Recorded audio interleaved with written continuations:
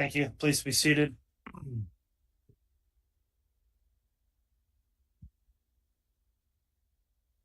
Good morning. We're on the record on case CR 22211623, State of Idaho versus Chad Daybell. We're continuing with evidence today. The court would note I heard a motion argued this morning without the public in the courtroom, but that was an open hearing that was live streamed on an evidentiary issue. I understand at this time the state's ready to proceed with its case in chief and call a next witness. Is that correct? Yes, Your Honor. All right. I will note the state is here present as well as the defendant and counsel for the defendant, Mr. Pryor. Is the defense ready to proceed with evidence? Very well. Please instruct the bailiffs then to have the jurors brought in. Sure.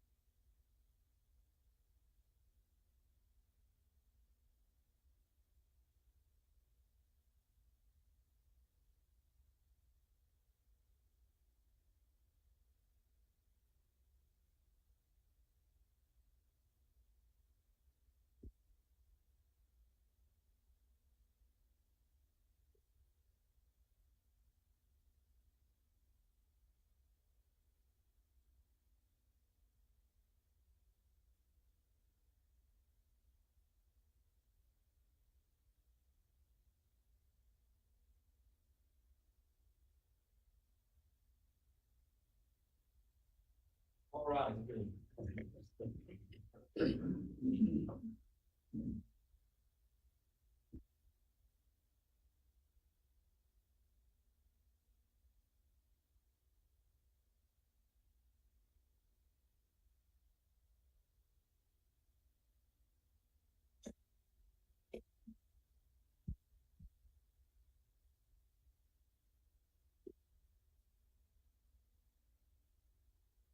The jury is present and forgotten.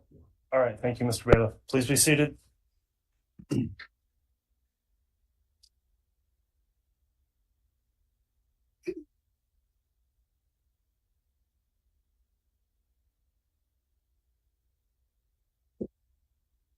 All right. We are back on the record on case CR 22211623. The jurors have all returned. The court has confirmed each of them also signed their declaration and acknowledgement that they followed the court's admonishment to not investigate or look into the case over the break. So thank you very much, each of you, for following that instruction during that long weekend break.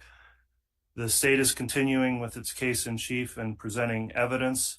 I'll note the defendant and counsel are present as well as the prosecution for the state. And I'll also note this hearing is being live streamed today. As I mentioned last week, if we do run into any technical issues with that live stream feed, we'll instruct tech to try to let us know how quickly that may be fixed, but would likely proceed with the trial if we do run into any issue causing a delay with that. So at this time then, I understand the state has a next witness to call. Is the state ready to proceed this morning? Yes, Your Honor. All right. Is the defense ready to proceed? All right, then the state may call its next witness. Thank you. The state calls Vince KaKamanu.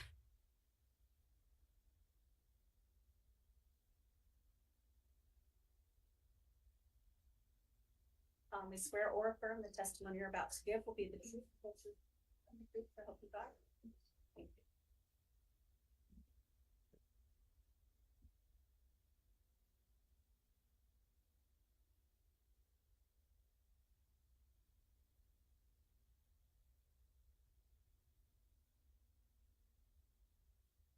All right, Officer KaKamanu, as you're answering questions, please make verbal responses for the record. Mr. Wood, you can inquire.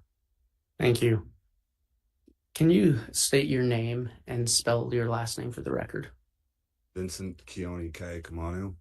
Last is KaAIA. Officer, I'm sorry. Could you talk a little more loudly right into your mic? I think we're barely picking that up. Is that better? Is that loud enough? Is it quiet?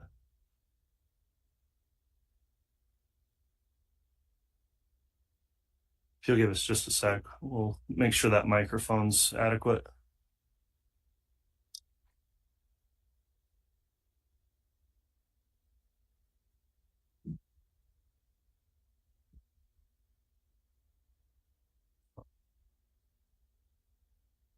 You want me to start spelling the last name, see if that picks up? I think the longer one will work better.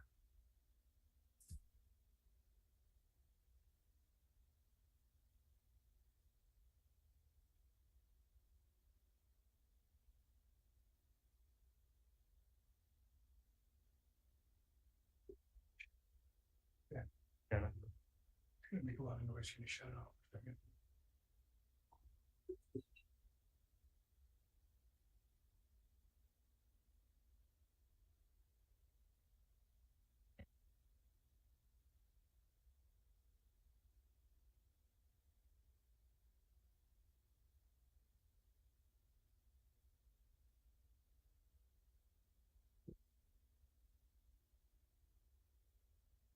Can you say something into that? Just to test it?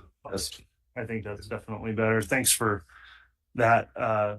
Mr. Wood, go ahead and just restart if you would, please. Thank you. Okay.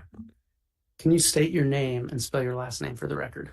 Vincent Keone KaKamanu. Last is KaAIA KaManu. Thank you. What is your occupation? I am currently the Chief Deputy of Madison County Sheriff's Office. How long have you been in that position? I started with Madison January of this year. So 2024. Correct.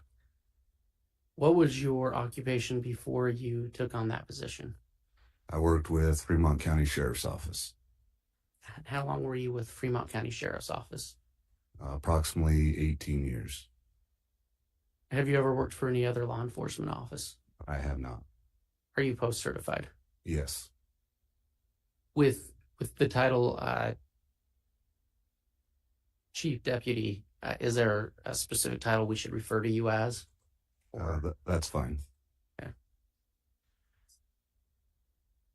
Have you been involved in the investigation regarding Chad Daybell, Tammy Daybell, Tylee Ryan, and JJ Vallow? I have.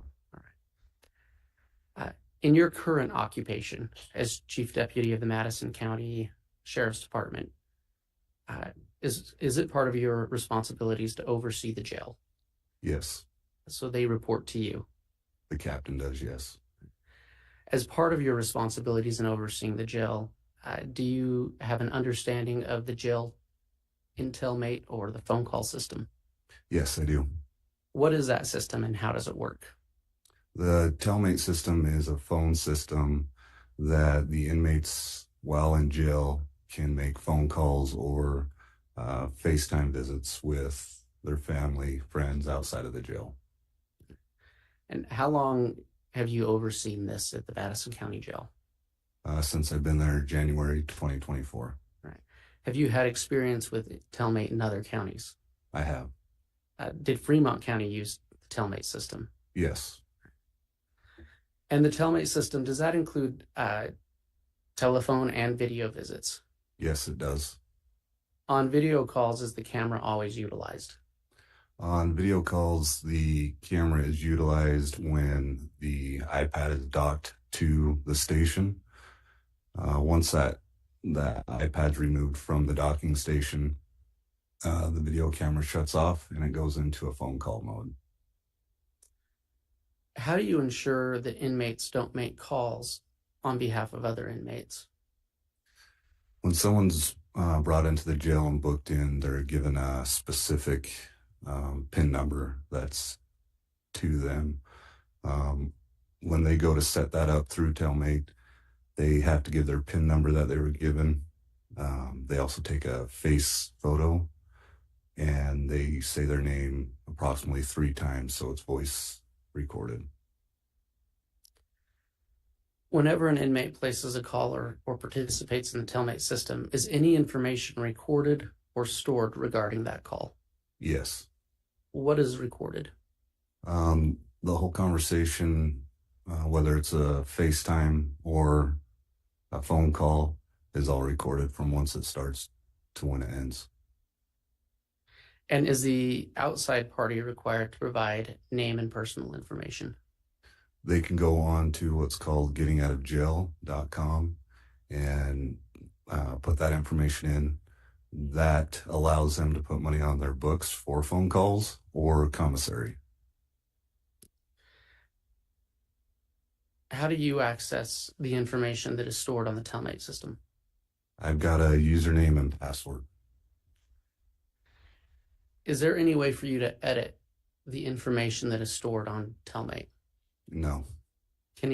Are you aware of any other agency being able to edit it? No. Where are the phones and tablets located in the jail?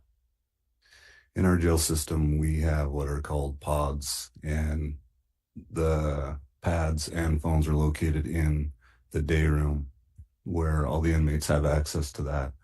The phone is connected to the wall, so if they're just doing a voice call, they need to stay out there.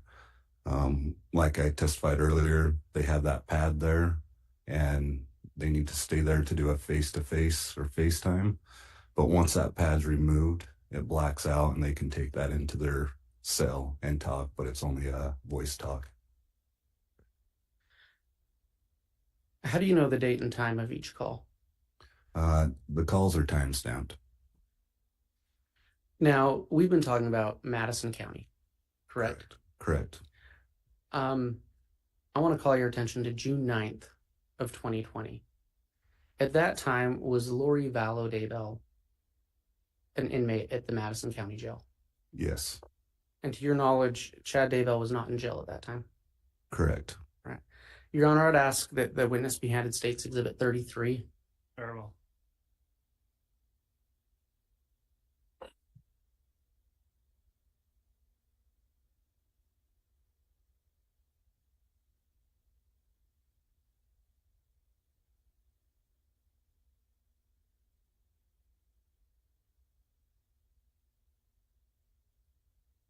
Detective, do you recognize State's Exhibit 33? Yes. What is it? This is the thumb drive with a call on it. All right. Do you know what day that call was made? The call on this thumb drive was made June 9th, 2020. All right. And who are the parties to that call? Lori Vallow Daybell and Chad Daybell. And have you reviewed the call on that thumb drive? Yes. Are your initials on that thumb drive? Yes. Did you put your initials on that thumb drive after reviewing that call? Yes. Is that call a true and accurate representation of what is stored on the tailmate system? Yes.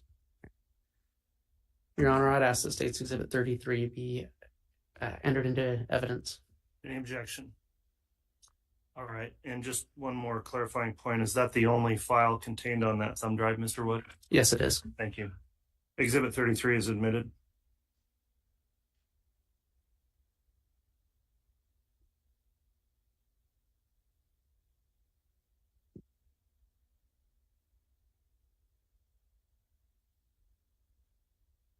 Just real quick, Detective. When was the first time you heard this phone call? June 9th, 2020. Where were you when you heard it? I was at the property of 202 North, 1900 East, Chad Daybell's residence.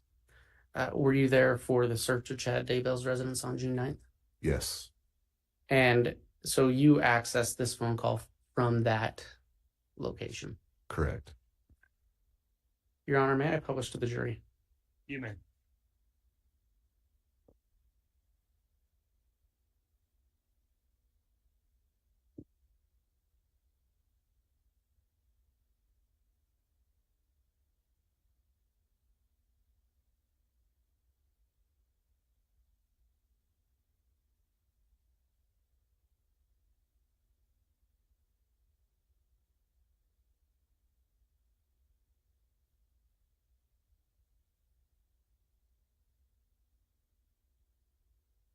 This is a call from and paid for by Lori. an inmate at Madison County Jail. This call is subject to recording and monitoring. If you don't wish to talk, hang up now. Thank you for using Telmate. Hi, babe. Hello. Are you okay? So they're searching the property. The house right now? Yeah. Yeah. I'm at MS.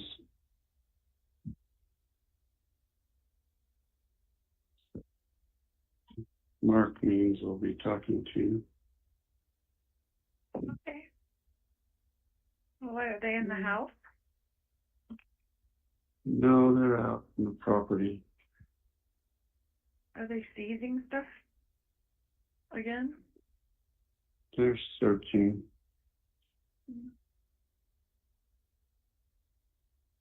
There's a search warrant, and so one of them just stood in as with the kids.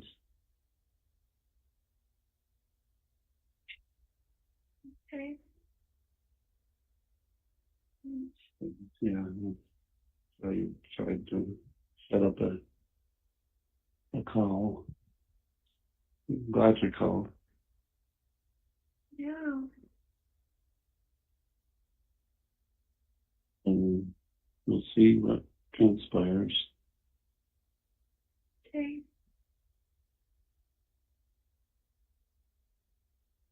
Yeah, I don't. What do you want me to do? Pray. Well, What do you want me yeah, to pray. do? Pray. Yeah. Okay. What can I do for you? I'm feeling pretty calm. I would call Mark or Katie. And just talk with him. Have you talked to him already? I did call him, yes. So he knows what they're doing? Yeah. It's like a call from somebody else I need to talk to. I love you so much. Okay, I love you. Should I try to call you later? I don't know. I don't know. You can try, yeah. I'll answer if I can. Okay. I love you, and we'll talk soon. Okay, baby. I love you. Okay. Love you. Goodbye.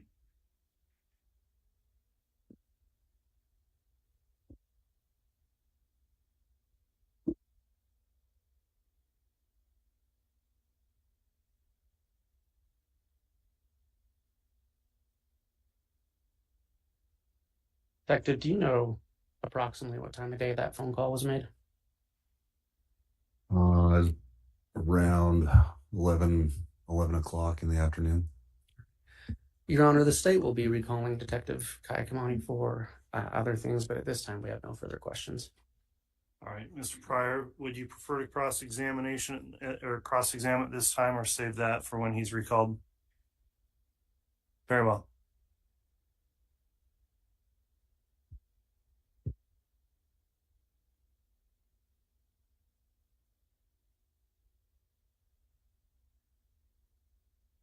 And officer, you've also are coming back. You've got a subpoena from my office as well to show up, and we've made arrangements for that. Is that correct? Correct. Thank you.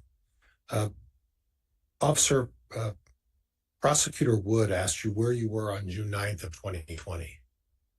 Correct. And you were at the Daybell residence. Is that right? Yes. Any idea how many other officers were there at that time?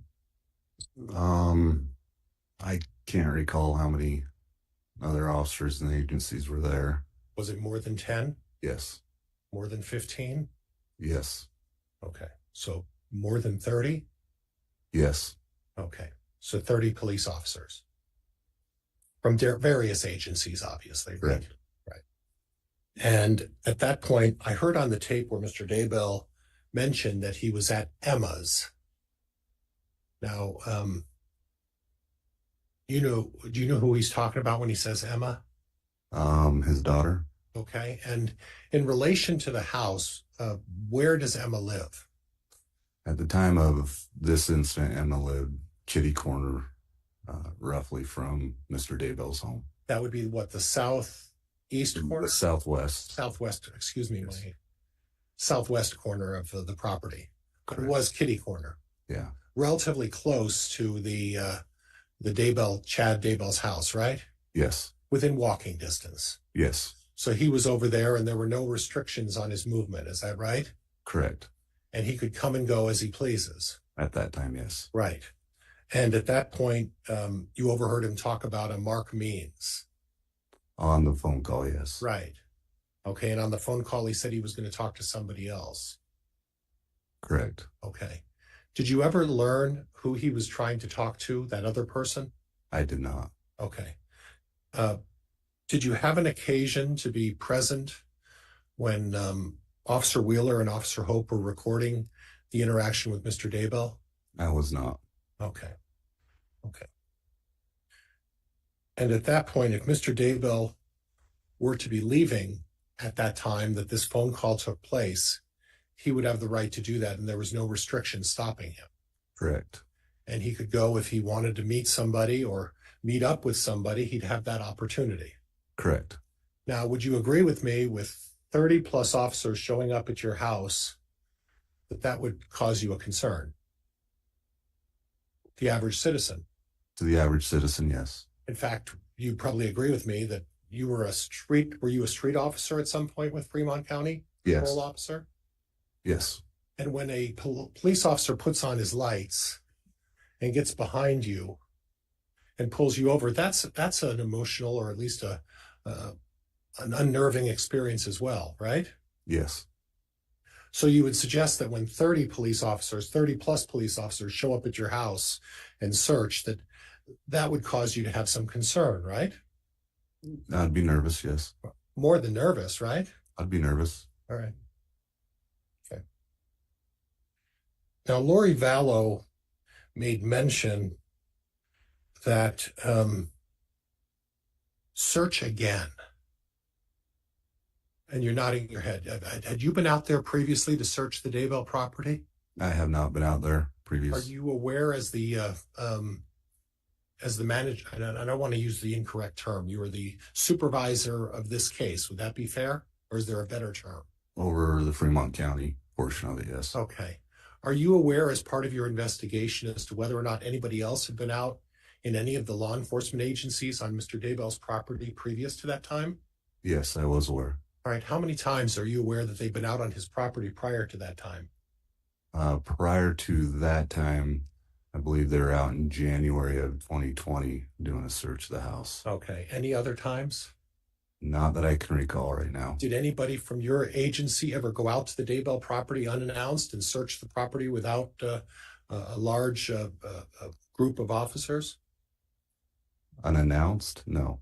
All right. How about announced and saying we're going to go out and just look around? With a search warrant, yes. Okay. And was that in the January occasion? Correct. There was no other occasion that officers went out there. Is that what you're telling me? I can't recall what other dates we were out there. Okay. But yes. But there were other dates that you were out there looking at the property. Is that fair? Correct. Okay. A number of them? No. More than 5? No. Okay.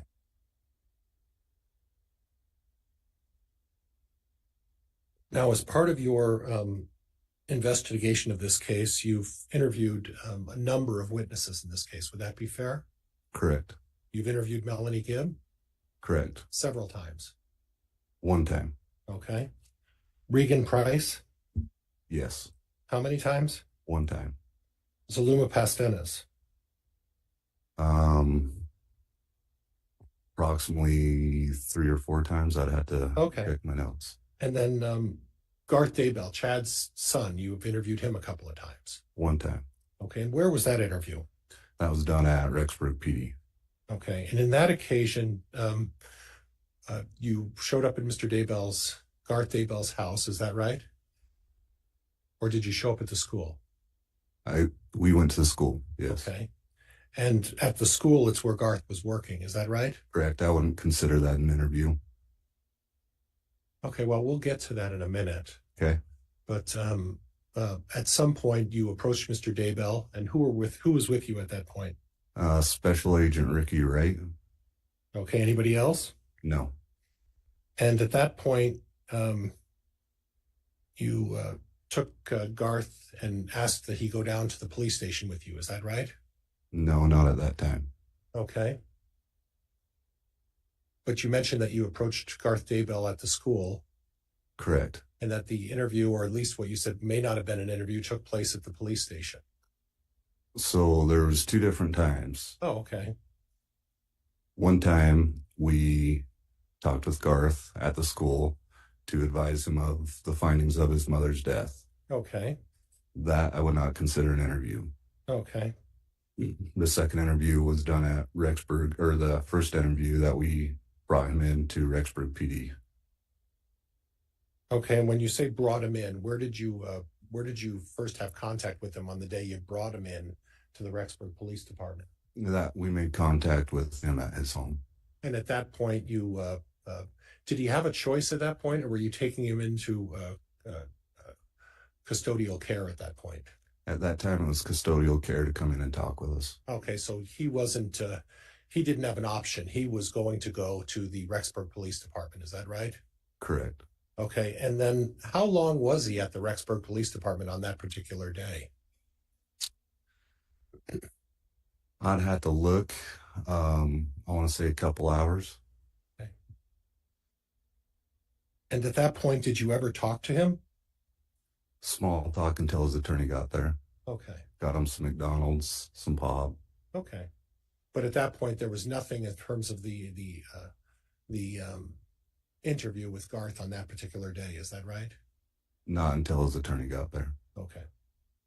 Okay. And do you have a recollection of how long it took for an attorney for him to get there?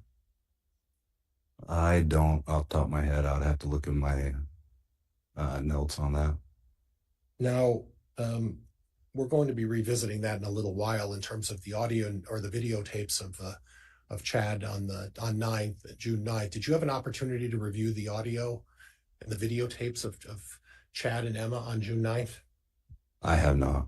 Okay, so you don't have any information about those? I do Was not. Part of your investigation in this case? I do not. Okay. Okay. Other than law enforcement on June 9th of 2020 and June 10th of 2020, other than law enforcement, was there anybody on the scene at the residence on either of those days who was not a law enforcement officer? We had the Fremont County coroner there. Okay. And a few cadaver dogs. Okay. I believe that's it. Okay. Nobody else? Not that I can recall at that time, no. And were you there the entire time, or were you there just for a short period of time? The entire time. The entire time would have been from like 7 o'clock in the morning until when on the 9th? We finished up about 4 or 5 on the 9th. Okay. And the last part I want to cover, and we're going to revisit some stuff. I mean, we'll do this in pieces, obviously. When you were in there in January of what year again? I'm sorry? 2020. Okay. When you were there in January 2020, you also brought cadaver dogs, right? Are you referring to the warrant that was done January 2020? Yes, that's what I'm referring to. I was not at that search warrant, so. Okay. And I don't know why I thought you were. Do you have any knowledge as to whether or not they brought cadaver dogs that day? I can't recall if they did or didn't. Okay, Judge, that's all I have. Thank you, Your Honor. All right, thank you, Mr. Pryor. Mr. Wood, any redirect?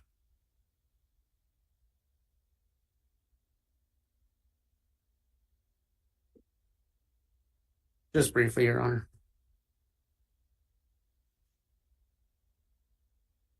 The defense spoke to you about nervousness. correct? Correct. That's a normal reaction when you're pulled over by the police. Correct. Have you listened to multiple jail phone calls between Mr. Daybell and Lori when she was in custody? Yes. Was the tone of this phone call normal?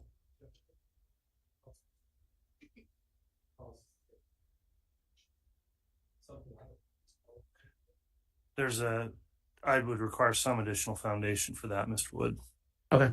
So I'll overrule the objection at this point. Has it been a regular part of your investigation to listen to jail phone calls between Chad and Lori? Yes. And you've listened to many of them? Yes. Right. And in listening to those, would you say that the phone call on June 9th, that the tone of that phone call is different than their average phone call? It's overruled with additional foundation. I will permit any recross just on this issue as well, though, Mr. Pryor. Go ahead, Mr. Wood. Was it a different tone? Yes.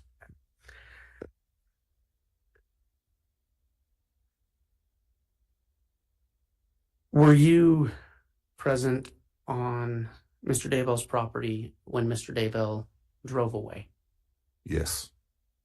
And do you know what was taking place around the time on Mr. Daybell's property when he drove away?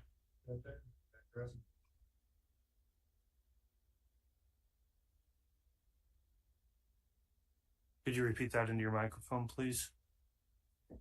I'm an object, Judge, on the basis of foundation. Well, he indicated he was on location when this happened, so that's overruled. Sorry. Are you aware of what was happening on Mr. Daybell's property when he drove away from the area? Yes. What was happening? We were looking for 2 bodies on his property. All right. And are you aware of when he drove away if one of those bodies was being discovered? Yes. Who? J.J. Powell. All right. Your Honor, I have no further questions. All right. If you'd like, Mr. Pryor, I'll allow recross.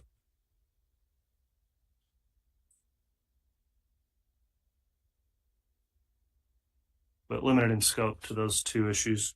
All right. Thank you, Judge.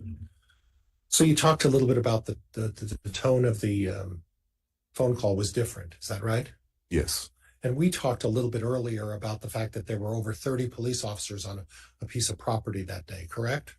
Yes. So you would expect that there would be a little different of a tone when 30 police officers at 7 o'clock in the morning arrive at your home. And would that be fair? That would be fair. Okay.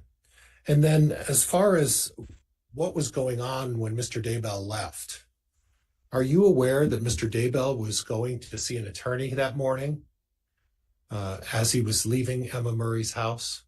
Objection calls for speculation. I asked him if he's aware of it. It's overruled. Are you aware of that or not? I was not. Okay. And again, you didn't have an opportunity to review the tape from the videotape of Officer Wheeler or Officer Hope on that morning. Is that right?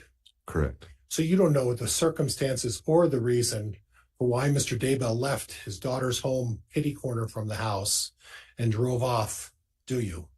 I am not aware why he drove off. So to suggest that the fact that they found a body on his property and that was the reason for him driving off, you don't know what the reason Mr. Daybell drove off. There's another reason, or it could be another reason. Would that be fair? There could be another reason, yes. Right. All right. That's all I have, Judge. Thank you.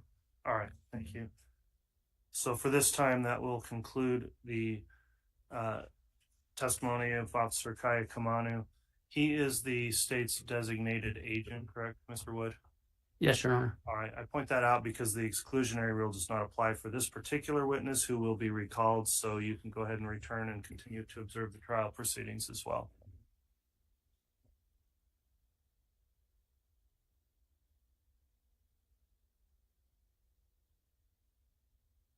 The state may call its next witness. We would call Detective Eric Wheeler, Your Honor.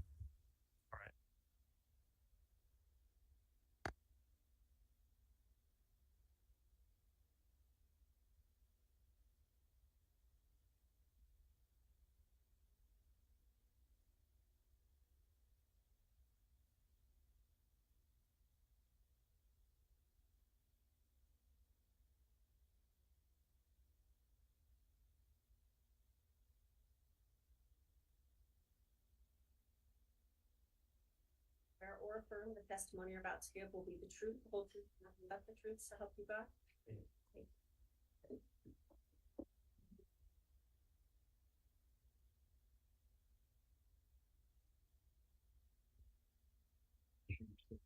Speaking clearly, please. You have a laser pointer right there if needed.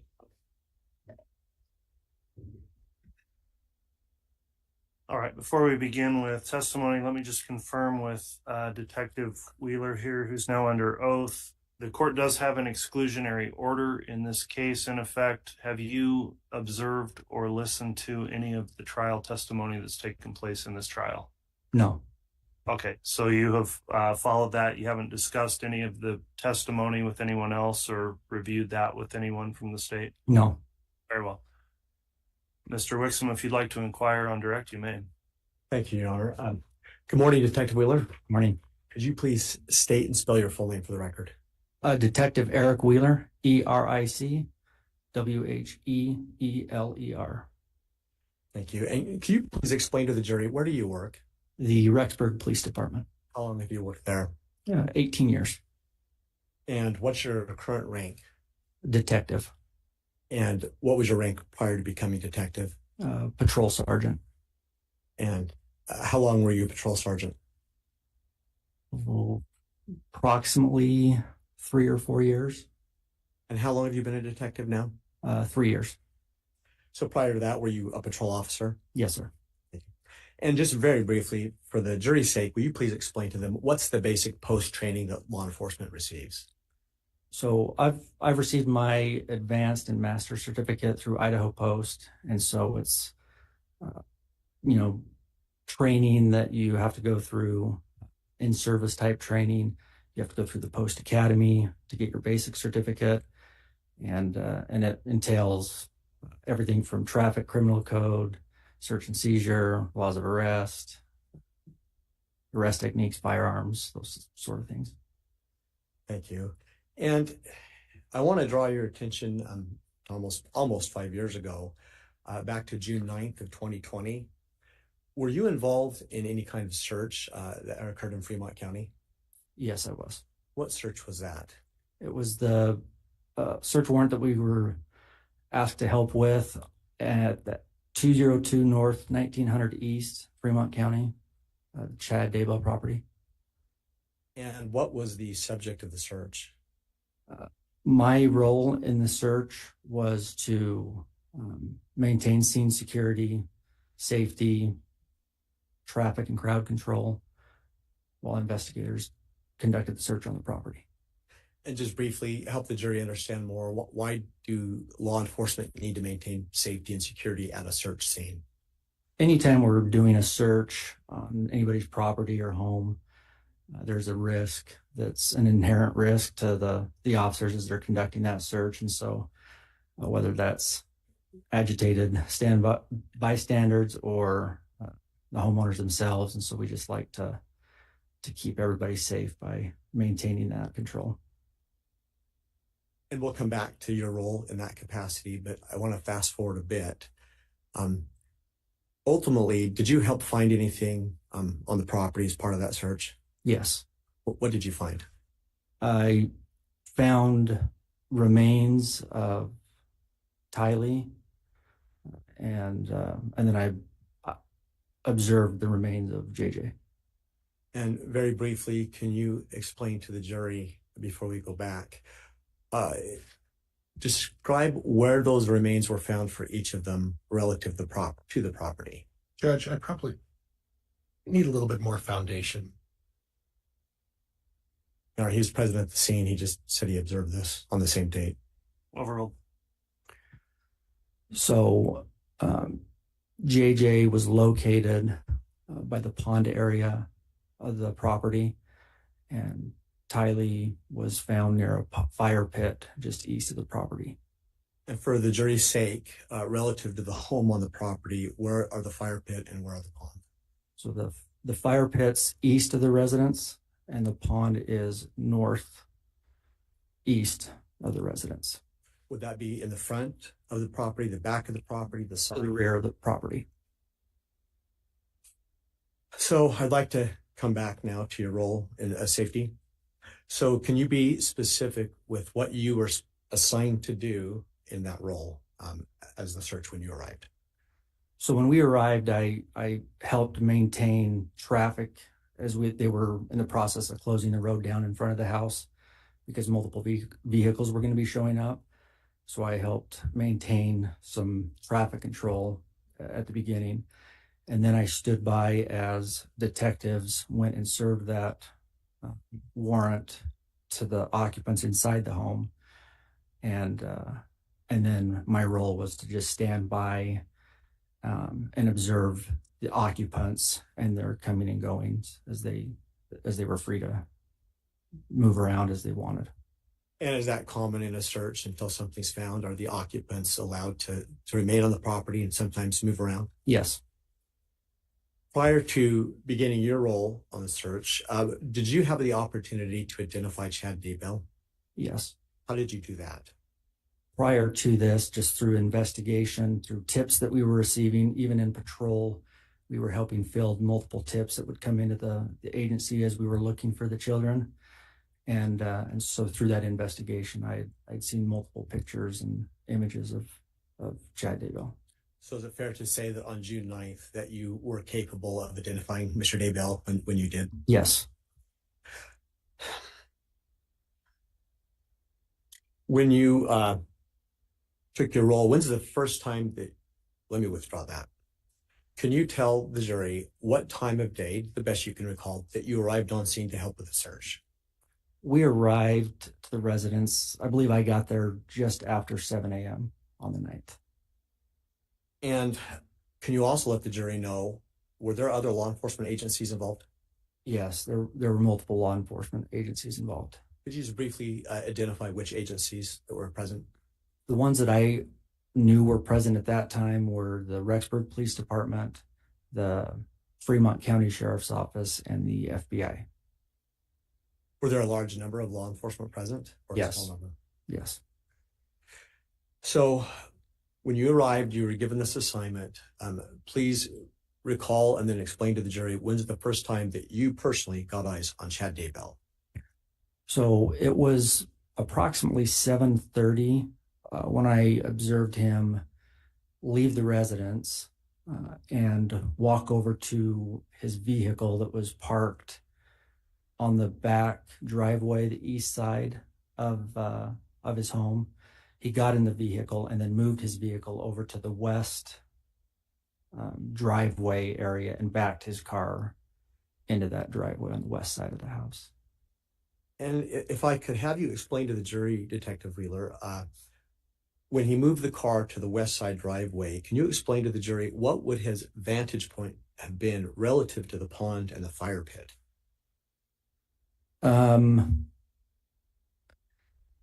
He may have been able to see the pond area a little better from that west front driveway where he moved the vehicle to. And so once he moved the vehicle, what, if anything, did you observe him to do? He sat in his vehicle and was on the phone for quite some time. Just sat there in his vehicle. So as you saw him in the vehicle making phone calls, while he was doing that, what's the next thing that you remember he did? So I remember there were multiple times that I could, because I was trying to keep eyes on him as well as the west side, the front part of the house. And there were multiple times I kind of saw him awkwardly looking over his right shoulder towards that east or that northeast corner of the property where the pond area was. And that's that time where some of the investigators and cadaver dogs were working. And you just used the word awkwardly. Can you explain to the jury what you meant by awkwardly and what indicated to you that he was awkward? The best way I can explain it is that for somebody to look over their right shoulder for a long period of time, and the reason I use awkwardly is because there was one time that he did exit the vehicle and kind of walked towards the rear of his vehicle and looked in that direction, and that's when I figured that he was interested or suspicious of something going on in that area, and I had made note to one of the other officers that was close by of that behavior. And so when he got out and walked to the rear of the vehicle, based on your observation, would that have improved his vantage point back to the pond? Yes. What did he do next after he got out and walked to the rear of the vehicle? So he got out, walked to the rear, kind of passenger side, a little farther on the passenger side of his vehicle, looked around for just briefly, and then got back in his vehicle. What did he do next? I believe he was on the phone for just a little bit longer, and then he drove over to Kitty Corner to his residence where his daughter was staying. Were you aware that that was his daughter's home at that time? Yes. Which daughter? I believe it was Emma. What did he do when he drove over there? I know that he had a conversation briefly outside and then had eventually gone into the home. I assume, could you see him while he was inside the home? I couldn't see him while he was in the home, no. How long do you recall him being in the home? Approximately an hour and a half, maybe. Eventually, did you see him come out? Yes. What did he do when he left that home? I, again, was occasionally looking over to see if he was leaving or was needing anything and coming back to ask questions. And so I would look over there, and one of the times I did, I was talking to another detective, and he came out of the home and appeared to be in a hurry. He went directly from the home to his car, had some items in his hand, and then left the property. And I remember at that time that there were assigned detectives responsible for following him if he went certain places and just kind of keeping an eye on him. And so Detective Schmidt was one of those detectives. And so I mentioned to him, hey, Chad's leaving. And about that time, other investigators that were in the back of the property came jogging over saying, hurry and go stop him. When you said leaving, did he leave on foot? Sorry, so he got inside of his vehicle and drove going south, and I do remember the accelerating. You could hear the acceleration, and I thought, is he trying to run? I remember that was a thought that went to my mind. And then when the other detectives said, hurry, go stop him, where I was in a marked vehicle, I responded to that request. In your experience as a law enforcement officer, is it common for someone who is the subject of a search at a home when they believe something is going to be found or is being found? Judge, I'm going to object. This calls for speculation. It's training and experience, Your Honor. Judge, no, this is... Hold. Mr. Wixom, first of all, if there's an objection, let me think about it for a minute and respond before you start arguing against the objection. So please, also for the court reporter, at this time, I am going to sustain that objection. Okay. So you went and stopped him. Can you describe to the jury, you said he was, in your opinion, going fast, is that right? Correct. How far away from the home approximately was he before he was stopped? It was right around the Fremont-Madison County line where he stopped. I couldn't give you an exact distance. Did you make any personal contact with him when he stopped? I did. And what did he say or do? So at the time, all I had was a request to stop him. I hadn't gathered any further information. The other detectives that had made that request were right behind me. And so I exited my vehicle and asked Chad to exit his vehicle and explained to him that I had been asked to stop him and that the detectives were on their way to talk to him. At that particular point, did you notice any change in his demeanor at all? He didn't ask any questions, wasn't way shocked or surprised that he got stopped, and complied to the requests that I asked of him. At that point in time, did any other law enforcement become involved in contact with him? Yes. Who was it that you recall? At the time, his rank was Lieutenant Ball, and then Detective Hermosillo, and there were a few other officers. I don't necessarily know their names or who they were that were at the stop. Now, asking you to recount for us, what was the first thing that you remember law enforcement telling him? So, Judge, I'm going to object. Grounds. It's hearsay. Sustained. Judge, may I argue that? Go ahead. It's not offered to prove the truth, Your Honor. It's just the effect on listener, which would have been Chad. Well, but the point you brought up in the question, what was the first thing you remember law enforcement telling him? So I think it's just directly calling for hearsay. So it is sustained. Was there some interaction?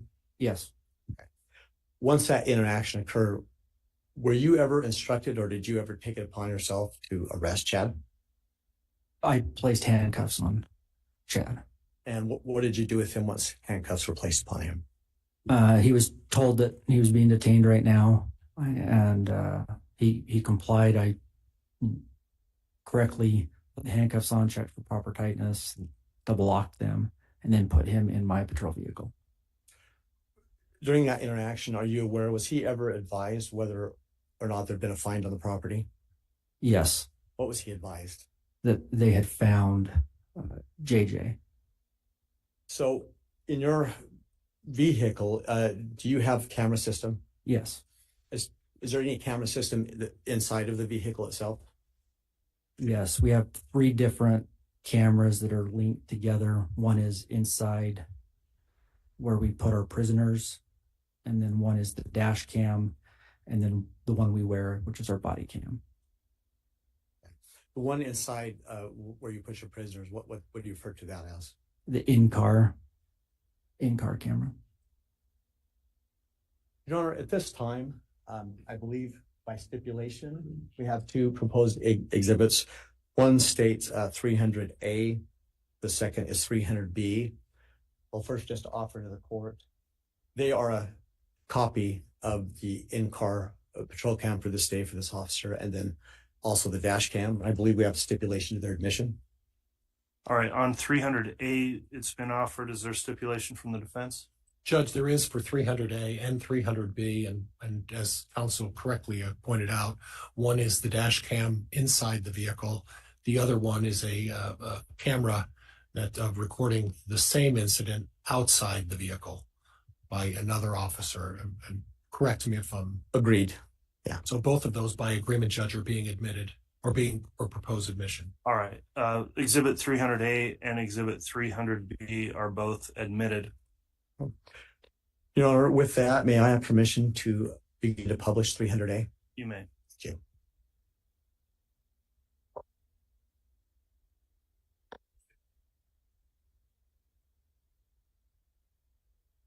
And Your Honor, while I'm preparing this, I would just further want to note for the record, we likewise have a stipulation. These videos are each an hour and 50 minutes. I only intend to play approximately 15 minutes. We have an agreement between counsel that the state can play what they wish to, and defense counsel can likewise play what they may wish to. All right. If you do that, Mr. Wixom, if there is some identifying marker on there, either a timestamp on the video itself, so we can identify in the record precisely what portions were played, then please do that when you publish. Will do, Your Honor. Thank you. Thank you. If I can have just a moment, please.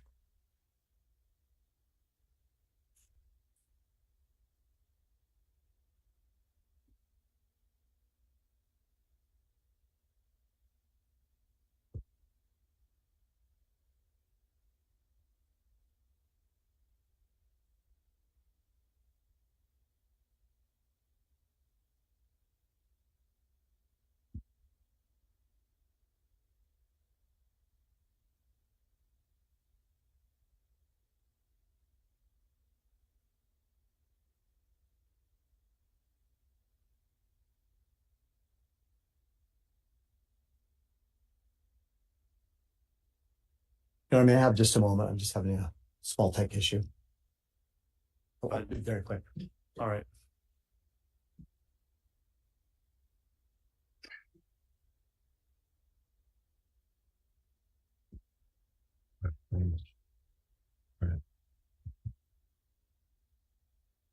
You know, the problem I'm having is this particular flash drive, and I prepared multiple, is not pulling up the file. It was moments ago. So if the court would like me to send this up, I have an alternate original that I'd like to file, but it also is marked Exhibit 300A. Okay, well, the one that comes in will be the one that's published. We'll put it that way. So whatever you publish, that very drive needs to be the admitted exhibit.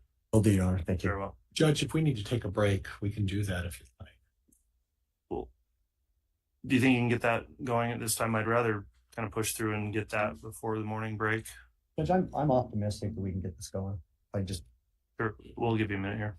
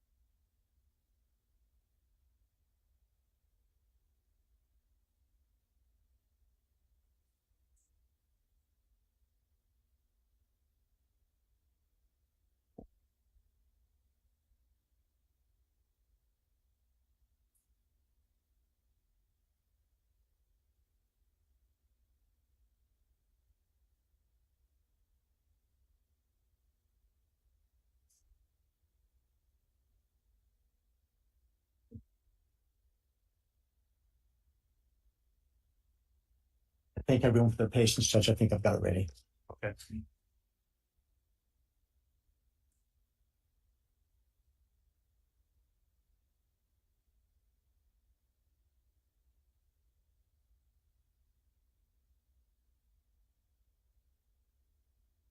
So for the record, Judge, I'm going to advance the video to 1 hour and 3 minutes and 3 seconds approximately to begin publishing that. Okay, and then when you stop the video, please just note on the record the timestamp of when it stopped also. Will do, Judge. Thank you.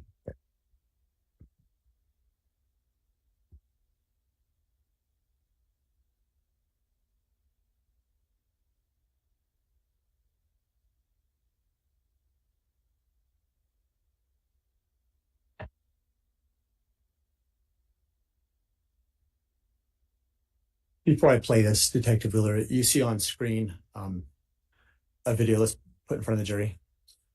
Yes, Can you just explain and confirm what that is? that's my patrol vehicle with Chad Daybell sitting in the back section where we have our detainees. And to confirm also, is this the day of June 9th, 2020? Yes, So this is all relative to the search that you've been testifying about already? yes. Thank you.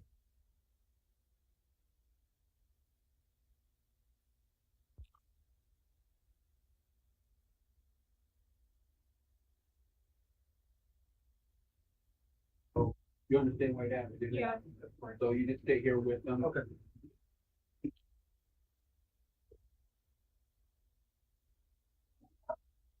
Hi. They said that I could talk with you and I didn't want you to be alone. Judge, I'm going to stop at 1 minute, 1 hour, 3 minutes and 17 seconds and ask a question. Detective Wheeler, are you aware of who is the person that has just approached Mr. Daybell in the vehicle? His daughter, Emma. Thank you. I love you so much. I love you. Glad you came over. I thought they had taken you downtown already. I got about to the Fremont County line.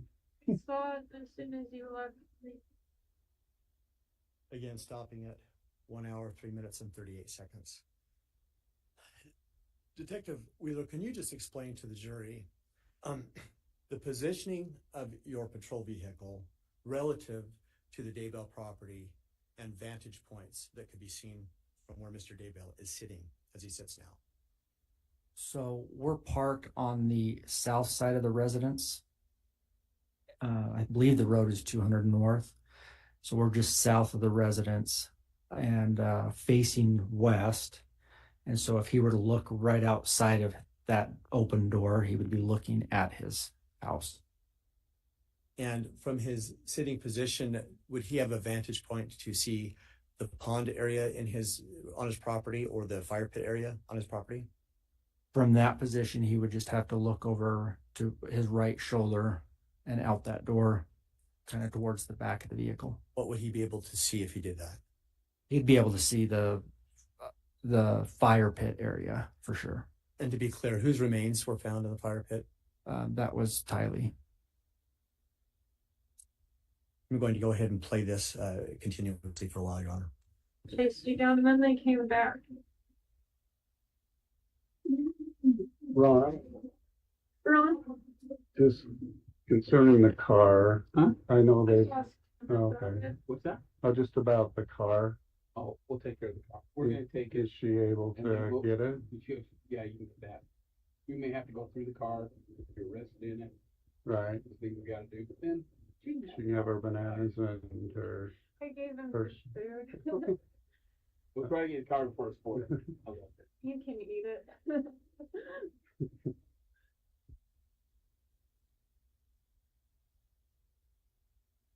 so Eric, or Ron, so like my wallet, will that be able for her to pick up, or could I turn that over to her right now? Is that in the car, is that here? It's right here. That's it's up to you. I don't see, can I look through it? Just make Sure.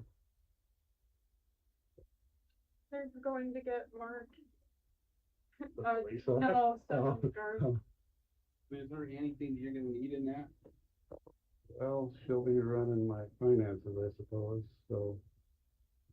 That has a little money on it, you could, Okay, just, so these are credit cards, so you're good if she just takes them, yeah, correct?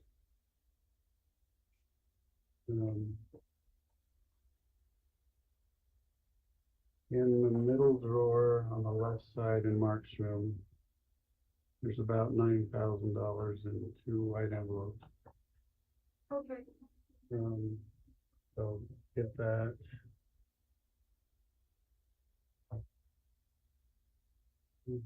Yeah, so we'll talk more about car payments and stuff, but you have that password.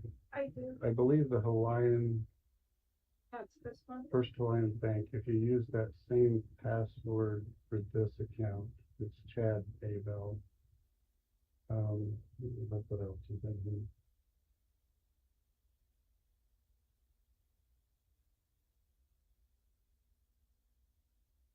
The producer there. This has nothing on it. It's like $6. That has to go away. So this, okay, in that same drawer, you can grab it, is a piece of this that would fit in here, and it's got the company card, company business card. And so just make sure you get that. And this is all in Mark's room. Yeah, I put that in there. There's like a pamphlet with a guy who's sitting in a car. It's for the Wells Fargo auto loan. That's the loan that they went on. Yeah, and so that we'll talk about. So this has, if you go to Telmate, this is the card that's used. Okay. And so all you really do, you could probably just sign in as Chad.Daybell or start your own. I have an account that I've been talking with Lori on. Okay. But you could use this To card, add money. yeah, and to her if needed. Okay. So, yeah, she'll need to still have commissary money. Usually puts 30 a week in there. So, and you can probably talk to her too. Okay.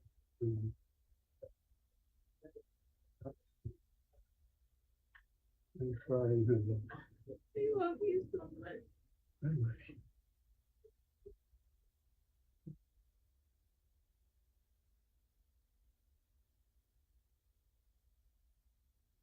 cooperate with them as much as you feel. I mean, I'm stopping at 10758, Your Honor. Detective, based on your knowledge, at this point that day in the search, had law enforcement asked for any cooperation from Emma?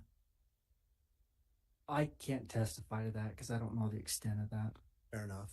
Then narrowing it just to you, had you asked her to do anything or asked for any kind of cooperation from her? No. Thank you. They've been kind to us today.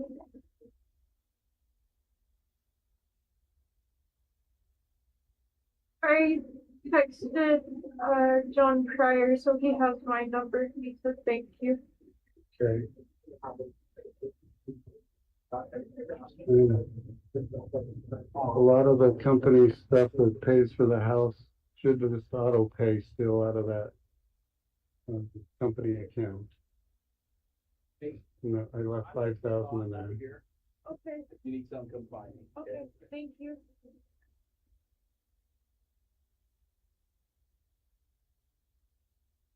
Any other questions you have? I think, well, it sounds like you're not gonna be out. Right. So I think my landlord texted me just to feel bad for me. I think I'm gonna come over here. That's what I needed you to say, because, yeah, you and Joe, Stopping at 10904, Detective Wheeler, I just want to reiterate, we just heard that comment about he's not likely going to be out. At that point in time, you had not formally put him under arrest, is that right? Aside from placing him in handcuffs and detaining him, no. But you didn't advise him of potential charges or anything like that at that No. point? And as far as you know, had any other law enforcement advised him of any specific charges that he may be facing? Not that I'm aware of, no. Thank you. and whatever Mark wants to do, he should stay with either you I'll take care of Mark. I'll take care of me. That's the card. I will, Dad. And I'll take care of me. We'll take care of you the best we can. Sorry to interrupt. So keep paying the mortgage out of the company. Okay. No, you can probably set it up though. I'm trying to, it's the Wells Fargo. In that same pamphlet. Remember the password. I'll look, But but I've had a lot of success with mom stuff. Just saying, will you help me? My mom died. I'm pretty sure. Will you help me? My dad's in jail. Has the same. it should be paid through July 1st. Okay. And I think the car is paid through July 15th.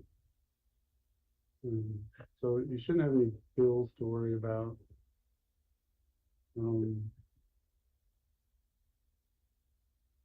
Yeah, I'm not coming back. So all that stuff that's in the baby room is Lori's and mine. The suitcases you'll see in the box. Just put it in the garage, I guess, after. Store it. See what happens. You guys can, yeah, take that mattress from upstairs, I guess, do what you want, put the books back on the shelf. We're gonna make it through. I'm glad we could talk. I'm glad they let you come over. I started crying and Lieutenant Ball went, do you want to talk to him? And I'm like, can I? He said, he's just over there. Like, oh, that changes things. So you probably saw us out there. Yeah, I was watching. So,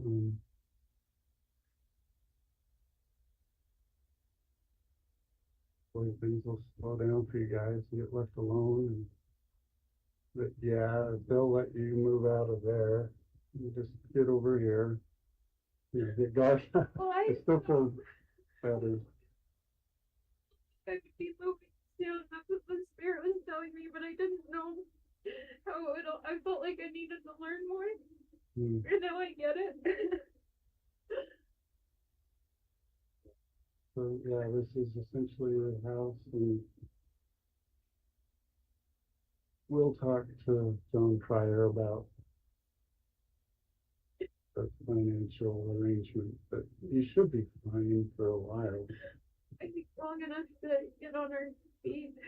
I have a lot in that account with the other attorney, so that will take care of me for a while. And maybe we just do a refinance on the house or a home equity loan. Does it? I don't think it's gonna break us. I think that might be an option there. I might need to authorize putting you on the mortgage. Account with you? And just probably leave Joe off it. Yeah. Yeah, keep me on it with you. And Do you have accounts like that when you're in jail? I don't know. I guess this is the part you get to that there's someone else's responsibility. Well, technically Spring Creek Book Company's office, so you can, we'll manage it that way and find a way.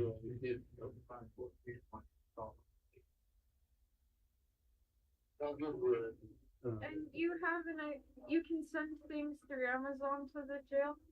Yeah. So like I couldn't send you a package, but Amazon, if I ordered it through there, it could get to you. Yeah. I'll only do that if you ask for stuff. Lori would know the Amazon account. I'll talk to her. Yeah.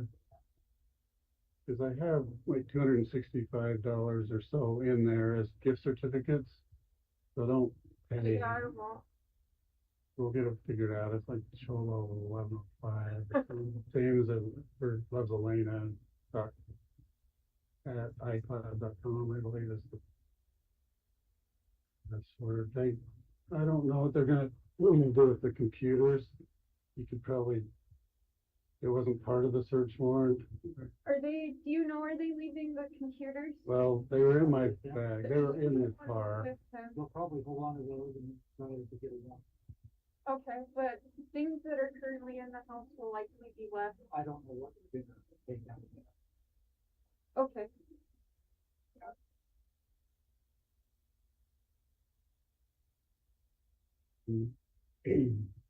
When we clear from here, whatever's in there. It'll be left, okay.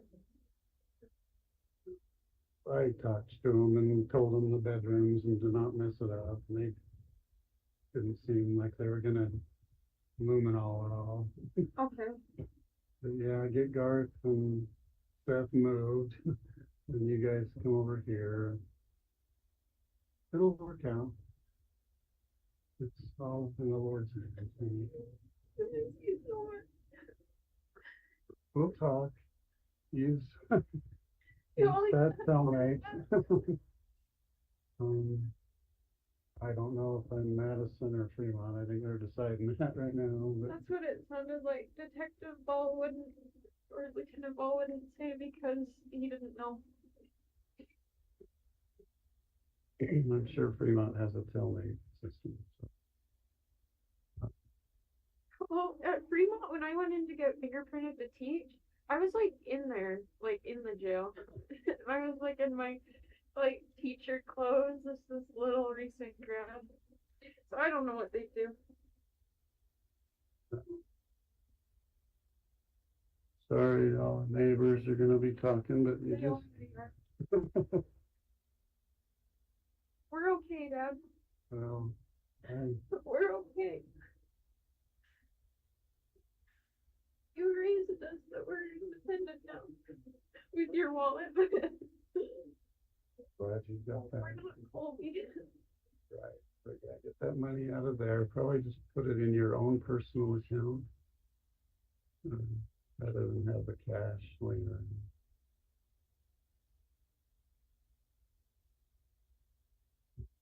Do you need some? I think they've been okay. Talking with her. I might not tell Joe about it either. About the money? Yeah, I have an account that's just in my name. I'm just gonna put it in there. Wait, Well, Garth knows about that money. Garth doesn't spend this frivolously, Joe. The checkbooks are in that drawer too, if needed. but you shouldn't need them. If at some point you feel you need to clear out the whole ID account or something, you can check my email. I picked that computer, but my email, that Rexford password is pretty much Is that everything okay? for the bank, for my email.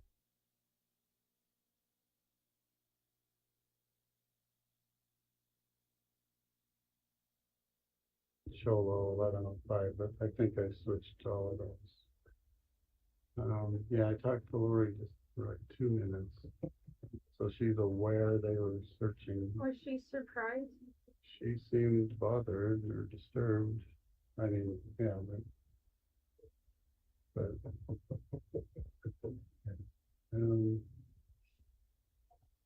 so yeah, I'll be fine. I don't know what they told you because I asked Lieutenant Ball, where did you find the human remains? That's what they told me, that they found human remains. And I said, well, there's several dogs that have been buried there. And he said, respectfully, Emma, I can tell the difference of human remains. And I asked, where was it? And he said, over by the pond under that tree. That it was in the ground and had boards over it. Okay. But that didn't. Jason and I have walked all over there. Yeah. That, and I can see in your face that surprised you, that because they asked, "Do you want to know what he's charged for?" And then they went, "Well, actually, we don't have it." They said, "We don't want to tell you something wrong." How they're gonna. And so he told me that what they're looking at is that they found one body with the probable cause. There's likely two. So I asked, are you gonna search the property forever until it's found? And he said, well, no, but we're going to look. And he said, because I said, what about, this is the home for my siblings and there's a baby. And he said, if you're not able to get back in tonight, we'll hook them up at a hotel. I said, you're not in trouble. I think they'll let them back. There's nothing in the house. They haven't. Stopping at 1 hour, 19 minutes, and 17 seconds. Detective Wheeler, at that point, to the best that you can recall, was any of the search focused inside of the house? Not that I can recall. So the focus, as based on your memory, was all outside of the house. Correct.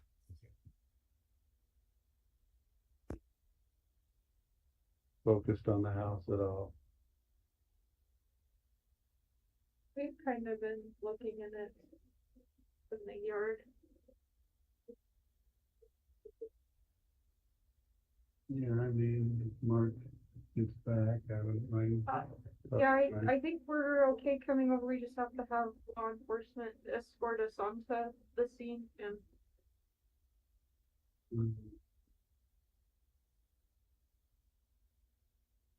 we'll make it through.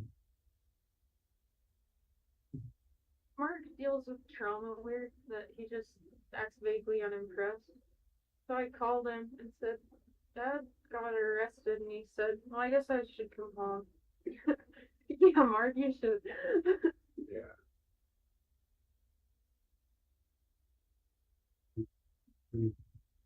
Yeah, you don't need to go. Don't go yet. I don't want to. Joe is home. He's home and he has Chase. Garth and Seth went in Garth's car to pick up Mark. So if you can get Another that. couple seconds. Okay. Yeah, just let Mark use the Equinox or however you rearrange the cars. But yeah, it's all a matter of timing. It seemed to come together. But I love you. Love you very much. Thank you for letting me speak with him. Just when that cellmate, once I'm available to talk, we can talk. So, thank you. Love you. Stopping at 121.16. For the record, I'm going to advance to 121.39.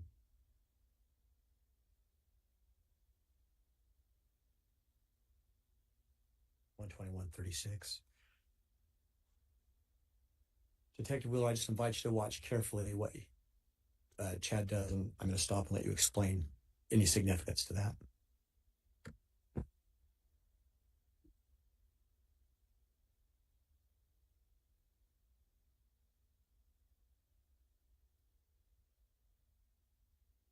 Stopping at 121-47. Detective, what direction is Mr. Daybell looking when he just turned his head and looked back? It appears to me he's looking over to the fire pit area. And that is in fact where Tylee's remains were found? Yes, And you were present when her remains were found, is that correct? I was. Can you just briefly describe what your observations were when you were involved in that process? So I had been tasked with helping carefully excavate around the remains. The odor was horrible. The decay had set in. We were trying to get pieces of flesh and bones as much kept together as possible until we were able to get most of it out and laid out and packaged. Thank you. And to be clear for the jury, before you became involved in the actual search and helped find Tylee, what did you do with Chad in the back of your patrol car? So shortly after that, we were asked to transport him to the Fremont County Jail. So Detective Schmidt and I transported him to that facility. So then what did you do after you transported him back to the jail? I was asked to come back to the scene, and that's where I was informed that they'd also found an area where I'm going to object at this point. That calls for hearsay. It sounds like there wasn't foundation for that, so I'll sustain that. So when you returned, what did you do specifically? I assisted in searching the area of the fire pit. And were you the lead investigator at that point? No. Was there a lead investigator? Yes. And were you following directions from whomever that was? Yes. As you recall, who was that person? It would have been either Lieutenant Ball or Detective Hermosillo, but I can't say for sure. There's no doubt you were subordinate. Is that fair? No doubt. I think the last question, about how long were you back at the property in this process of recovering Tylee's remains? I had returned back to the property at approximately 1:30 or 2 in the afternoon after I dropped Chad off, and we were there the rest of that day and into the next day, the 10th. Approximately how many hours the rest of that day were you there? I had to estimate another 5 or 6. I also assisted in setting up light trailers and things for scene security overnight. Sorry, light trailers. Your Honor, at this time, I don't have any further questions. I might ask, as a courtesy to counsel, if he wants me to leave my laptop and the exhibit in case he wants to play from it. Judge, I can use my own laptop, and I've marked as exhibit number 63 on my list a copy of the outside video that Officer Wheeler was involved in. There's 2 videos that we stipulated to. Just as a precaution, Judge, and it's not that I don't trust Mr. Wixom's technology, but I'd ask Mr. Wixom to stipulate to the admission of my exhibit number 63, which I'll make a representation is the exact audio video of the outside of the stop of Mr. Daybell. We do not object, Your Honor. We believe it will precisely mirror and should precisely mirror exhibit 300B from the state that you've already admitted. Let me be really clear on that then. So we've already admitted 2 exhibits. I really don't want a duplicate exhibit. And it sounds like 300B would be the same as 63. That's what I believe based on the representations of counsel, yes. All right, counsel, if there's a way to use the same single exhibit, I would prefer that to avoid any confusion in the record.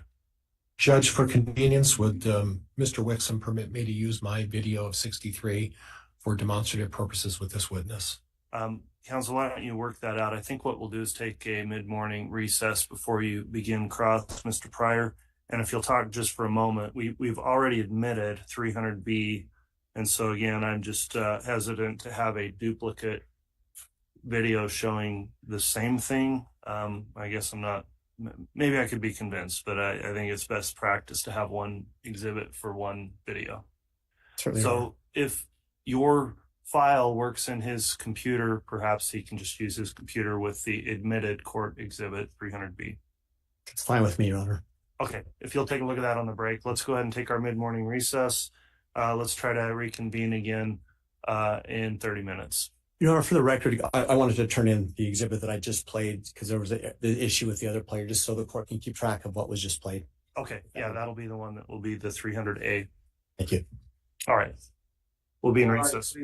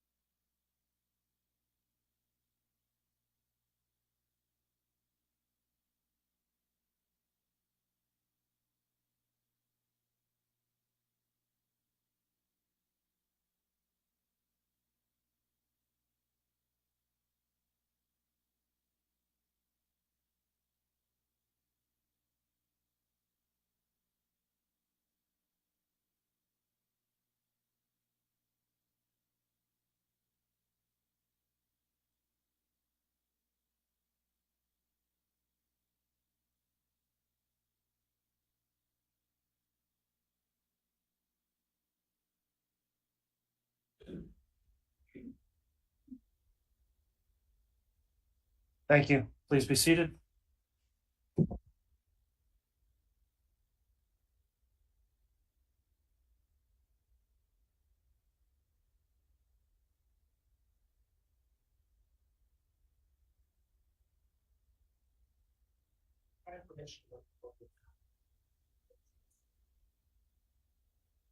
You can go now. And then we'll have the jurors brought in, please. Yes, sir.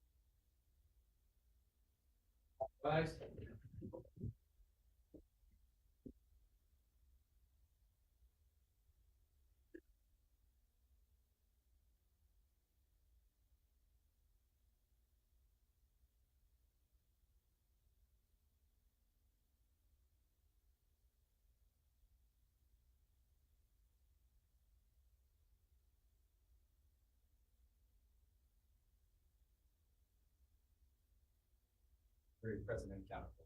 All right. Thank you, Mr. Bailiff. Please be seated.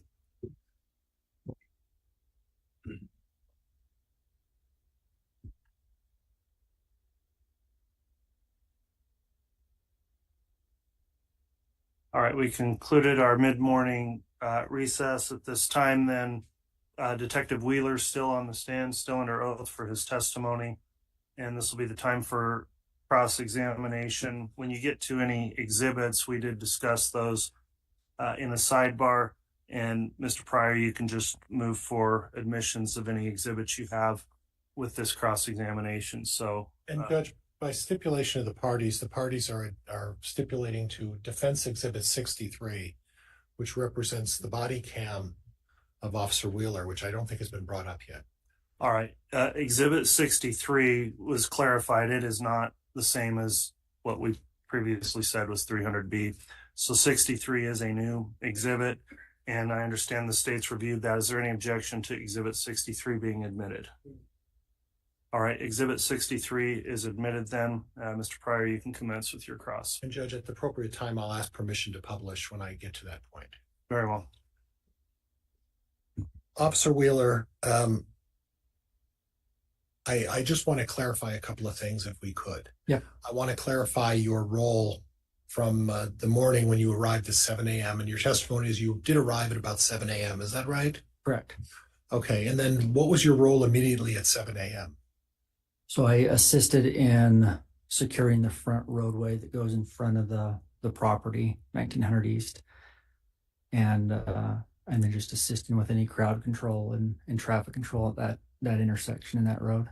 Okay, was there a significant crowd there at that point? No, there had not been right at 7. Okay. And approximately how many officers were there at the time?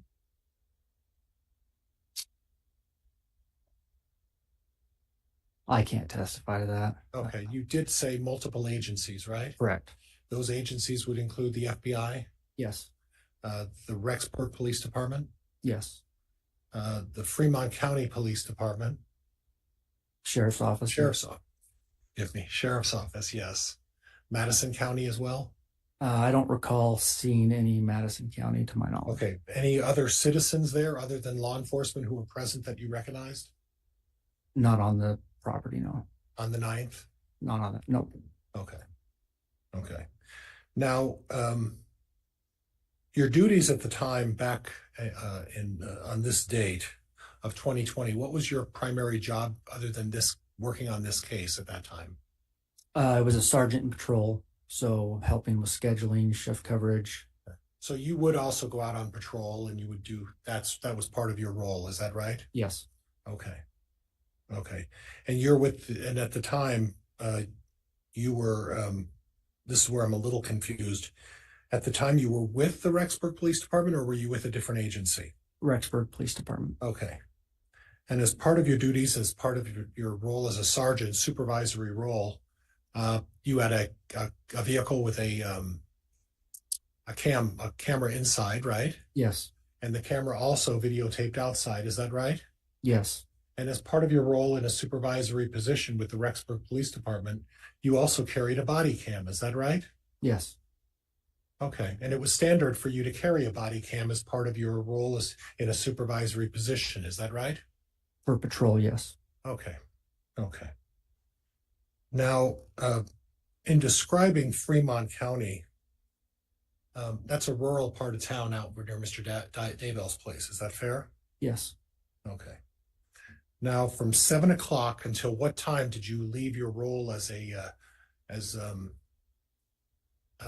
your supervisory position in overseeing the comings and goings of people going onto the property?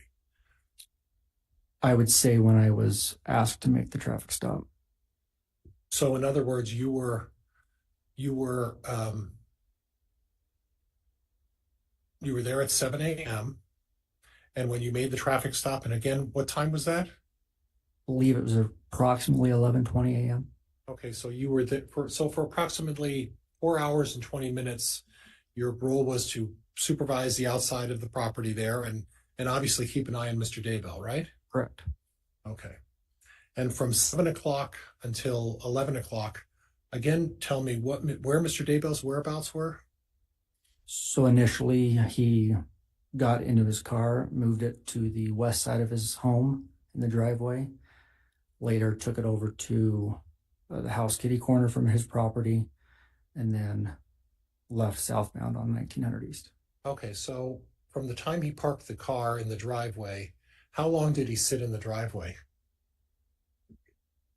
This would be an estimation, approximately an hour, 45 minutes to an hour. Okay, so and I'm not going to hold you to this. Yeah. 7 to 8 o'clock is fair for him being in the driveway. He didn't exit the house till 7:30. Okay, 7 to 8:30 in the driveway? Approximately.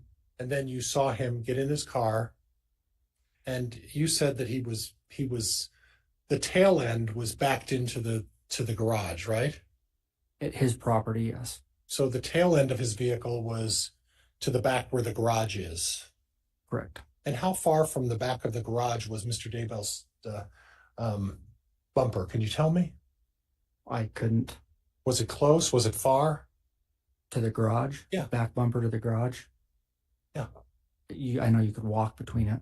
You could walk between it. Yes. So there wasn't 30 feet, but it was closer to just a couple of feet to get behind. I can't testify to that. You don't remember? I don't remember. Okay, that's okay. So then approximately at about 8:30, you saw the car exit and he drove over to Emma's place. Is that right? Yes, Okay. Did he have any contact with law enforcement up until that time? he had. He had? Yes. Do you know who spoke with him? I don't know everybody that spoke to him when they made contact inside the home originally. So at some point he was advised that they found remains on his property. When did that take place? That didn't take place to my knowledge until he was stopped on a traffic stop. Oh, okay.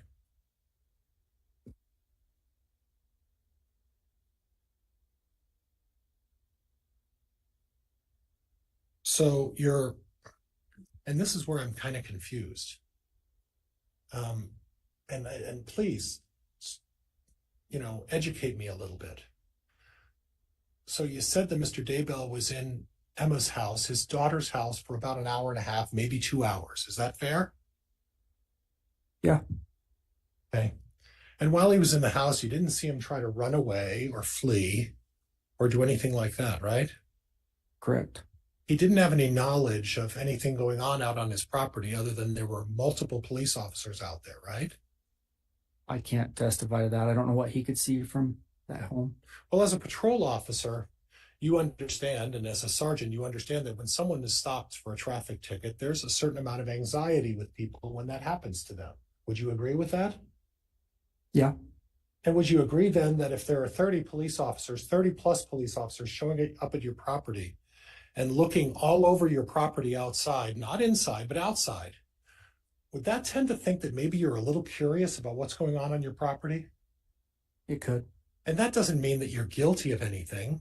That doesn't mean you have any knowledge. What that means is you're curious about, why are there 30 officers wandering around my property? Wouldn't you agree with that?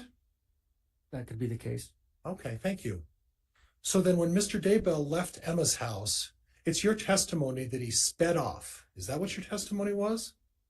I believe it appeared that he was speeding. It appeared he was speeding. Okay. So he doesn't have any knowledge about what's going on the property at that point, right? No, I don't know that. Okay. He hasn't been told by anybody from the law enforcement agency that that they found something on his property. Is that fair? Not that I was aware of. Okay. And then in your testimony, and maybe he wasn't speeding, and maybe he was going fast. Is that fair? Yes. Okay. So he wasn't racing off then, correct? He accelerated quicker than. Okay.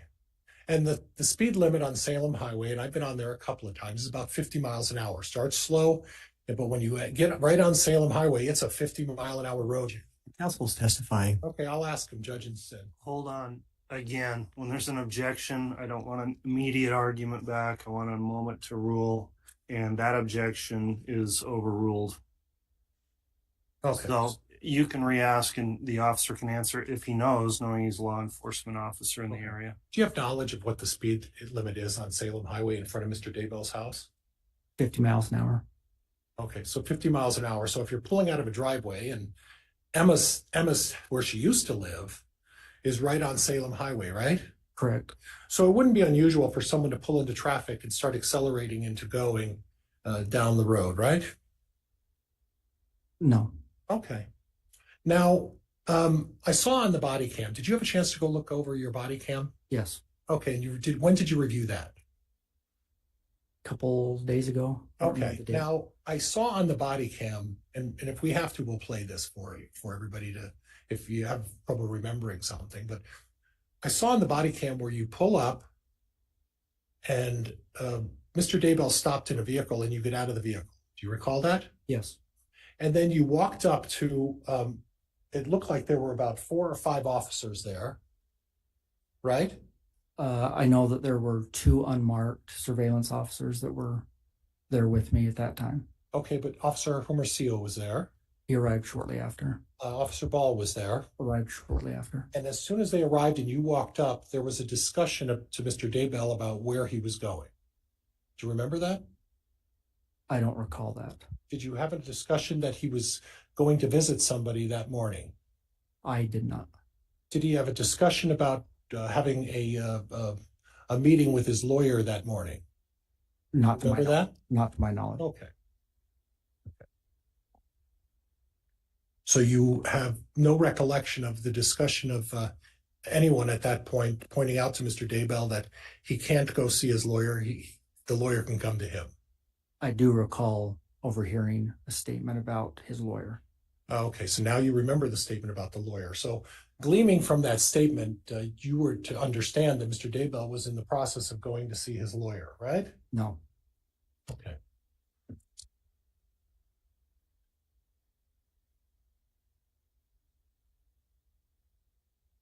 Judge, I'm going to ask to publish the body cam that's been previously admitted into evidence, and I'll see if I can get this to go. And that'll be Exhibit 63. Yes, Your Honor. There's pretty dogs coming through, I believe, with on the follow tape.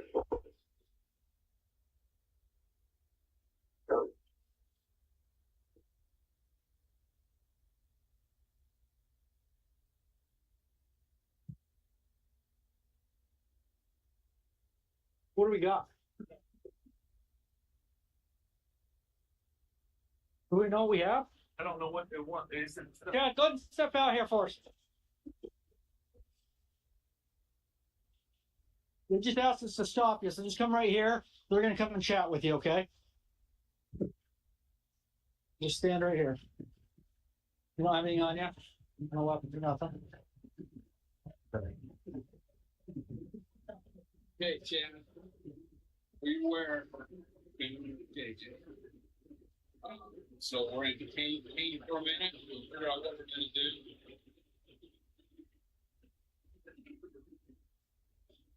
Well, your attorney can now come to you. Okay.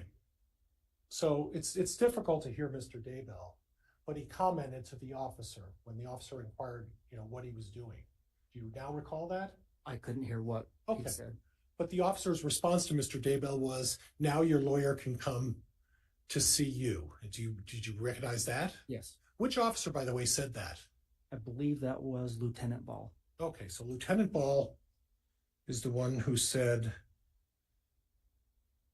your officer can come to you now.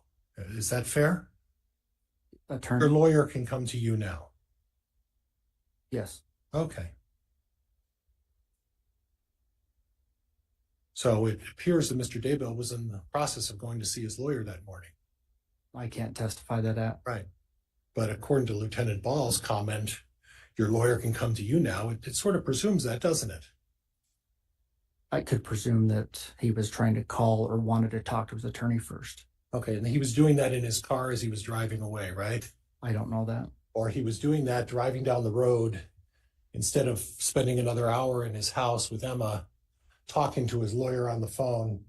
He chose to instead, well, I'll just get in the car and... Objection, Your Honor. It's calling for speculation. Sustained. Okay.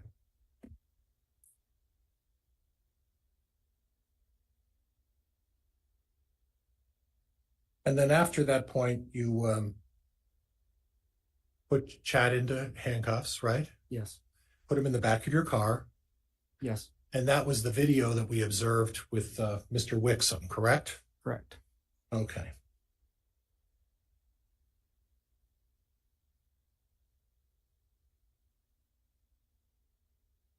Now, do you recall Mr. Daybell on the video that you looked at with Mr. Wixom, where Mr. Daybell mentions, I don't know what they're charging me with? Do you record him saying that? Yes. Okay.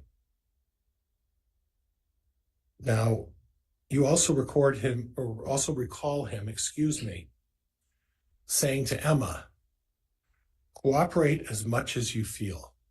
Remember Emma saying that? Yes. Okay. At what point during that process was Mr. Daybell advised that they found a body on his property? Right prior to this clip right here. Okay. And at the point that he was having a discussion with his daughter, Emma, at that point, he didn't know what he was being charged with, correct? Not to my knowledge. Nobody told him what he was being charged with, correct? Not to my knowledge. But it's a pretty serious allegation if you get put in a set of handcuffs and put behind a van, and then suddenly they say, we found a body on your property, right? Could you repeat the question? That's a pretty serious allegation. Yes. In your traffic experience, that's not something that happens every day, right? Right. So at that point, Mr. Daybell is put in the back of the car, Chad's put in the back of the car, and Emma was allowed to talk with him, right? Correct. So we don't know what was going on in Mr. Daybell's mind, do we? I don't. Right. And we don't know what he's thinking, right? Right. But we do know that he's been told, guess what? They found a body on your property, right? Correct. Okay. And you're in handcuffs,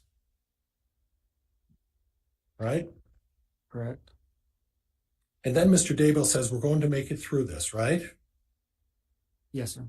And he's talking to his daughter about financial, where he can come up with money, credit cards, business accounts that he has, things like that, correct? They were discussing those. Right. So the purpose of discussing that, we don't know whether he was doing that to try to figure out a way if he could post bond on a release after he's being accused of this, right? I don't know that. You don't know that, right? We don't know what the reason for him trying to get his financials in order, right? Right.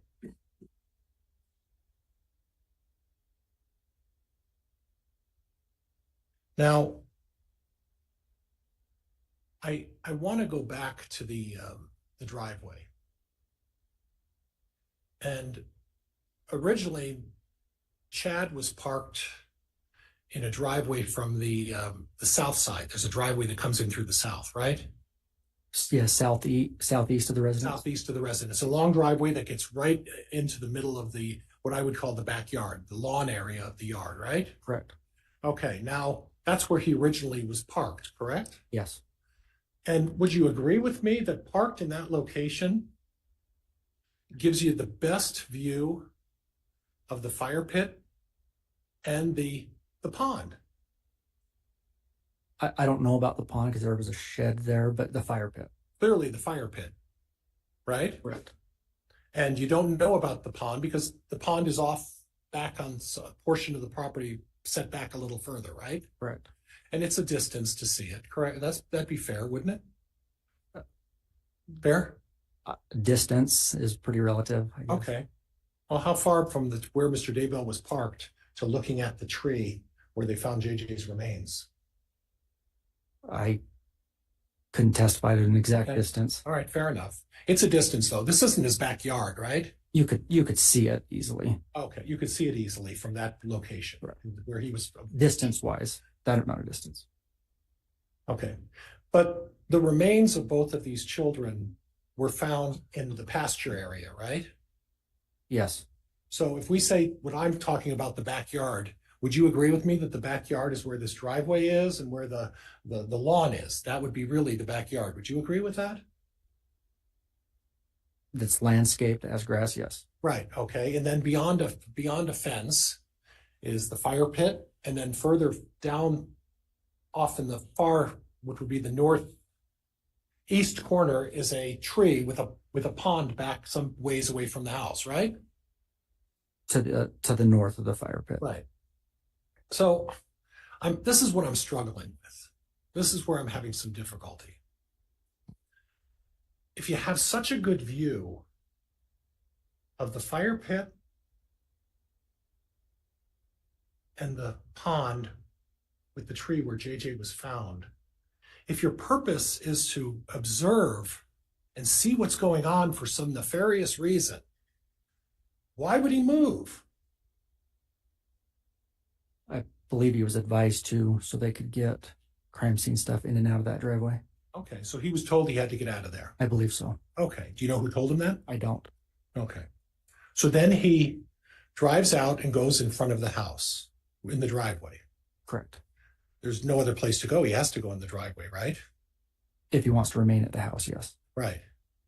And it's your testimony that he was looking around a little bit at that point, right? Correct. Okay, so,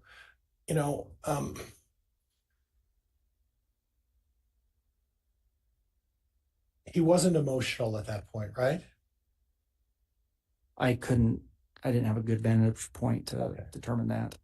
He didn't have a look of fear on his face at that point. Is that right? Not that I could see. Okay. He didn't have a look of nervousness or tension or anything like that, did he? I believe that he did. You believe he did? Yes. Are you basing that on him turning his head and looking around? Multiple times. Okay. How many times is multiple? There was 4 or 5, and then him exiting the vehicle. Okay. Okay. So if someone is on your property and there are 30 police officers digging around on your property, you don't think someone would be curious about what's going on your property? That's why I said that I believe he was nervous. Okay. He was curious. It could be both, yes. Oh, okay. Okay. Okay. But then he didn't run at that point, right? No. He went over to his daughter's, right? Correct. And he was there for an hour and a half, almost 2 hours, right? Correct. And then we just saw the video. He got accelerated a little bit, 50 miles an hour in Salem Highway. And when he stopped, he was planning on going to see his lawyer, right? I don't know that. Okay. Well, why would Lieutenant Ball say he's going to have to come to you? Was that Also speculation, Your Honor. Sustained. Lieutenant Ball said to him, your lawyer's going to have to come to you, right? Something along those lines, yes. So there was at least a discussion about going to see the lawyer, right? I don't know that. Okay. You just think that was a statement Lieutenant Ball would just throw out there? Judge, this has been asked and answered. It's pure speculation. The witness doesn't know. I'll move on, Judge. Well, again, I'd like to be allowed a chance to rule on that, and it is sustained as asked and answered. So do move on, Mr. Pryor. Okay. Now, after you put Chad in the back of the car and what we talked about with Emma, talking about the finances, and there was a time when Emma made a comment that I can tell by your expression that you didn't know what was going on out there, something to that effect. You remember hearing that? Yes. Okay, and you saw Chad's eyes when they talked about the body and his expression. So he had a reaction to that surprise. Would you agree with that? I couldn't see that. Okay. But obviously we have the video and we can make our own determination at some point, right? Sure. What the reaction was when he's told about a body that was being found. Okay. So then subsequent to that time, after Emma left, if you look at the outside camera of the premises, Chad, at one point, you talked about this, looked back, right? And you said that was towards the fire pit, right? There were multiple times that he looked back towards that area, yes. But if he was looking back, if you look at the position of the car, isn't it true that he was actually looking back at his daughter walking away and Officer Dave Hope behind the vehicle? I don't know. You don't know what he was looking at? No, I don't know where Emma was at. She lives in front of the vehicle, so I don't know why she would be behind it. Okay, and then the video speaks for itself, though, as to what exactly Chad was looking at, right? It shows what direction he was looking at. Okay, on the outside body, the outside cam of your vehicle, right? In the front? I don't know what outside cam you're talking The about. camera that was recording the encounter from the outside of your vehicle. My body cam? No, there were two cameras there. Front car camera? Front car camera, and then there was the one inside the car as well, right? Correct. Okay. But the cameras will speak to themselves as to where Chad was looking, right? Yes. Okay. Now, and correct me if I'm wrong, and I may be mistaken, but I thought you previously testified that by looking straight out the window, the way Chad's vehicle was positioned, that looking straight out the driver's or the passenger side window or the window he was in would be right directly at the fire pit. Isn't that what you testified to? His residence. Okay. So you're telling me that by looking behind or back, he's looking away from his residence. Is that what you're saying? Correct. Okay. So again, what time did you drop Chad off at the jail?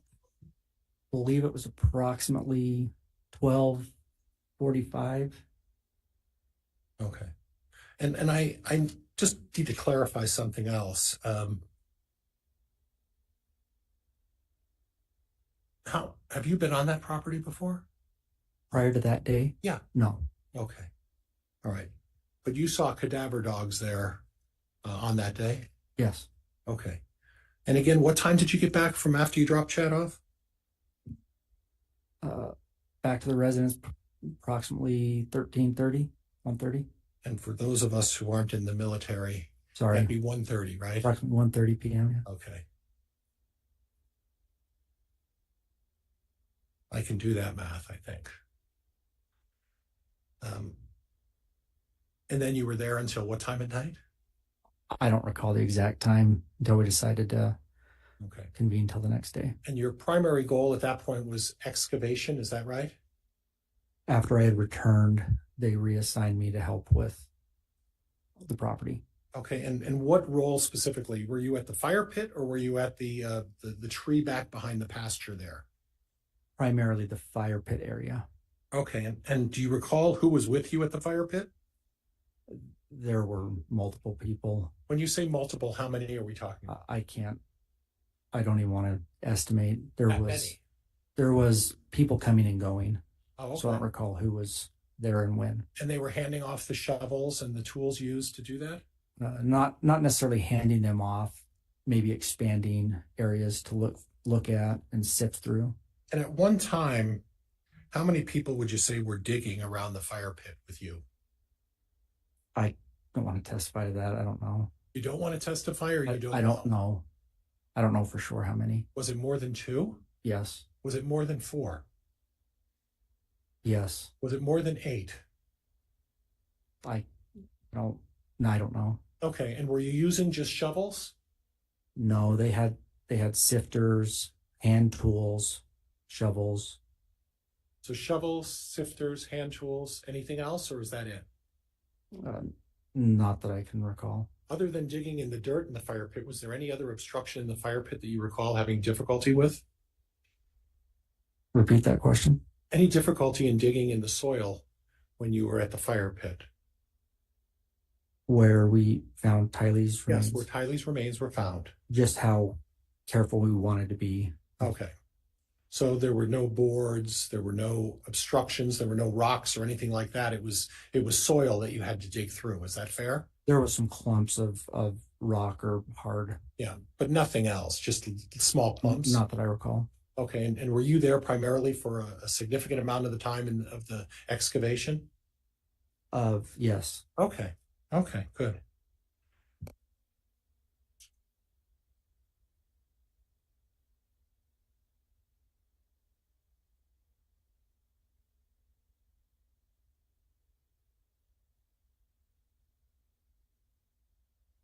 And Judge, I think that's all I have. I think that's all I have at this point. All right.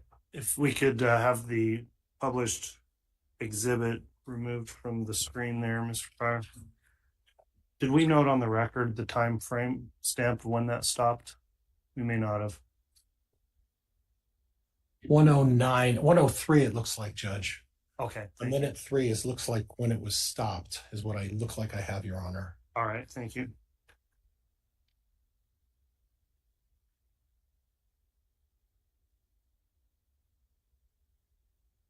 All right. I'll let counsel return then, and we'll have redirect Mr. Wixom.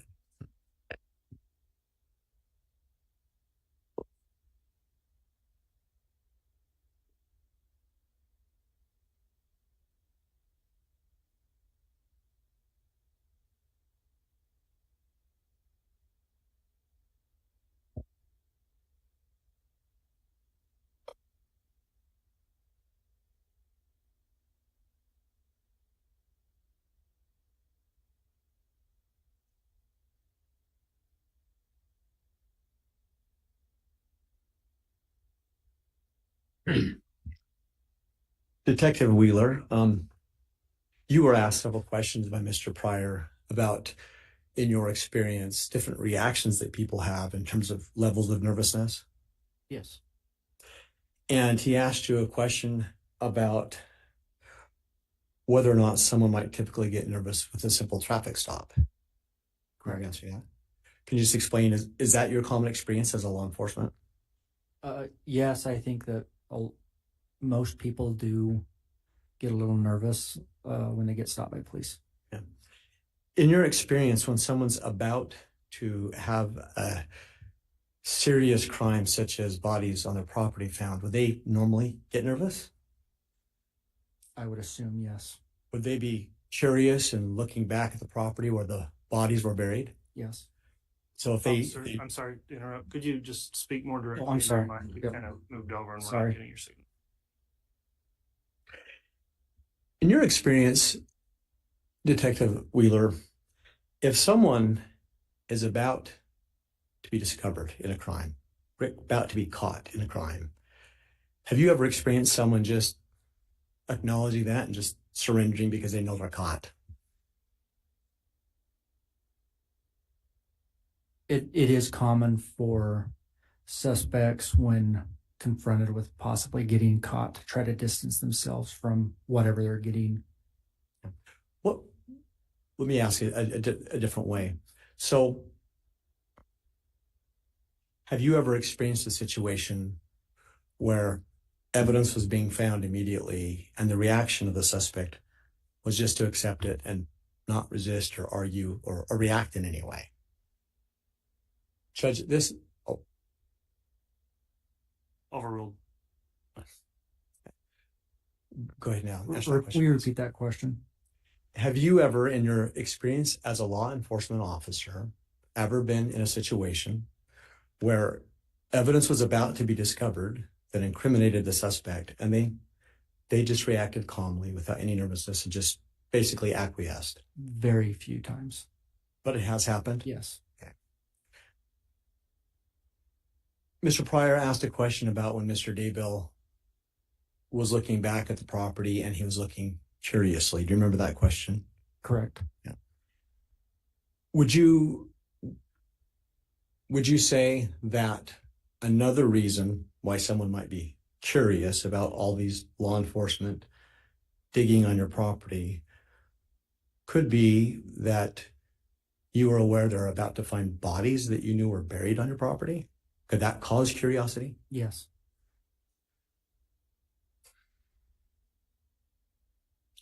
Mr. Pryor asked you a question about the speed in the roadway in front of Mr. Daybell's property. Do you remember that? Yes. Yeah. And again, what was the speed on that road? 50 miles an hour. And I think you testified that it may not be abnormal for someone living on that street to drive out into the street and then quickly accelerate to 50 miles an hour or more. Correct. Yeah. Would you disagree that someone who believed that bodies that were buried on his property might be a reason, in addition to that, why they might quickly get on the roadway and drive away quickly and accelerate like you've talked about? Yes. There's been some discussion as well. There's some questions from Mr. Pryor about the fire pit. And I just want to flesh that out a bit. You testified earlier that you were present when Tylee's remains were recovered. Yes. And you participated in that. Yes. We've talked about the fire pit. Are you familiar with what's been called a pet cemetery on that property? Yes. Overruled. Can you explain to the jury, were any of Tylee's remains found in the pet cemetery? So when I became involved, I don't know what the team had designated as cemetery and fire pit. So I can't testify to where exactly they had designated those points, but they were in that area that I assisted. Did you become familiar with, at least generally, where the team was, what they were calling was the pet cemetery? Sustained. Did you receive any knowledge based upon what the team effort was, what had been designated by law enforcement there as what they were going to call the pet cemetery? Mr. Wilson. Which I'm asking based on his knowledge, simply if he knew what law enforcement designated as that area. Mr. Pryor, please into the microphone. And in response to that, that knowledge would only be obtained through hearsay. You know my objection, Your Honor. What would be the exception, Mr. Wixom? Judge, I'm not offering to prove it for the truth of the matter as to where the pet cemetery was. I'm simply asking this witness if he knew that area, generally speaking, as they were conducting their investigation for the remains, the area that they were calling that. That's all.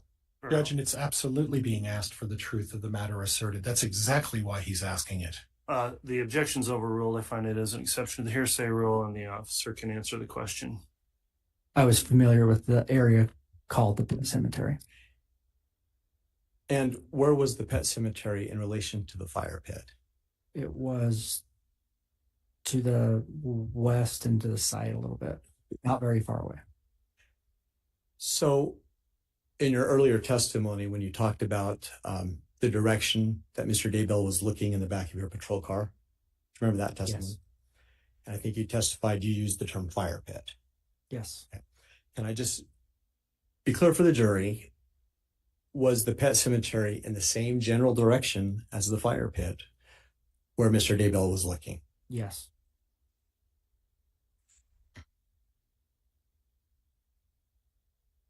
You were asked some questions about the use of shovels and tools in attempting to recover Tylee's remains. Yes. Could you explain a little bit more to the jury what kind of cautions and efforts were made to uncover those remains? The majority of what I did, I was on my hands and knees with brushes and little hand tools, removing portions of dirt away from the mass that we had found. Without being too graphic, when you were removing those portions of dirt, did you personally find any portion of her remains? Yes. Can you describe those remains that you found? Judge, I'm going to object. Basis. He doesn't have the knowledge to identify remains, Judge. I haven't heard anything foundation-wise to allow him to make that kind of an assessment. Well, on the objection, Mr. Wixom, he can testify to what he found. I don't know that there's enough foundation to accurately identify who was found. Yeah. Detective Wheeler, did you find what you believe to be human remains? Yes. Can you be specific about what you are finding? We found a portion of a skull and started to uncover that. Then there was flesh and other bones in a bucket, melted. And at the time that the search was being conducted, were you aware of the names of the people whose remains they were looking for? Yes. What were those names? JJ and Tylee. At any point in time, besides the remains of Tylee and the remains of JJ, were any other human remains found on the property? No.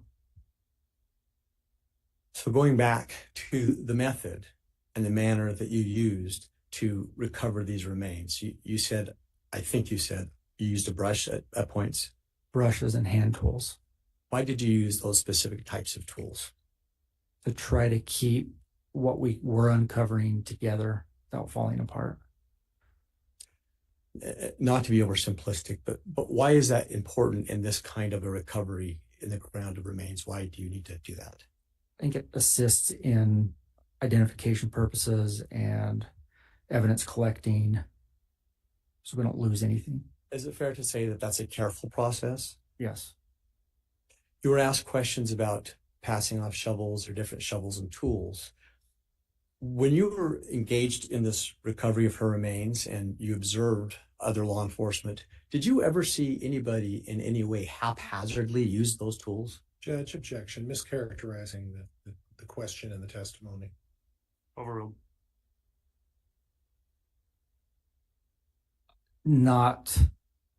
I didn't see anybody using them. I don't know the word that you used. Could you repeat the question? Sure. Did you see anybody using them in any way that was haphazard or not cautious? No.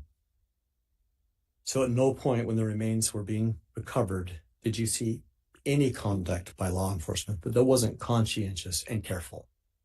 No.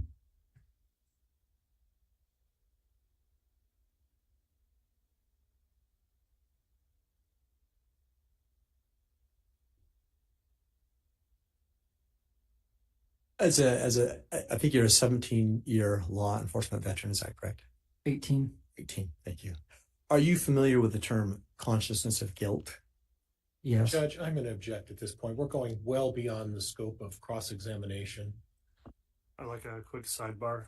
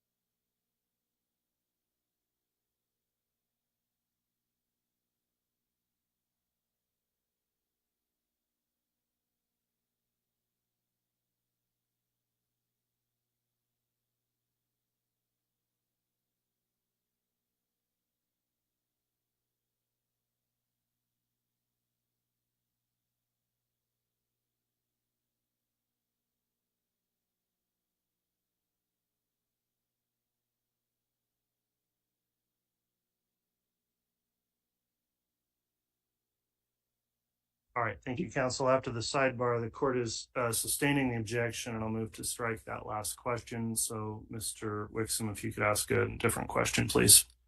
Thank you. Detective Wheeler. If someone gets in a car and flees quickly or appears to, what can that be indicative of? Judge, calls for speculation. Overruled. Could be that they have knowledge that something is going to be found or some sort of guilt. Would that go back to that term, consciousness of guilt? Judge, can we approach? Sidebar, please.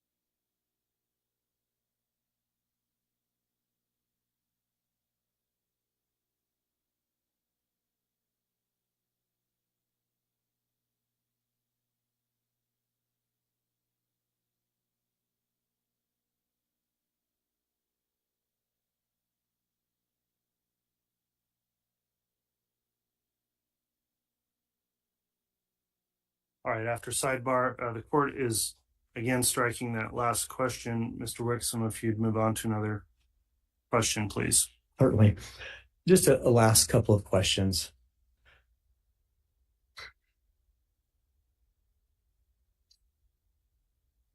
Can you explain again the timing of when Mr. Daybell had left the property and as to when you found out that JJ's remains had been found? Later, I had discovered that it was simultaneously, meaning as Chad was leaving, detectives were coming around the house and saw him leaving and advised me to stop him. Judge, I'm going to move to strike its hearsay. Response, Mr. Rickson. Your Honor, I can re-ask the question. Very well. Yeah. When you had stopped Mr. Daybell and had him get out of the car and come back to the back, you indicated that that's when he was met by the 4 or 5 officers, including Lieutenant Ball. Is that right? Correct. Yes. And we just saw the video where the first thing Lieutenant Ball said was, "We found JJ's remains." Yes. Would you agree with that? Yes. That happened how long after Mr. Daybell had gotten his car and drove away? Just prior. Moments, seconds, what's your best recollection? I wasn't back there, so I don't know the exact time they located him, but I'm asking the statement from Lieutenant Ball to Chad. Right. That timing, how long was that statement made to him? How much earlier had he driven away? Oh, just within minutes.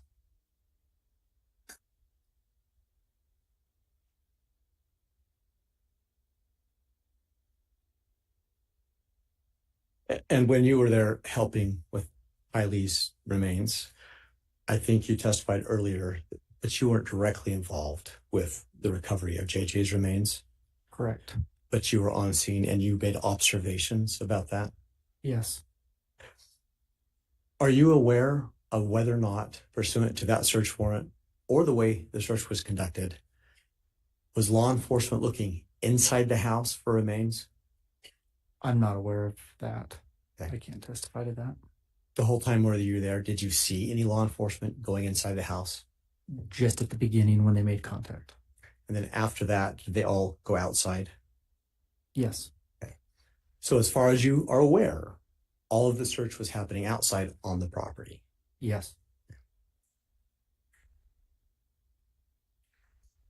Is there any question that you have as to the direction that Chad was looking on your patrol cam when he looks back over his right shoulder? What direction was he looking? Judge, that's a compound question, and he's asking an affirmation from this witness. I'm going to object. Well, on the compound, it's sustained. What direction was Chad looking when he was looking over his right shoulder in the patrol cam? In the direction of the fire pit and pet cemetery.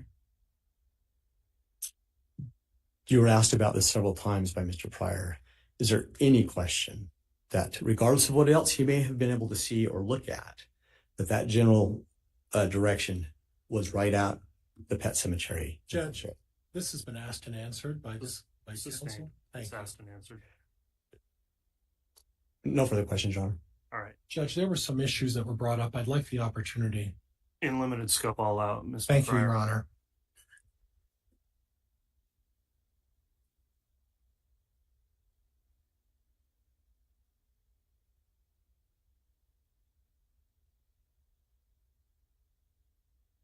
Now, officer, I heard an interesting comment from you.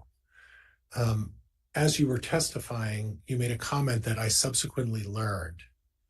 Did you talk to anybody about your testimony at the break in this case? No. You didn't talk to any other law enforcement? No.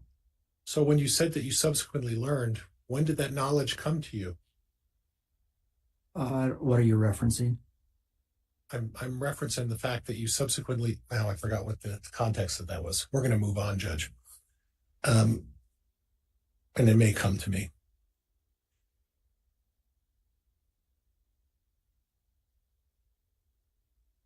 I want to clarify a couple of things. When you say that Mr. Daybell left when he learned about finding remains on his property, was that when he was parked in the driveway? In his residence? Yeah. When he left Emma's residence in his vehicle, shortly after I learned that JJ body was found. Okay, so and that's what I'm trying to clarify a little bit. So Mr. Daybell was parked in the driveway, then he went over to Emma's residence, and it's unclear, and I understand that we don't know whether he was there for an hour and a half or for 2 hours in Emma's residence, right? Yes. And at that point, he didn't know anything about anything being on the property that has been located by law enforcement at that point. Would you agree with that? I don't know what he could see from there. Okay, but he wasn't told by anybody that they found anything at that point, correct? Not by me. Right. Or anybody else. Not that I know of. Right. And then when he gets in his vehicle and he drives away, the prosecutor eloquently used the words fleeing, but we don't know what he was thinking at that point, do we? No. And only after he was stopped by you and those other several officers and notified what was going on, that's when he learned about it, after he drove away and after he had driven down the road, correct? I can't testify to what he knew. Okay, but he was told about the remains at that point. Wouldn't you agree? Yes. All right. I have nothing else, Judge. Thank you. All right. That will conclude the testimony of this witness. Is this witness going to be recalled by either side? I may recall him, Judge. We may call him later by the state, Your Honor, but he can be excused for today as far as the state is concerned. All right. Well, Detective Wheeler, if you are to be recalled, again, you're still under an exclusionary order, so you are not permitted to view any of the footage of the trial, the testimony that's being live streamed, or discuss your testimony further until you return to testify. Otherwise, you may be excluded from testifying. So please keep that admonishment in mind in between now and when you may be recalled in the case. With that, then, that will conclude this Detective Wheeler's testimony. And let me inquire from the state. Do you have another witness we can get started with before we take lunch? No, we could. We will begin with Lieutenant Joe Powell. Let's go ahead and get a next witness started and try to go till noon before we take lunch, please.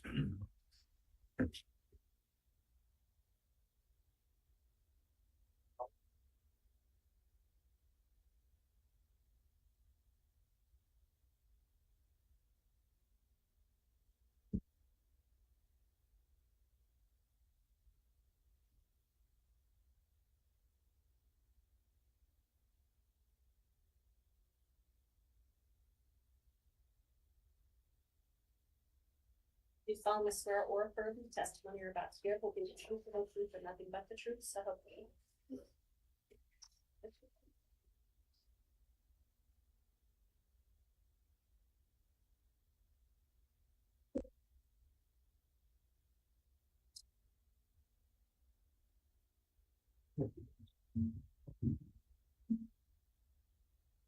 All right. Lieutenant Powell's been sworn. Before we get started with testimony, let me just indicate again, there's an exclusionary rule in this case. Lieutenant Powell, have you been observing any of the trial testimony in this case since it started?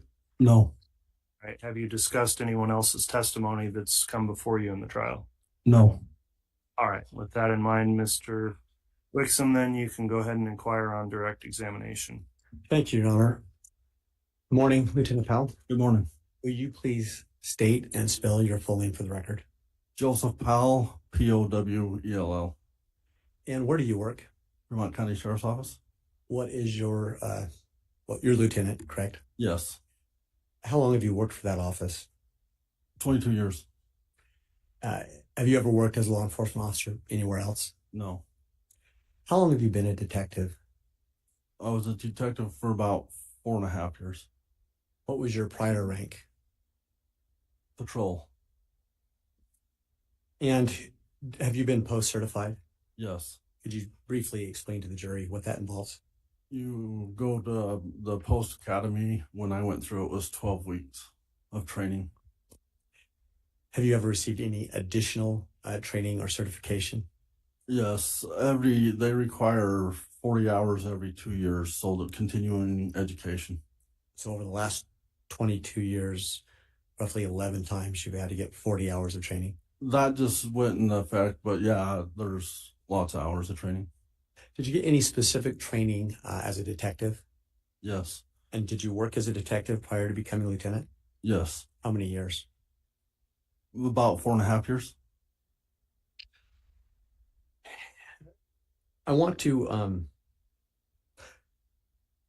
Well, first let me ask this. As a lieutenant, is it ever part of your role to become involved with unattended deaths? Yes.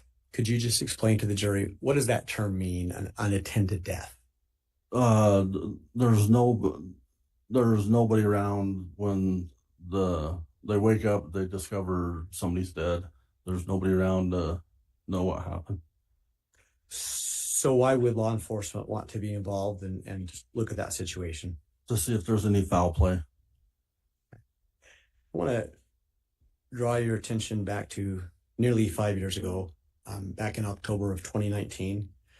Do you recall ever being involved in an unattended death of Tammy Daybell? Yes, I was notified of her unattended death. And who are you notified by? Detective Mattingly. Why did he notify you? When there's an unattended death in Fremont, they notify the lieutenant, the chief deputy, and the sheriff. What's the purpose to have your subordinates notify you about that? So if there's any questions or they need help with the part of the investigation, and so the sheriff knows what's going on in the county. Excuse me. What was the date of that? Do you recall? October 19th, 2019. At that point in time, what was your understanding as what the investigation had determined about Tammy's death? Natural causes. Shortly after the 19th of October, were you ever contacted by law enforcement from Gilbert, Arizona? Yes. And what date did that happen? October 31st, 2019. How were you contacted? Was it in person, by phone, email? I was contacted by phone. And what did you learn from that contact? They was inquiring about Tammy Daybell's death, asked if they could get a copy of the report, and asking for assistance. Okay. Do you recall, did they say anything else about Tammy Daybell's death and the reason for their request for the report? Judge, calls for hearsay. Yes, sustained. After the phone call, what did you decide to do in regard to Tammy Daybell's death? I sent them a copy of the report. And what about you personally? Did you take any steps to look at the case? Yes, I reviewed the report, and then later on ended up getting her medical records. Okay. Well, we'll pause here. So Gilbert, Arizona contacted you about Tammy Daybell's death. Yes. Did they request any other assistance or help with anything else? Yes, they asked to Judge, locate. objection, calls for hearsay. Said the request isn't offered for the truth. Overruled. You can answer. They asked if we could help locate a 2018 gray Jeep Wrangler with Texas plates. Did you get any information as to why you were seeking to locate that? They believed that it was in Fremont County. Did they tell you why they wanted to find the Jeep? It was involved in an attempted shooting. Did they give any names in terms of that were in connection with that shooting? Yes, Alex Cox, Lori Vallow, and they believe they had ties to Chad Daybell. Did the name Charles Vallow ever come up? I don't recall for sure. That time, you don't recall? Time. Okay. So they asked you to look for a Jeep. What did you do next? Drove out to, they gave me the address of 202 North, 1900 East. It's in Fremont County. So I drove out to that residence. Did you determine who lived there? Chad Daybell. Did you find the Jeep? No. Do you recall what date it was that you drove out there? October 31st, 2019. What did you do after you determined that the Jeep wasn't there? I notified Gilbert that we couldn't locate the Jeep there, and if they needed more assistance to let us know. And did you in fact get more assistance from them? Yes, the next day, November 1st, I received an email asking me to check a couple more addresses. And did you do that? One was a P.O. box in Sugar City, so I knew it was a post office, so I did not go there. But the next one was 565 Pioneer Road in Rexburg, and yes, we did go there. And what did you find there? We surveilled the residence, but never located the Jeep. When you say surveilled, can you explain that a little bit more to the jury? What your process is? We sat a ways away from the residence and watched it and watched for vehicles coming and going, people coming and going. And did you observe anybody coming and going from that residence? Yes. Who did you observe? Chad Daybell and Lori Vallow. Prior to engaging in that surveillance, had you done anything to identify what Chad Daybell looked like? Yes. How did you do that? Driver's license photo. Did you do the same for Lori Vallow? Yes. And how did you do that? Gilbert, Arizona had sent a picture. Did you eventually, let me withdraw that. Do you recognize Chad Daybell in the courtroom today? Yes. And what is he wearing? Blue shirt and a yellow tie. Where is he seated? At the defendant's table. So you said at some point in your surveillance, you saw Chad Daybell and Lori Vallow. Is that correct? Yes. Explain to the jury when you first saw them. First, we seen Chad Daybell leave the 565 Pioneer Road, and we surveilled him out to 202 North, 1900 East. And Judge, if I could have some foundation as to time, date, place, year. All right, Mr. Rickson, if you'd like to re-ask with more detail. Sure.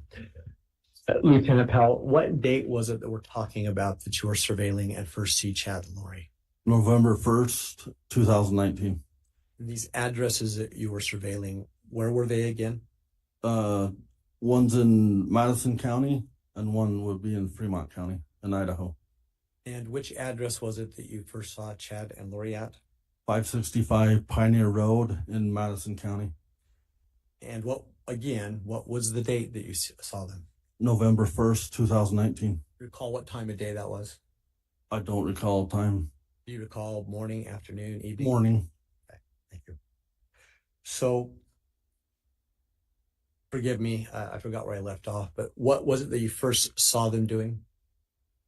On the way down to surveil that, we also contacted Rexburg PD, so they was involved with the surveillance. Why did you do that? Because we was going to be in their jurisdiction. Is that normal for law enforcement? Yes. Just to touch base with each other? Yes. Okay. Did they come and assist at all? Yes, they did. So you made that contact, then what did you do? We followed Chad Daybell from the 565 Pioneer Road to 202 North, 1900 East. And what did they do at that location? He went in the residence for a little while and then left. We surveilled him to Mountain America Credit Union in Rexburg, Idaho. And then we lost him after that. So we went back and surveilled the house again, the apartment. Back that same day or a different day? Same day. About what time was it that you went back? I don't know exact time. I'm guessing late morning. What'd you see next? We seen Lori Vallow leave and go to Sugar City to the post office. Anything else? After there, she goes to Walgreens, and then after Walgreens, back to the apartment. What did they do at the apartment? Then they both go from the apartment to Idaho Falls. We surveil them to Mountain America, or the Mountain Credit Union in Idaho Falls, and then the Hobby Lobby, and then the Cafe Rio. Excuse me. What did you observe them doing, if anything, at Hobby Lobby? Holding hands as they is walking in the store. And let me ask, did you take any photographs of that? I did not. Did any other law enforcement take photographs of that? Yes. Do you recall who it was? I don't recall. Did you later see the photographs? Yes. Do you believe that if shown, you might be able to recognize those? Yes. Your Honor, at this time, the state would offer what's been marked as the state's Exhibit 36B. Got 2 copies for the court.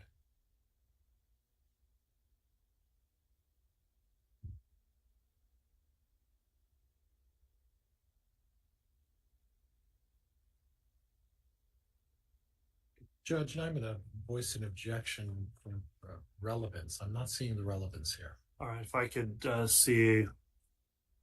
view the exhibit, please, before I rule on the objection.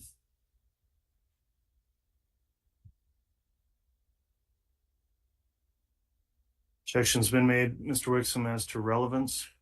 Judge, at this point, it goes to what's in the photo we believe shows the nature of the relationship, which isn't just relevant for this witness's testimony, but for the theory of the case overall. It helps to show the relationship between the two. All right, I've considered the objection given the nature of the conspiracy charges in the case, find there is relevance under 403 and will therefore overrule the objection and the exhibit 36B may be admitted. Thank you. May I ask to have those handed to the witness, please?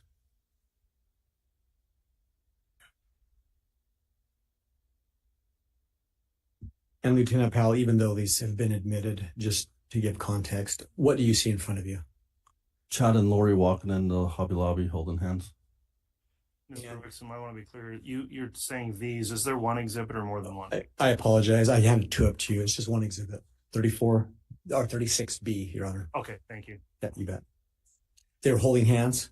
Yes. So even though you didn't take this picture, do you believe that's an accurate reflection of what they were doing? Yes. Your Honor, at this time, I would request permission to publish this to the jury. You may.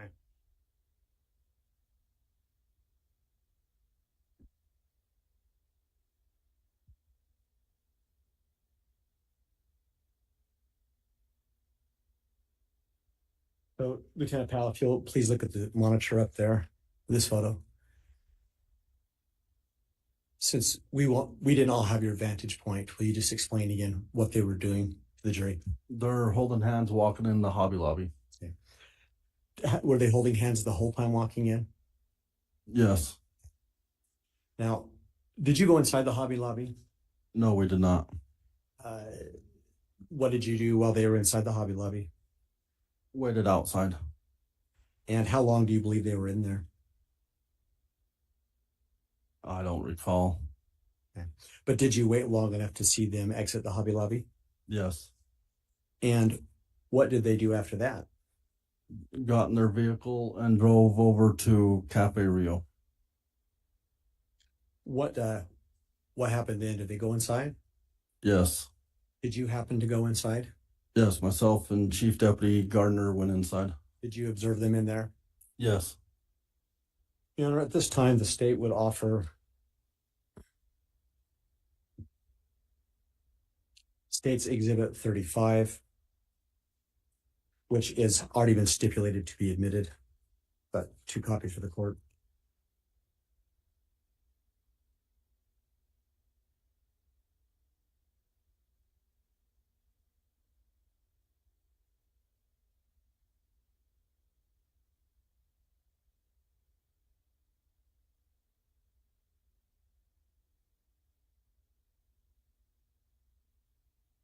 I understand there is no objection then based on what Mr. Wixom has proffered on Exhibit 35. Is that correct, Mr. Pryor? It is, Your Honor. Thank you. All right, Exhibit 35 is admitted. Thank you. Your Honor, may I have permission to publish it? You may. And before I do so, can I just confirm, Judge, was that last exhibit admitted? Did I move for admission? It was. 36B is admitted. Thank you.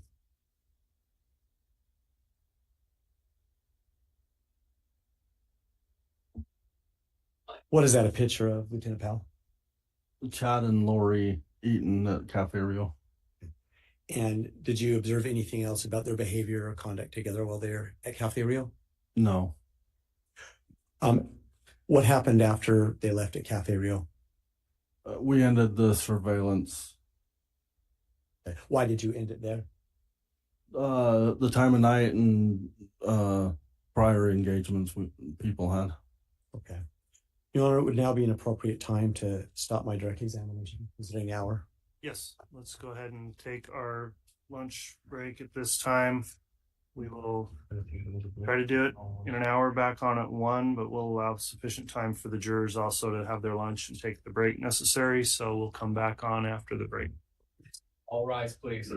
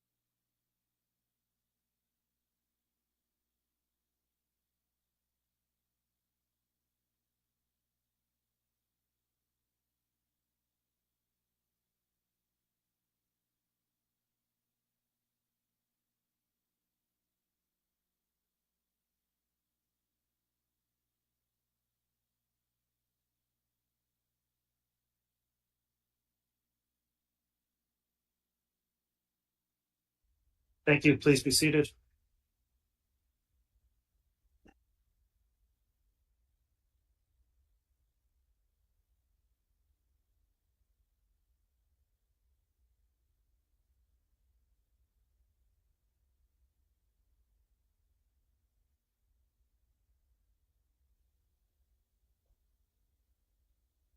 All right, Mr. Bailiff, if you could please have the jurors return to the courtroom. Yes, Your Honor.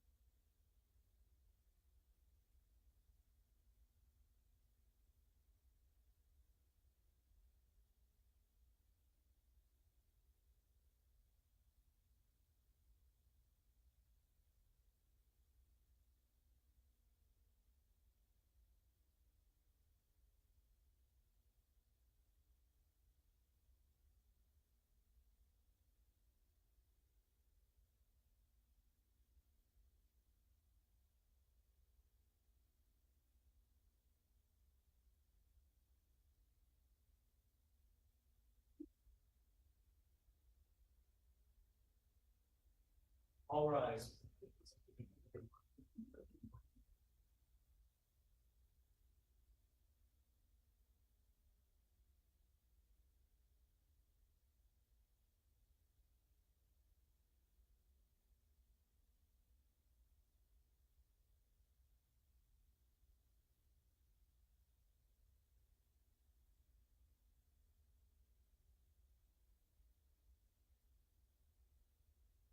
Is present and account for. All right, thank you, Mr. Bailiff. Please be seated.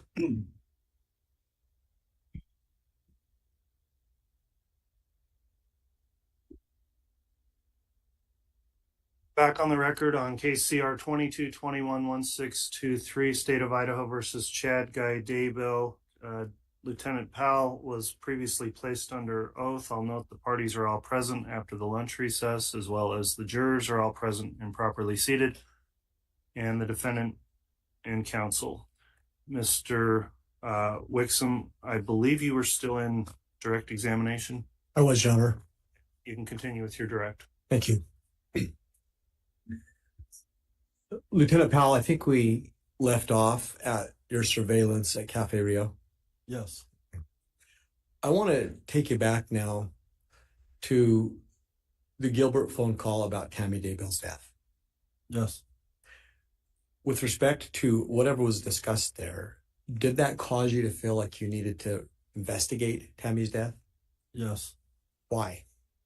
Because of the ties with Lori and Alex Cox and the attempted shooting, and then reviewing the report. Which report? The one the deputy wrote from first on scene. What about that report caused you to feel like you should reinvestigate? Chad said that Tammy didn't. Into the microphone, please, Mr. Pryor. Judge, I'm going to object. There hasn't been proper foundation. I don't know what report he's talking about. Who did it? What did it? When? I'll sustain that in terms of general reference to a report. Thank you, Your Honor. And to be clear for counsel, this is the stipulated Exhibit 70 that was stipulated to. It's the report. Exhibit what, counsel? 70. Well, it's the stipulation number 70. It's that report. Mr. Wixom, has that been admitted formally in the trial yet? I intend to, but I haven't yet. I can stop now and do so. I guess that'll make the most sense since we've referenced the exhibit. I want to make sure it comes in before it's referred to. Certainly, Your Honor. Thank you. May I have just a second, please? You may. And Judge, that would have saved an objection if I had I known. understand.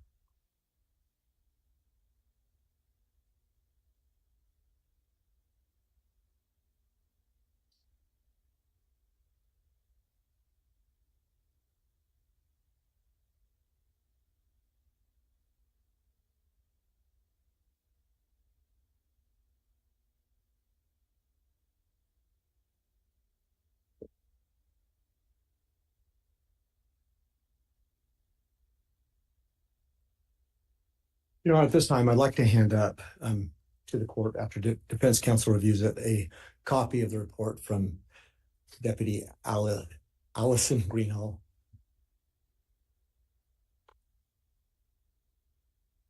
And it's reference 70. Is that the actual exhibit number for?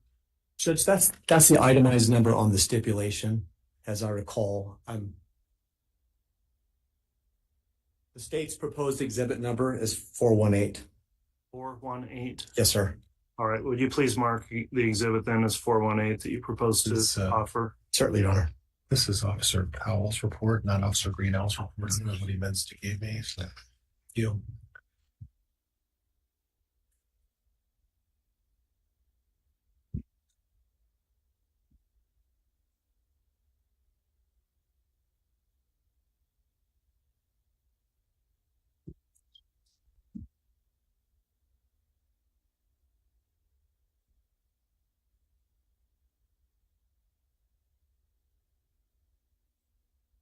Thank you.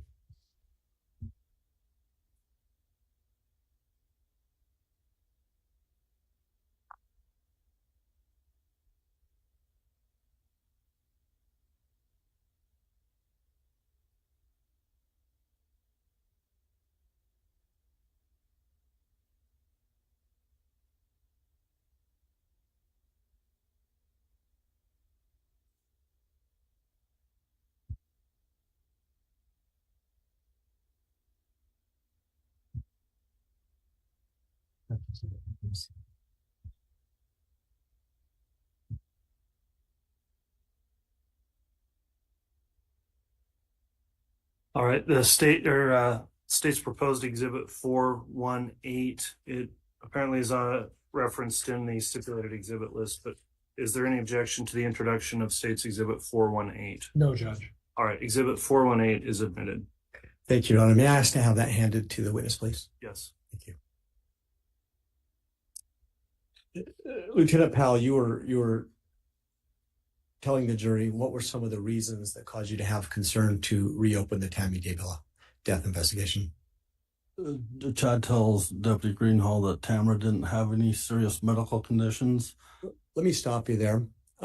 If you're going to refer to the exhibit to refresh a recollection, I'm going to ask the court permission to allow you to do so, but you probably shouldn't read from that. Oh, is that, Your Honor? May he have permission to refresh from the exhibit? Well, it's actually an admitted exhibit, so. Well, if he's got permission to read it, then we'll continue on. You can ask your question, but once it's an admitted exhibit, the jury will have that. Right. Thank you. So go ahead then, Lieutenant Powell. He tells Deputy Greenhall that Tamara don't have any serious medical conditions, and that she don't go to the doctor often. Anything else in there that caused you to decide to investigate further? Last time she was at the doctor was 2 months ago for an arm injury. Okay. So upon reviewing that, considering the other information, what steps did you take to then investigate Tammy's death? Ran a controlled substance, it's called PMP, Prescription Monitoring Program, where you can run a name and they'll tell you if they're on any controlled substance, medications that are controlled. Is that a law enforcement program? Yes. Okay. What did you find from that? She was prescribed tramadol. Okay. Anything else from that report? Not from that report, no. So what did you do next? Got with the prosecutor and got a search warrant for Walmart pharmacy. Why Walmart pharmacy? That's where it was prescribed to, picked up. What did you find as a result of the search warrant from Walmart pharmacy? She was prescribed fluoxetine and tramadol. And what did you do next? She was prescribed fluoxetine from Seasons Medical and tramadol from Teton Medical. So I got search warrants for those two medical records. Did you get records from both those entities? Yes, I did.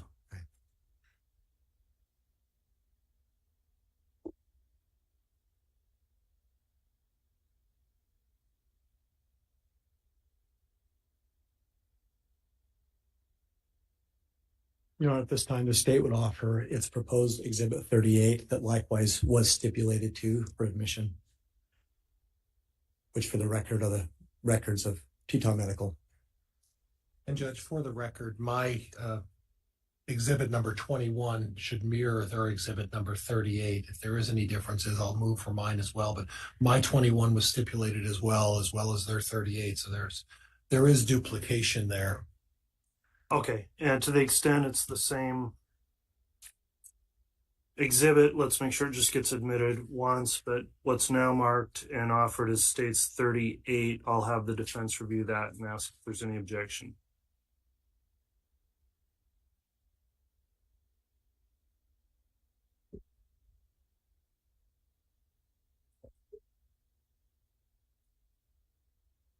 Hang on, one more.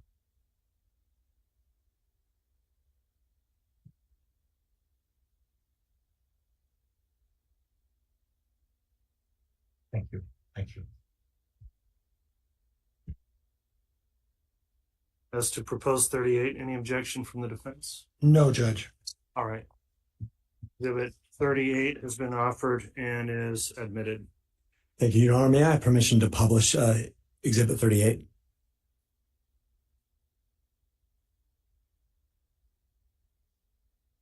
You may. The copy I've got, counsel, is essentially illegible on the second page. Judge, if I could suggest... Third page, I would say. It's actually 3 pages. Judge, if I could suggest my 21, you might find that to be a little more legible. But counsel, if you would like to take a look. Let me sidebar with counsel, because there's a photocopy so light that it's illegible.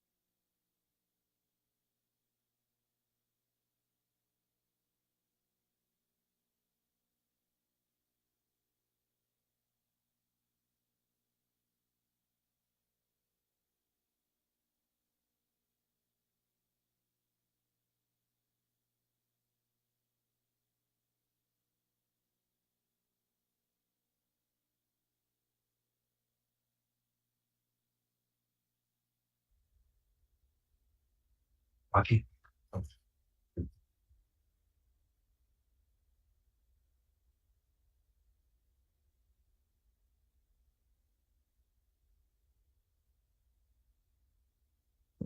All right, counsel, I've reviewed the admitted exhibit. However, it's, again, not very legible in terms of how it was photocopied, but there is a better version of it that was likewise submitted by the defense. So upon suggestion in the sidebar, the court will permit a substitute exhibit. So what was previously admitted 38 will not be admitted, and we'll have that referenced by the defense exhibit, which is the same document in a more legible copy. So what is the exhibit number, Mr. Pryor, that would replace our exhibit 38? Your Honor, Teton Medical Group records would be defense exhibit number 21. And Okay. Seasons medical records, which I think counsel's moving towards, it will be exhibit number 22.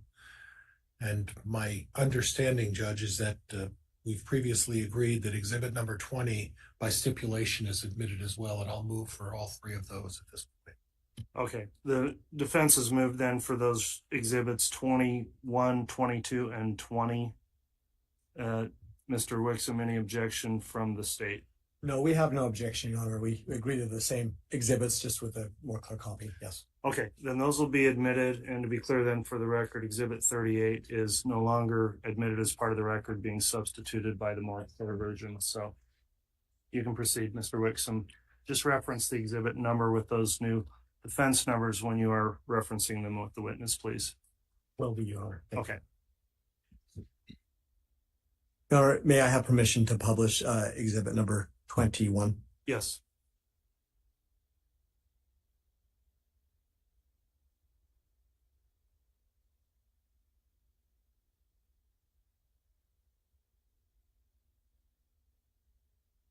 Lieutenant Powell, what is it that you see on the screen? The medical records from Teton Medical Group. And can we explain to the jury, in your role as a lieutenant in terms of helping subordinates deal with unattended deaths, is it typical for you to get medical records and look at them? Yes. And you're by no means a doctor, correct? No. But you do review them to see if you can discern anything about the subject's health? Yes. Okay. What did you see in this Teton medical record about Tammy Daybell's health? The past medical history was just anxiety, depression, and anemia. Other than that, everything appeared to be normal. So when you when you sought a warrant for these particular records, how many years time span did you ask for? 2 years. Was this the only record that was returned? Yes. What's the date on that record? 9/6 of 2019. Does that indicate anything to you about Tammy's health status? She was healthy at the time that she was at that doctor. What about the fact that this is the only record? Does that tell you anything about her health status? It appears she's healthy. Your Honor, may I now have permission to publish the exhibit number 22? Yes.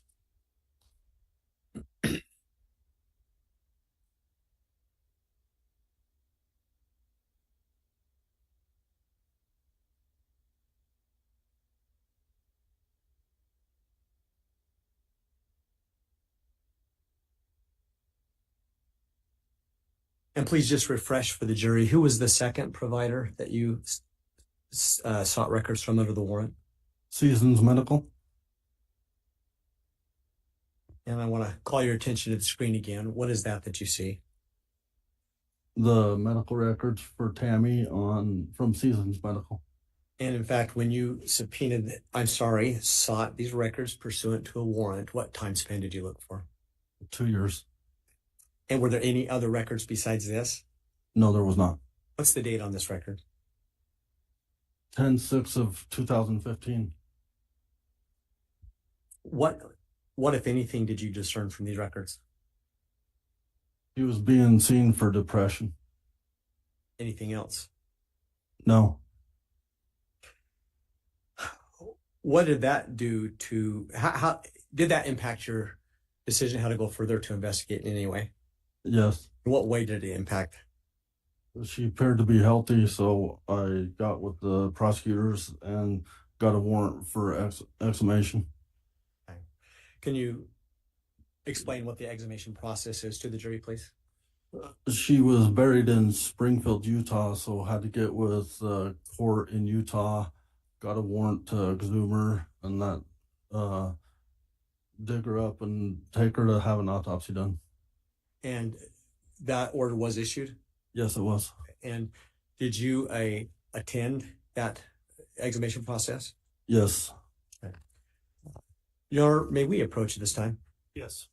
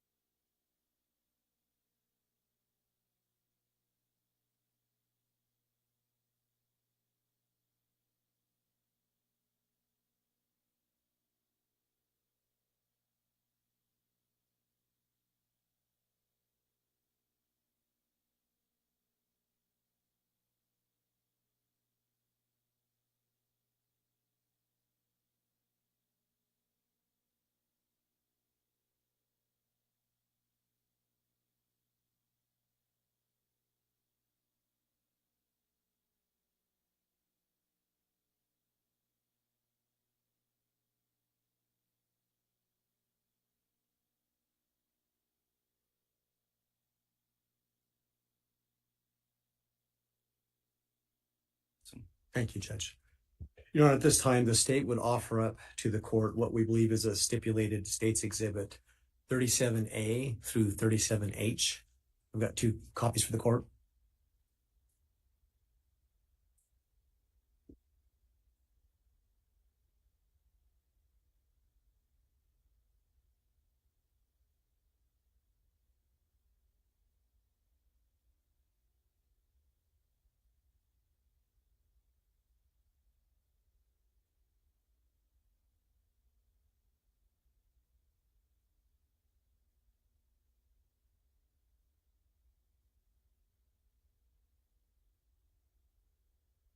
And Judge, these were by stipulation of the parties as well as other photos that will be published at a later time by way of stipulation. All right, I'll take a quick review of them.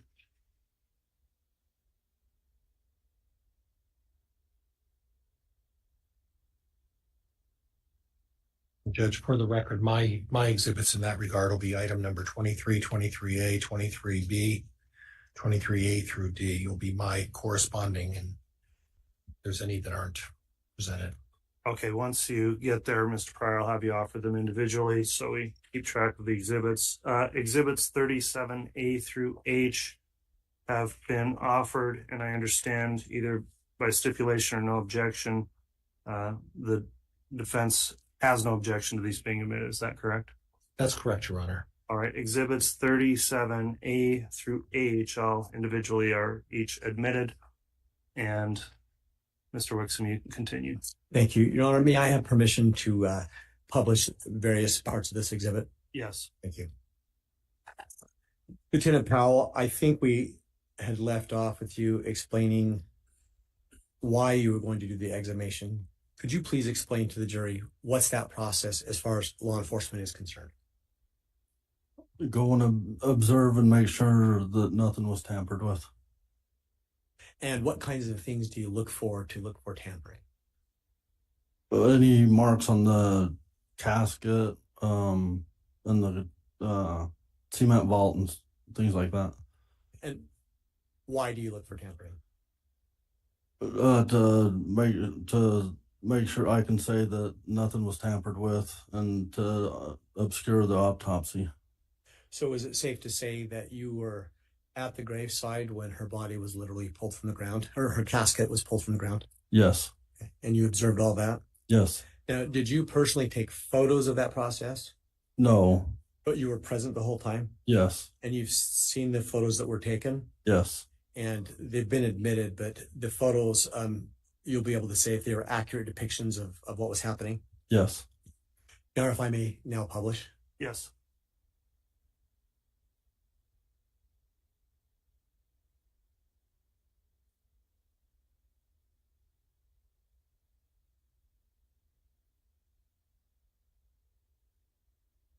Lieutenant, can you please just explain to the jury, what are we looking at? The backhoe getting ready to start digging the grave out. Okay. And this is Ms. Daybell's grave? Yes. And where is this again? Springfield, Utah. Now I call your attention to what's been marked as 37B. What's that? The backhoe digging the grave. 37C.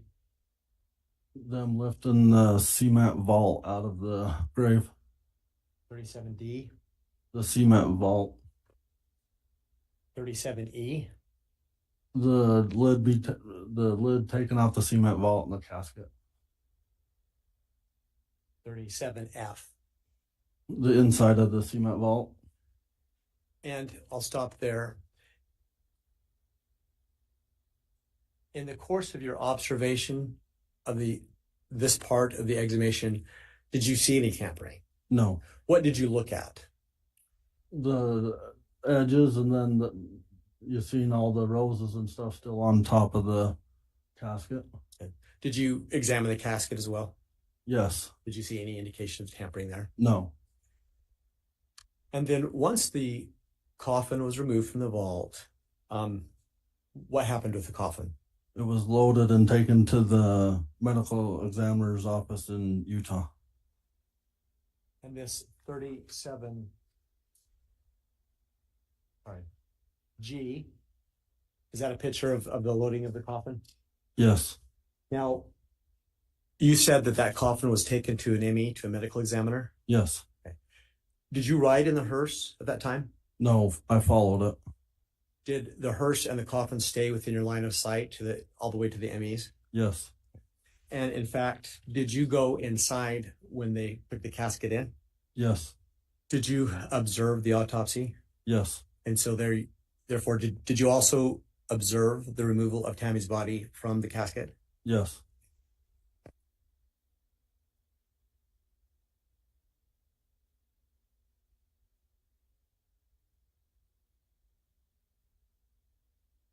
And what do we see here, Lieutenant? Tammy Daybell's body. Okay. Did you, at that point in time, look for potential tampering? Yes. Did you observe anything? No. Okay. And was Tammy's clothing eventually removed from her? Yes. And did you have an opportunity to view her body before the autopsy began? Yes. And did you see any signs of tampering at all? No. Lieutenant, once the exhumation was completed, did you do anything personally that furthered the investigation? I assisted with the search warrant on January 3rd. And what search warrant was that? 202 North, 1900 East at the Daybell residence. And, excuse me, what was the purpose of that warrant? They was looking for electronics, and other things in regards to Tammy's. And your role in that search? I was there helping search, and when something was found, the FBI ERT team would come photograph it and process it. And then how were you involved at that point? After we was all done and the FBI had processed everything, they turned it over to myself and Detective Mattingly. We loaded them in our vehicles and transported it to the Fremont County Sheriff's Office. Was that the end of your involvement? Yes. At some point, was this further investigation of Tammy's death turned over to someone else in the Fremont County Sheriff's Office? Yes, the detectives. And why was that? Just I had other things they wanted me to be doing and wanted it turned over to detectives. And to be clear, as a lieutenant, how many subordinates do you supervise? Approximately 24. Oh no, it'd be probably about 27. And would that include patrol officers as well as detectives? Yes. Okay. Is that part of the reason why you as a lieutenant would then just assign the case to a detective? Yes. From that point forward, did you have any other involvement in Tammy's death investigation? No. I may have just a moment, please. Yes.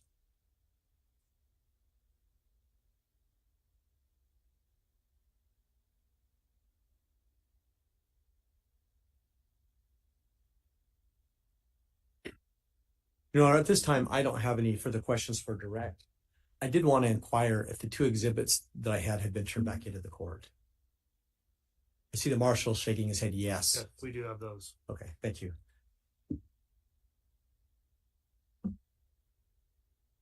All right, Mr. Pryor, you can cross. Thank you.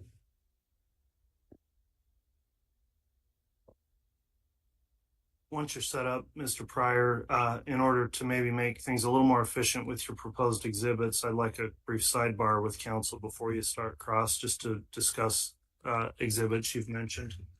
Okay, Judge.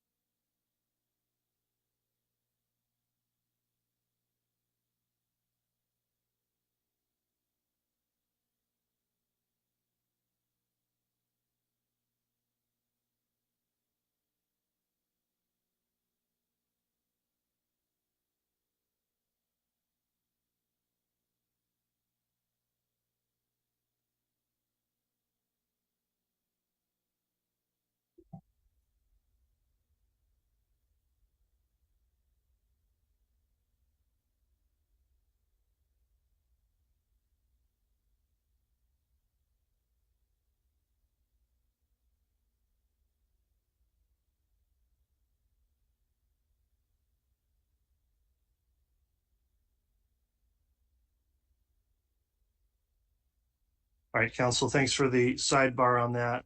Also, just pointed out to the court before the state concluded direct, we did have admitted, not actually given to the court, Exhibit 20, which I think is a death certificate, and we need to get that to the bailiff for entry into the court record.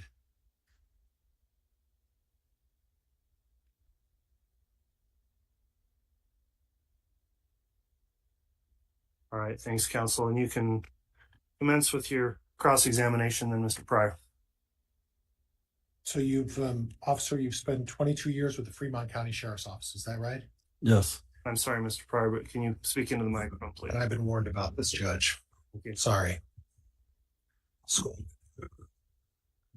You spent 22 years with the Fremont County Sheriff's Office, is that right? Yes. And the last 4.5 years have been as a detective, is that correct? I'm a lieutenant now. I'm sorry, lieutenant. 4.5 years as a lieutenant? No, about 7 years lieutenant. I was 4.5 years detective. Okay, that's what I thought I said. And then 7 years as a lieutenant? Yeah. Okay. So you don't get on the street and do patrol or anything like that, is that right? I do cover shifts, yes. Okay. And are you equipped with a camera in your automobile? No. Are you equipped with a body cam? No. That's not standard issue for you folks? Not for me. I do not have one, no. Are there occasions when you feel that you need to have a body cam or a recorder? Yeah, there's possibly some, yeah. Okay, and would one of those be when you're interviewing witnesses or taking statements from people? Yes. And the purpose of that is to make sure that you get the statement accurately. Would you agree with me? Yeah. But there's also an aspect of that when you have a recorder or a body cam, there's no likelihood that what someone says to you could be misinterpreted. Would you agree with that?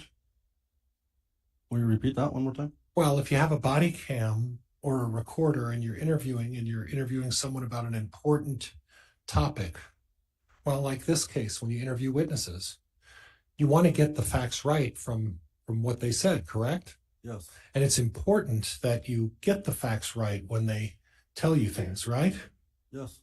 And it's also important that it's a tool that you use to ensure that everybody's playing on the same page. Would you agree with that? Yes. Okay. So it's generally a very good idea to use a recorder or a body cam when you're dealing with subjects or people that where there's serious consequences, correct? Yes. And in this particular case, this is a serious case, right? Yes. You've never been involved in as much of a serious case as you've been in this case, correct? No. Most serious case you've been involved in 22 years, right? Yes. So I would assume you took precautions that when you interviewed witnesses, you took the necessary step to make sure that you had a recorder with you. Is that right? Yeah, try to, yes. Okay, try to, okay.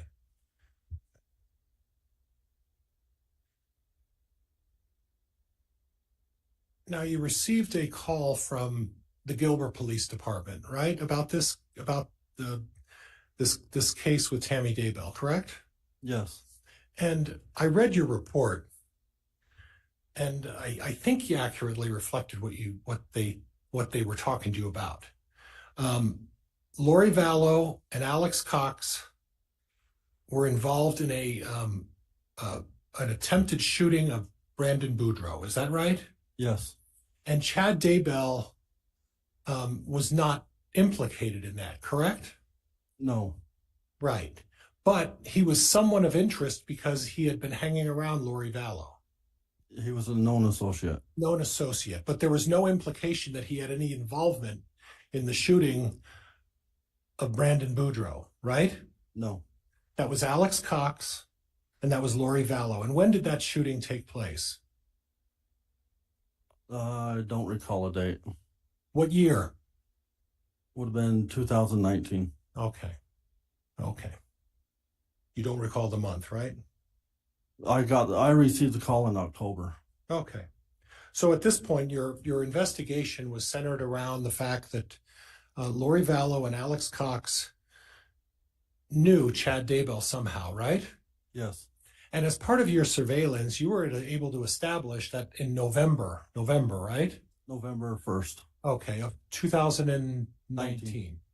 At that point, you were able to establish that there was some sort of a relationship between Lori and Chad, right? Yes. And that was after Tammy's death, right? Yes.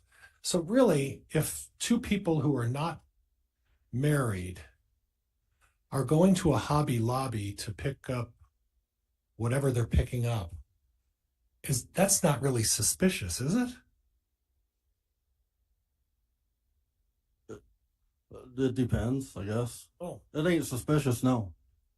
Well, you said depends. I want to know what's suspicious about two people who are single going to a Hobby Lobby. Why don't you tell me what that is? Well, it ain't suspicious, no. Okay. And then going out to eat at a restaurant. There's nothing suspicious about two people who are single going to a restaurant to have something to eat. Is that right? Right. And there's nothing suspicious about Lori Vallow going over to Chad's house and being there for a short period of time. There's nothing suspicious about that, right? No. Okay.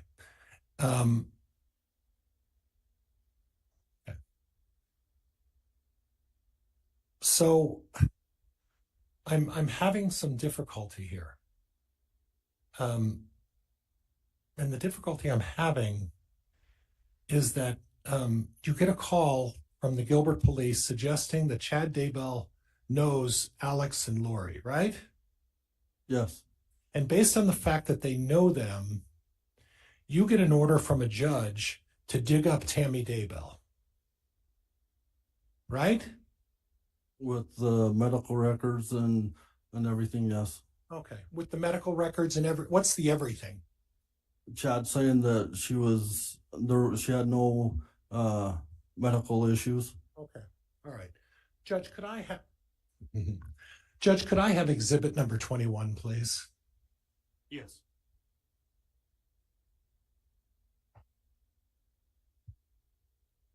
And please bear with me, Judge. I'm sorry. It might take me 2 seconds to get this brought up. That's fine. And before it comes up or is published, make sure, number one, we know what it is. Number two, it's admitted. Okay.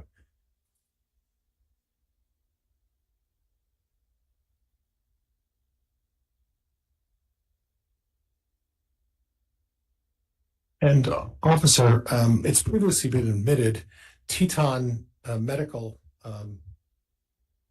records. That's the medical records you subpoenaed, correct? Yes. Okay. All right. And 21 is already admitted, so. It is, Judge. And I'm going to go through 20, 21, and 22.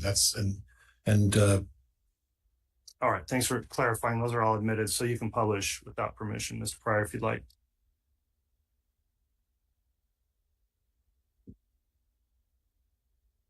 So I'm at the top of Teton medical record. And what I'm looking at on the left-hand side of the letter where it says past medical history, right? Yes. Okay. And the first thing at the very top is anemia, right? Yes. Did you research what anemia is? No, I did not. Did you research what the medical conditions and what people experience as a result of being diagnosed with anemia? No, I did not. Did you research and look into the fact that anemia can have life-threatening consequences? Sorry, Judge, the counsel is testifying. Well, it's cross-examination. I don't know what that objection is, Mr. Richmond. What's the basis? Judge, he's describing how serious anemia is. And this witness has never spoken to that issue. So counsel is trying to testify as to how serious anemia is. It's a medical condition. This witness was freely admitting that he's... I don't want a speaking objection. I'll sustain the objection on assumes facts not in evidence. Okay. And let's move down the list. The next one is anxiety, right? Yes. Okay. And then the one down below that is depression, right? Yes. And Tammy Daybell was taking medication. She was taking Prozac, which is fluoxetine. Is that right? Fluoxetine, yes. Fluoxetine. Correct. And she was also taking tramadol, right? She was prescribed tramadol, yes. Right. And what's the tramadol for? Pain. Okay. So she was in some discomfort of some kind. Yes. Okay, and then we go down below where it says family history. And would you read the 4 lines under what Tammy's family suffers as a result of family history, please? Mother suffers with cancer and thyroid issues. Father suffers with depression and heart disease. Okay, thank you. And Judge, that's all I have for 21. Judge, could I be handed exhibit number 20? Yes. Thank you.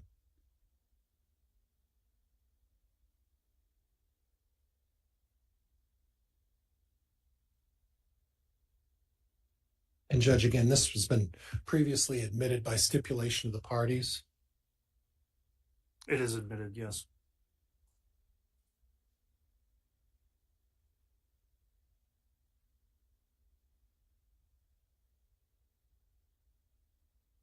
Now, did you take the time to look at Tammy Daybell's death certificate? No, I did not. You didn't consider that? No. So you looked at some medical records and said she has anemia and she's on Prozac. And you looked at Officer Greenall's report, right? Yes. But you didn't look at any death certificate? No. Did you read Brenda Dye's report? No, I did not. Did you read Officer Greenall's report? Yes, I did. Okay, so when you took consideration of why you dug up Tammy Daybell, and by the way, just before we get there, Tammy Daybell's children were never notified that you were digging their mother out of the ground, were you? No, there was not. Yeah. So her own children were not advised that. Overruled. So her own family were never advised that you're digging their mother out of the ground without letting them know in any shape, form, or opportunity to respond. Is that right? Yes. I'd like you to look at the certificate of death, and I'm going to point down to where it says the cause of death. You see my arrow down there? Yes. Okay. And the cause of death, they list 2 things on the cause of death for Tammy Daybell's death. And would you read those out loud, what those 2 are? Cardiac event and pulmonary edema. Okay. Heart issues, right? Yes. And you saw that in the medical history of Tammy Daybell, her father had a history of heart disease, right? Yes. So you didn't take that into consideration when you decided to dig Tammy up out of the ground, right? No, I'd never seen this before. You never looked at it? No. You never talked to anybody about what the death certificate said before you decided to have her dug up, right? Correct. And you went in front of a judge and you put on testimony to justify digging her up out of the ground, and you didn't even as once look at the certificate of death, did you? No. Okay.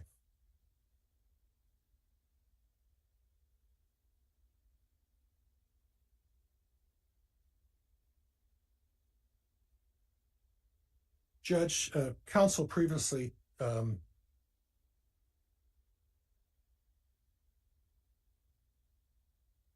discussed Officer Greenall's report, and for the life of me, I don't see the exhibit number on that, but it was admitted.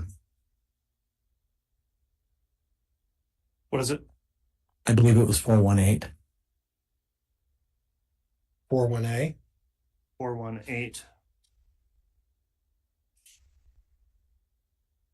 Still sitting right here, Your Honor. Oh, 418 is still up on the. And Judge, could I have the bailiff take back exhibit number 20? Yes. And exchange it with me with the. And yeah, 418 was still up there, so. Thank you.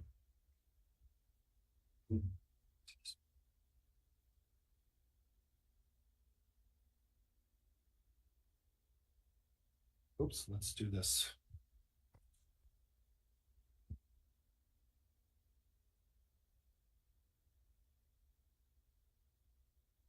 Size. Okay.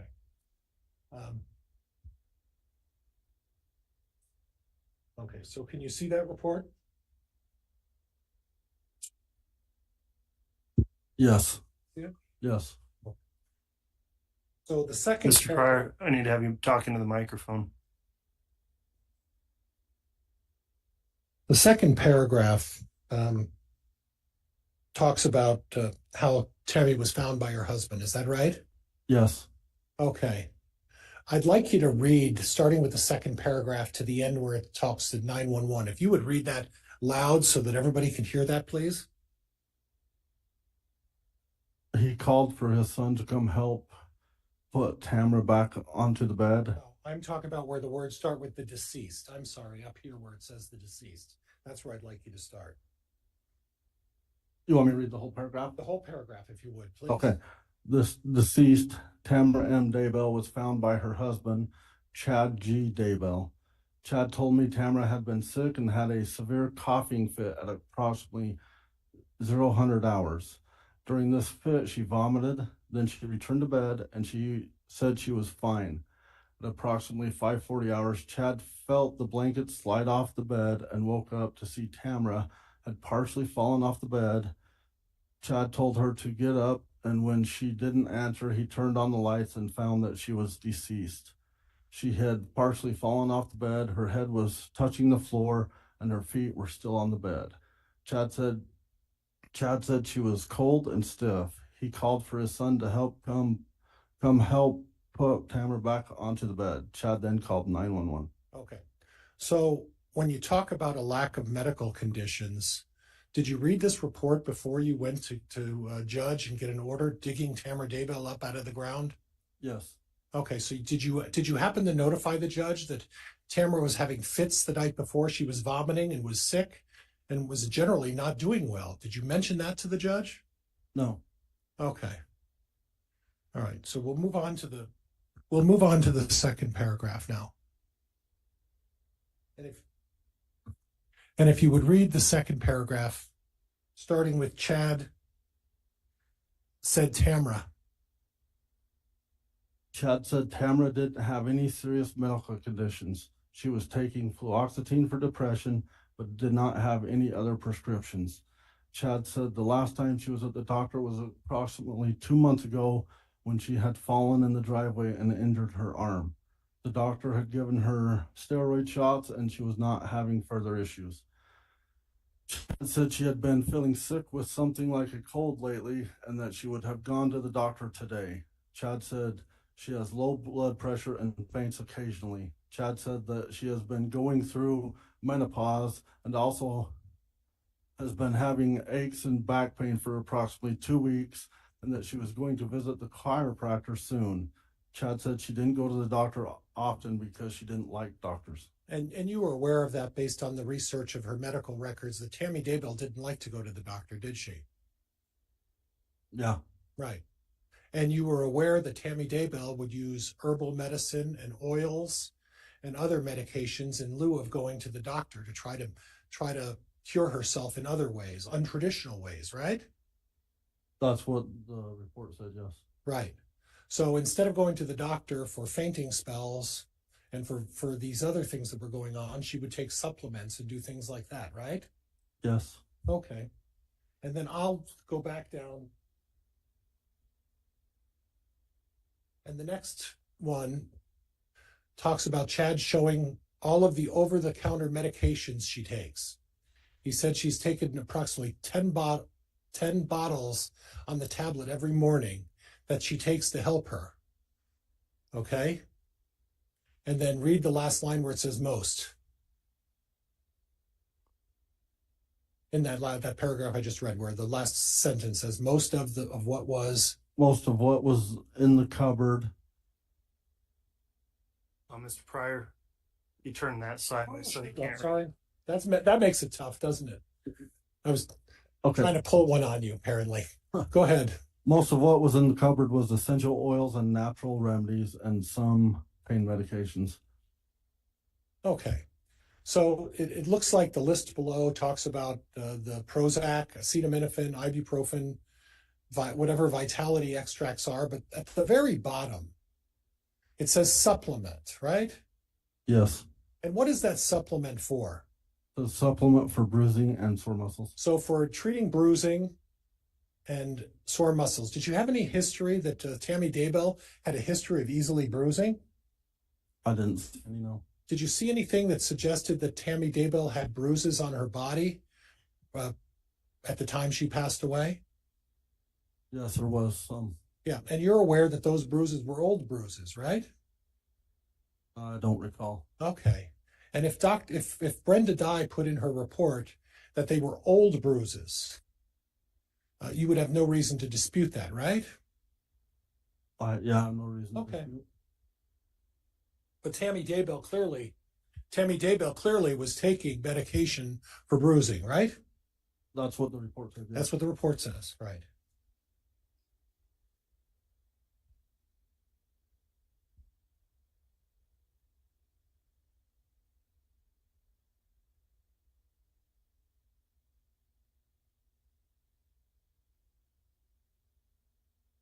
And we're going to try to do this, see how skilled I really am. Okay. But at the very bottom, it starts with the last sentence. I was later advised by the coroner. If you could read that for me. I was later advised by the coroner that Tamara's son told her he also takes fluoxetine from the same bottle as his mother. I was also advised that Chad told the coroner that sometimes Tamara had minor shaking fits consistent with seizure activity. Tamara's daughter Emma also advised the coroner that she takes clogging classes with her mother, and her mother has seemed to slow down in her movements in the last couple months. Tamara had also been saying she felt out of her body recently. Okay. So again, Mr. Daybell is talking to the coroner or Officer Greenall, and it talks about the fact that Tammy's having seizures and that she's having fits shaking, and that her daughter is saying that she's slowed down and she's not able to keep up and that she's been feeling out of sorts, right? Yes. And based on that, you didn't take that into consideration when you decided to dig up Tammy Daybell, did you? No. Okay. The next sentence, with I advised. I advised the coroner of everything I had learned from my investigation, and she agreed that the death was a natural one. I advised the coroner of everything I had learned from my investigation and agreed the death was a natural one. That's Officer Greenall, right? Yes. So that according to Officer Greenall, in discussing this with the coroner and with all of this information, came to the conclusion that Tammy Daybell's death was a natural one. Right? Yes. And you didn't report that to the judge when you decided, and it's not this judge, you didn't report that to the judge when you decided to get a warrant to dig Tammy Daybell up. You didn't mention that to the judge, did you? No. Okay.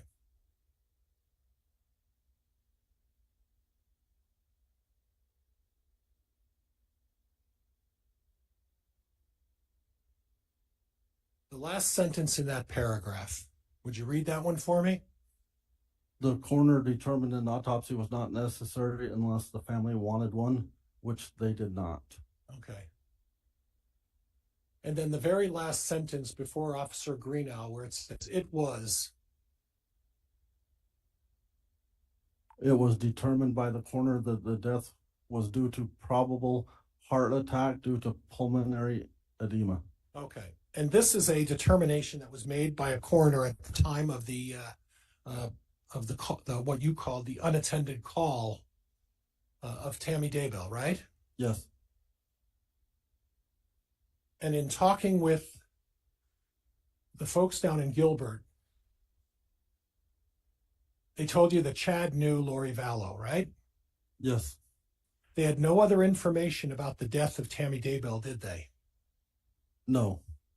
You had the information, and you're the one who took that information and went in front of a judge and got an order to dig Tammy Daybell up. Yes. And you did it without telling the children that they're digging their mother out of the ground. Is that right? Yes. And you didn't take into consideration the seizures, did you? No. You didn't take into consideration the shaking, did you? No. You didn't take into consideration the anemia, did you? No. You didn't take in any of the medical information other than you told the judge there's no medical history here. That's what you told the judge, isn't it? Off the medical record, yes. Off the medical records, right? Yes. You didn't look at anything else, right? No. You didn't look at the certificate of death that says pulmonary edema, heart issues, did you? I did not see that, no. You didn't see it or you didn't look? I didn't look. Judge, I'm done. This officer's under subpoena to be called back. I intend to call him back. All right, well, I'm going to allow some redirect.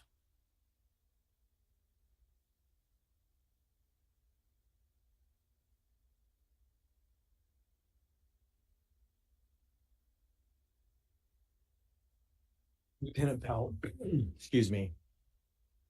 At the time that you sought the exhumation order, I don't have anything. were you aware that Chad and Lori, that Lori's children were missing? No. I believe yes. Were you aware that Chad and Lori had a quick marriage after Tammy's death? Judge objects. It goes beyond cross. Overruled. You can answer that. Will you repeat the question, please? At the time that you did seek the exhumation order, had you become aware that Chad and Lori had had a quick marriage right after Tammy's death? Yes. And in fact, as to the dates, what was the date again that Tammy died? I was notified October 19th, 2019.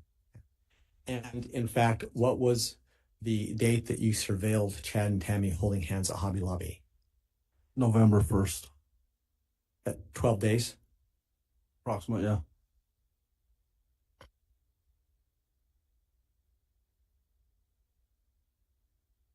Mr. Pryor asked you several questions about Allie Greenhall's report. Yes.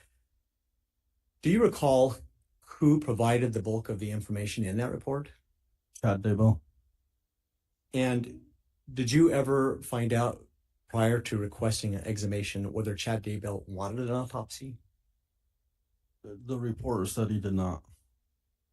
Did that factor into your decision to seek an exhumation order? Yes. How?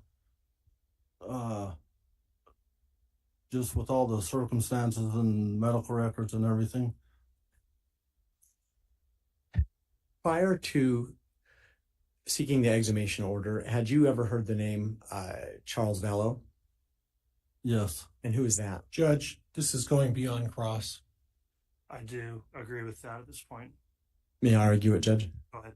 Judge, with the extensive cross-examination about challenging this officer's request for exhumation, I think it's not outside the cross. It's maybe another data point, but it's well within what the cross-examination was. Well, I don't know if it is or not. The way it's asked, it just seems to be going into a new area. So if it's tied in somehow to the cross, then I may allow it. But for now, it's objection sustained. Okay. Lieutenant Powell, were there other reasons that I've not asked you yet that went into your decision to seek an exhumation order? All the deaths surrounding Lori Vallow and Alex Cox. What were all those deaths? Which again, we're going into an area that was not opened up. No, I believe I'm going to object, Judge. That's opened up, so I'll overrule the objection. Could you please explain to the jury all the deaths, what you meant by that? Lori Vallow's last husband had been shot by Alex Cox. Did you understand approximately what date that had occurred?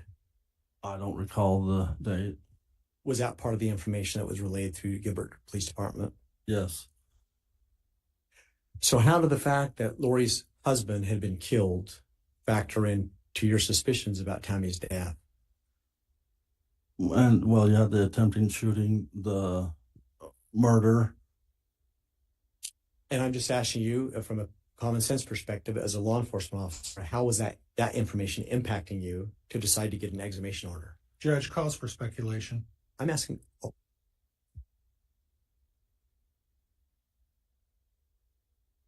Give me a second.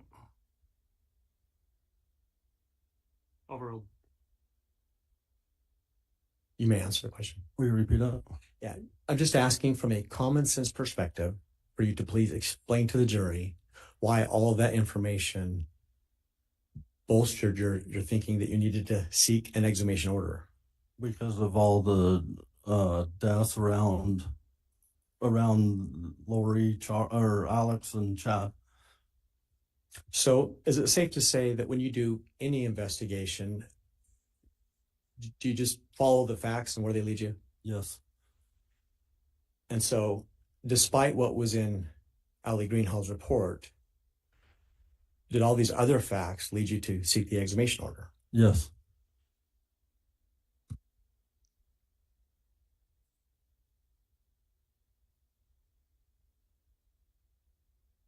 And to be clear, you were asked several questions about the death certificate. Yes. And who issues a death certificate typically? The coroner. I'm just asking if you are aware of whether or not the coroner at the time of Tammy's death had all this other information about Lori and Alex and Charles Vallow. No, she did not. Objection, Judge. There's been no basis to establish where that knowledge comes from. Moving to strike. Yeah, the objection did come in late, but I will sustain the objection for lack of foundation, and I will strike the answer. So I'm instructing the jurors to please disregard that last answer.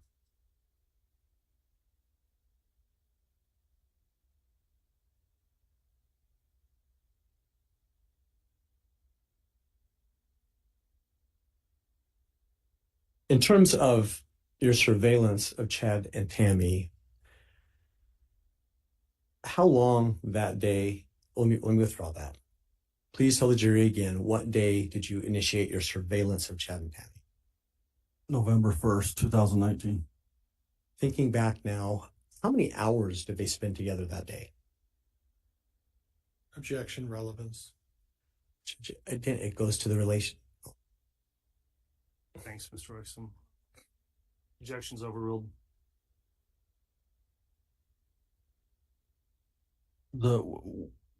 I'd say approximately 4 to 6 hours. And were they riding in a car together? Yes, when we surveilled them to Idaho Falls, there was. Did you happen to notice if there were any children with them at the time?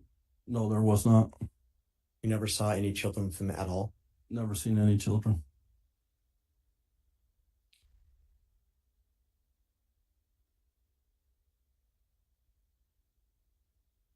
No, I have no further questions.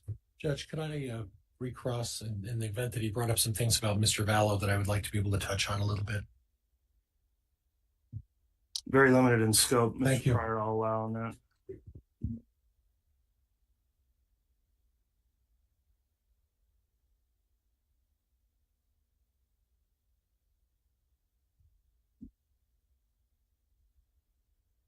Officer, you made an interesting comment about Chad Daybell and Alex Cox. Are you aware that Chad Daybell is not implicated in the murder of Charles Vallow? Yes. Okay. Not involved, right? Not to my knowledge, no. Right. And in the shooting and attempted murder of Brandon Boudreaux, same thing. Alex Cox, Lori Vallow are implicated in that crime, right? Yes. And Chad Daybell is not implicated in that crime, is that right? Not to my knowledge, no. So this other knowledge that Mr. Wixom spoke to you about, this knowledge that somehow Chad, he must have known these people, so because he knew those people and he's not implicated in those other murder and attempted murder by Alex Cox, Chad's not implicated. How does that give you a right to dig up Tammy Daybell? With all the association and all the deaths around it. Oh, so because she went to Hobby Lobby with him, because she went to a restaurant, and because you surveilled them, and obviously they were having a relationship, right? Yes. And that's the other information you used to dig her out of the ground, right? Yes. Judge, I have nothing else. All right, that'll conclude the recross then, and not having any more redirects. So, is it correct from the state then that this witness is likely to be recalled? Judge, given today, we may well reserve the right to recall this witness. And I believe he's under subpoena by the defense as well. He's under subpoena by the defense, Judge. Okay, Lieutenant Powell, then I'll admonish you that there is an exclusionary order, meaning you're not permitted to observe any trial testimony going forward while this trial is being live streamed. I'll admonish you, you're not permitted to listen to any other testimony between now and the time you may recall, and I'll ask you about that when you return to the stand. All right, thank you for your testimony.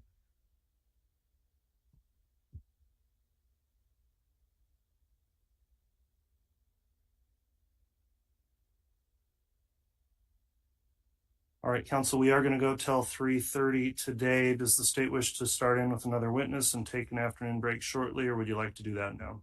Your Honor, I think looking at the time and the fact that we're moving into a new witness, the state would suggest we take the break now instead of just starting testimony and then having to take a break. Okay, I agree. We'll go ahead and take our mid-afternoon break. I'll shoot for about 30 minutes and be back on the record after that. Thank you. All back, please.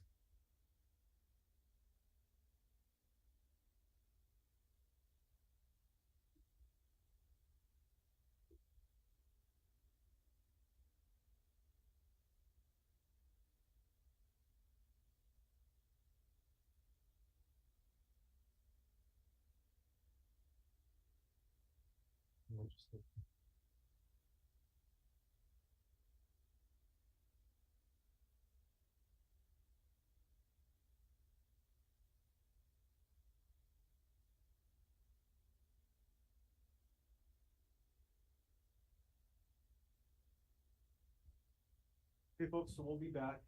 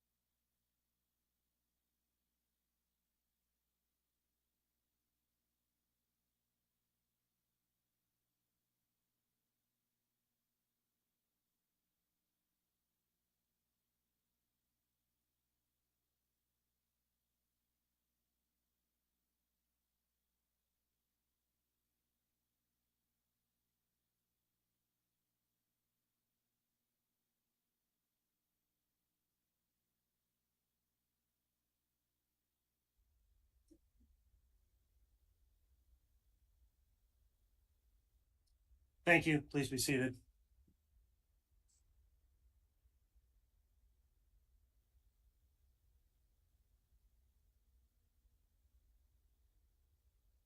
All right, before we get started, I will go back on the record. We're on CR 22-21-1623, State of Idaho versus Chad Daybell. We just completed the afternoon recess. I do want to remind everyone in the courtroom, there's a courtroom conduct order governing these proceedings so that they can go without issue and, most importantly to me, without disturbance of our jurors. And we have had an issue today with some of those attending, and they have not been permitted to return to the courtroom at this time. And so I just want to remind everyone it's very important that you do follow that. You're certainly welcome to come here and observe, but any type of behavior or conduct that starts causing any sort of interference with our jurors' ability to observe evidence in this case is just not going to be permitted. So thank you for everyone else here for following that order.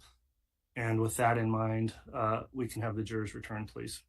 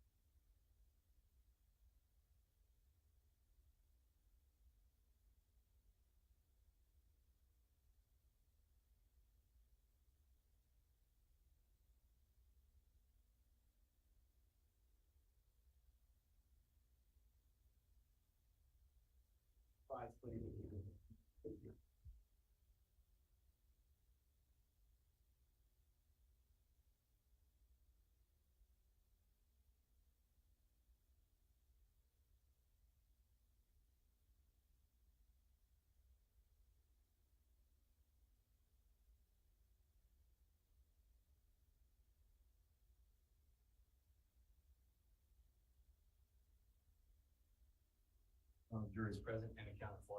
All right, thank you. Please be seated.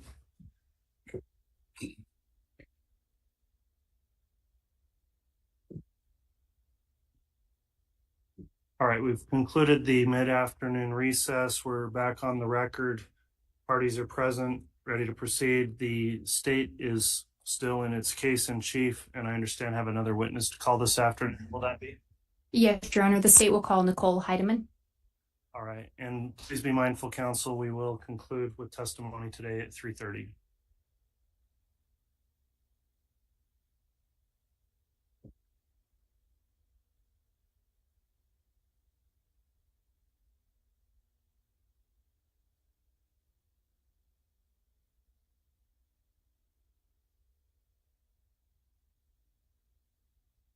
solemnly swear or affirm the testimony you're about to give will be the truth, the whole truth, and nothing but the truth, so help you God.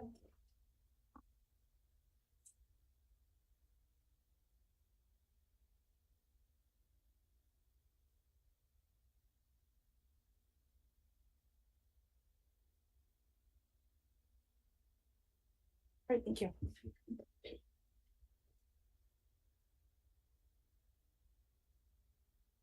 All right, and do I refer to you as agent? I'm a tactical specialist. Excuse me? A tactical specialist? All right, tactical specialist Heidemann. I just wanted to inquire, now that you're under oath, for purposes of your testimony here, the court's issued an exclusionary order, meaning I'm not permitting any witnesses in the case to previously view testimony of other witnesses. we are live streaming these proceedings, so I'm going to inquire whether or not you have reviewed or watched any of the testimony in this trial thus far. I have not. Very well. Thank you for answering that. Ms. Blake, if you'd like to inquire, you may. Thank you, Your Honor. Will you please spell your name for the record? Nicole, Nicole, last name Heidemann, Heideman. Where are you currently employed? The Federal Bureau of Investigation. How long have you been employed with them? Almost 16 years. What is your current title and or position? Tactical specialist. Have you held other positions within the FBI? I have. And what are those other positions? Prior to that, I was an evidence control technician. At some point, as part of your employment, did you become involved in an investigation regarding some missing children in approximately 2019 or early 2020? Yes. Do you recall who those children were? JJ Vallow and Tylee Ryan. As part of your job duties, were you given specific assignments with regard to that investigation? I was. As part of your duties, were you asked to look into evidence and data collected to determine phone attributions? Yes. Can you tell me a little bit about what phone attribution is? Yes, phone attribution or phone number attribution is an attempt to identify the likely primary user of a phone number. And as you reviewed the data and different reports, did you also discuss the investigation with special agents, detectives, or other law enforcement officers? Yes.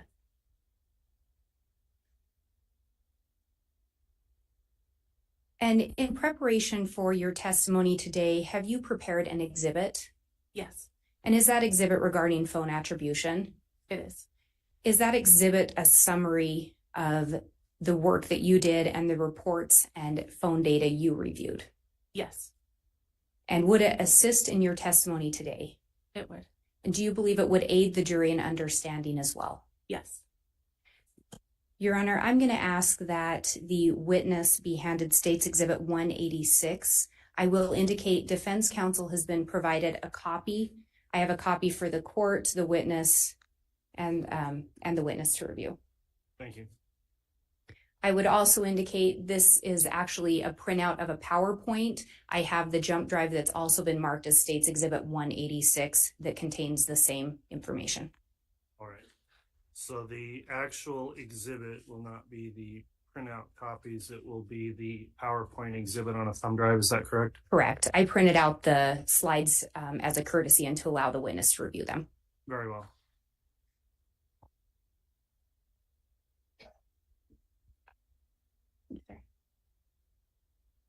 And do you mind just looking through those if you would?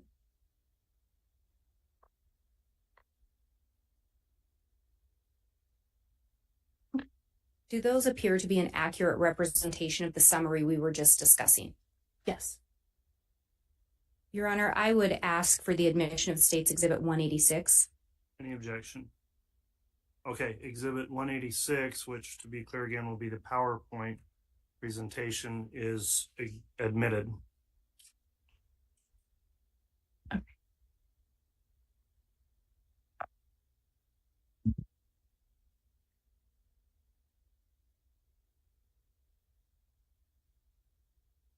And Your Honor, I'm going to ask permission to publish State's Exhibit 186. You may publish.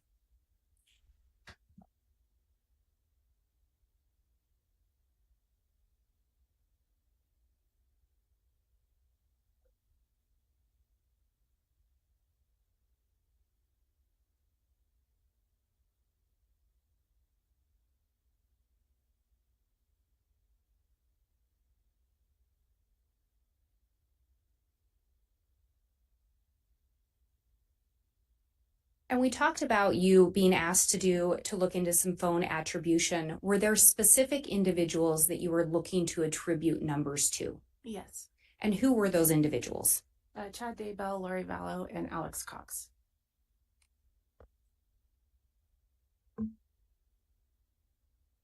And this is the second slide of the presentation that you prepared. In looking at this, how many numbers did you attribute to Chad Daybell? Between the time frame of October 2018 and January 2020, there were 9 phone numbers. And of those 9 phone numbers, did you determine certain ones were of more interest? Yes. And how many were those? 3. And how about in regard to Lori Vallow, how many numbers were attributed to her during that time frame? 6 phone numbers. And similar question, were there some that were of more interest? Yes. And how many were those? Again, 3. And with regard to Alex Cox, how many phone numbers were attributed to him? 6. And of those were some of more interest? Yes, 3. And you talked about a specific time frame. Why did you look at that specific time frame? We learned through the investigation that Chad Daybell and Lori Vallow met on October 26, 2018. So we went back through October 2018 through sort of the end of the investigation of January 2020. And when you talk about the end of the investigation, was there still an active investigation into the whereabouts of the children? The whereabouts, yes. So you'd focused on this time frame of when there may have been communications between the parties, is that fair? Correct, yes. And turning specifically to Chad first, in looking at that first number, is this a number that was attributed to him? It was. And can you read the number into the record? 208-690-9374. And under that, there are 9 things listed. Are these things that assisted in attributing this phone number to the defendant, Chad Daybell? Yes. Were there other things that assisted in attributing the number? There could be, yes. Were these the main ones that you looked at? Yes. And can you go through this list of the 9 things? Yes. This list of 9 items were documents, primarily documents, but other phones or something that I reviewed that had the 208 number in close relation to another identifier, either Chad's name or an account number, address, something along those lines that were attributed to Chad. So that phone number was subscribed to Tammy Daybell since March 17th, 2018. It was listed as the contact number for Chad Daybell on a Hawaii rental agreement effective December 15th, 2019. It was saved as contact Chad and Tammy Daybell's phone. It was the SMS or text number associated with chad.daybell@gmail.com. It was listed on a Citibank application in Chad's name. It was listed on the Life Map Insurance Benefit Claim form next to Chad's name. It was saved as contact Bishop Shumway in the Lori for Style iCloud account. It was associated with Chad on some Allegiant flight records, and it was saved as contact Dad in Seth Daybell's phone. And do you know who Seth Daybell is in relation to Chad? Seth is Chad's son. And Tammy Daybell was Chad's wife? Correct. Could I ask the witness to please maybe just pull the mic down a little more and talk right into it? Yes, sir. It's not that sensitive. Thank you. Okay, thank you.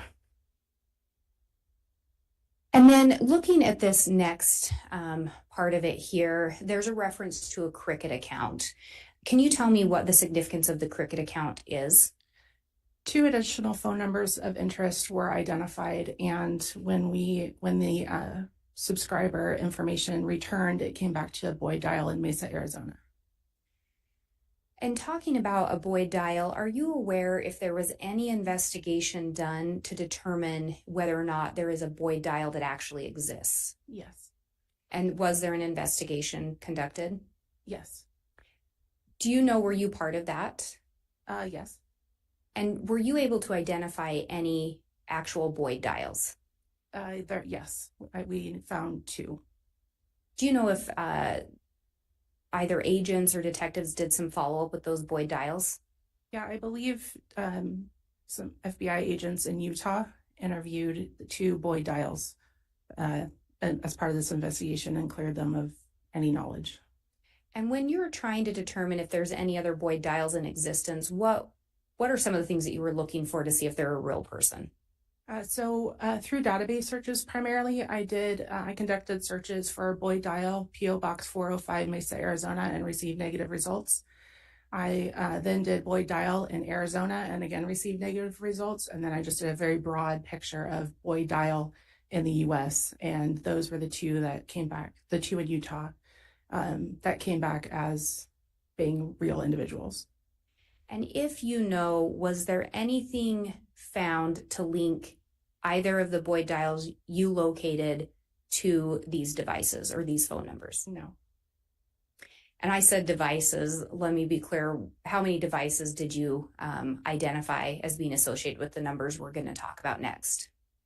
There was one device for all four numbers. Yes. And so this first number that we're seeing here, can you read that into the record?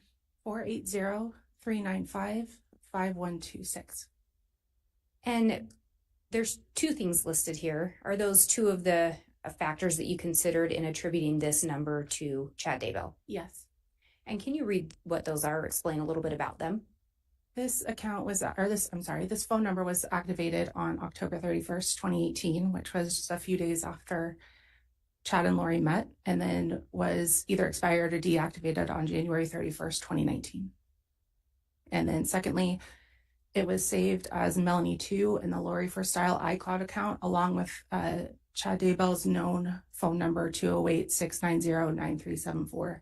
So the Melanie 2 contact had two phone numbers associated with it. And that was in the Lori for Style iCloud account? Correct. Do you know who that iCloud account was associated with? With Lori Vallow.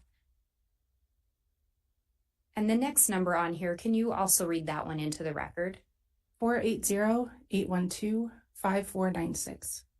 And similarly, there are two things here. Are these things that you use to attribute this number to Chad Daybell? Yes. And could you explain a little bit about those? This phone number was activated the same day that the prior number expired, January 31st, 2019 through July 1st, 2019. And it was saved as Contact Janie in the Lori for Style iCloud account.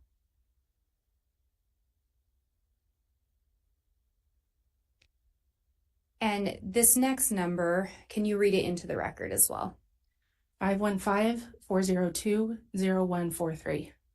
And on this one, there's 6 different things listed under it. Are those factors that you use to identify this phone as one associated with Chad Daybell? Yes.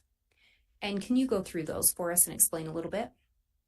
The 515 number was first identified by the Chandler Police Department in Lori's 480-692-9562 call detail records and saved as Contact Bubby in the Lolly Time iCloud account. It was activated on July 1st, 2019, the same day that the 5496 number expired, and was active through October 8th, 2019. This number called the Valley of the Sun mortuary on July 11th, 2019, and there was a recording of Chad Daybell on that call. There's a text from Lori that read conf number 99NBQ4, which returned an Allegiant Airlines flight in Chad's name. On August 11th, 2019, Lori sent a text to this number, which August 11th is Chad's birthday, saying birthday kisses all over. And it was saved as Rebecca Shumway in the Lori for Style iCloud account. And we talked about the Lori for Style iCloud being associated with Lori Vallow. Do you know who the Lolly Time iCloud account was associated with? Also with Lori Vallow.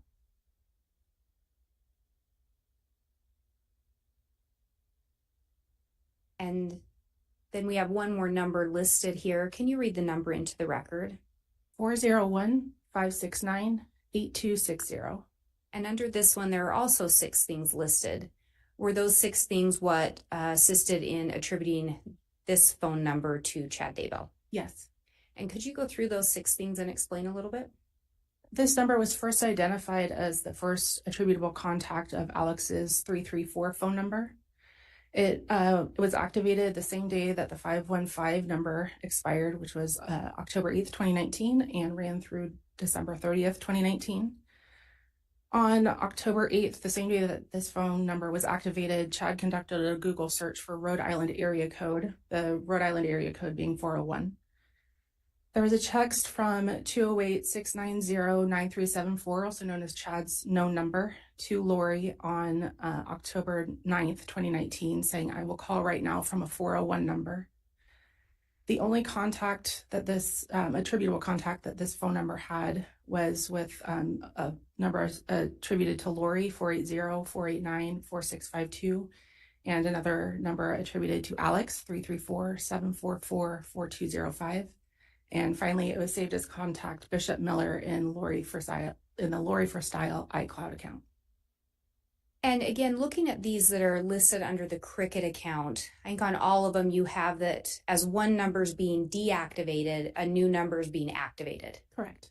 And again, these all have the same, appear to be linked to the same device. Correct. They all share the same IMEI number. And then we notice here as well, we've got 3 numbers in yellow and 2 in white. Could you talk a little bit about why the different designations there? Yes, there, as previously mentioned, there are a lot of cell phones in this investigation to sort of minimize the noise and really highlight the phone numbers that are going to be used in this case, in this trial.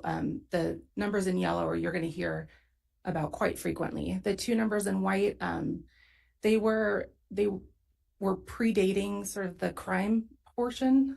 They are helpful to attribute the phone numbers to Chad, but we didn't focus on them. We didn't see any content, text content in the iCloud accounts.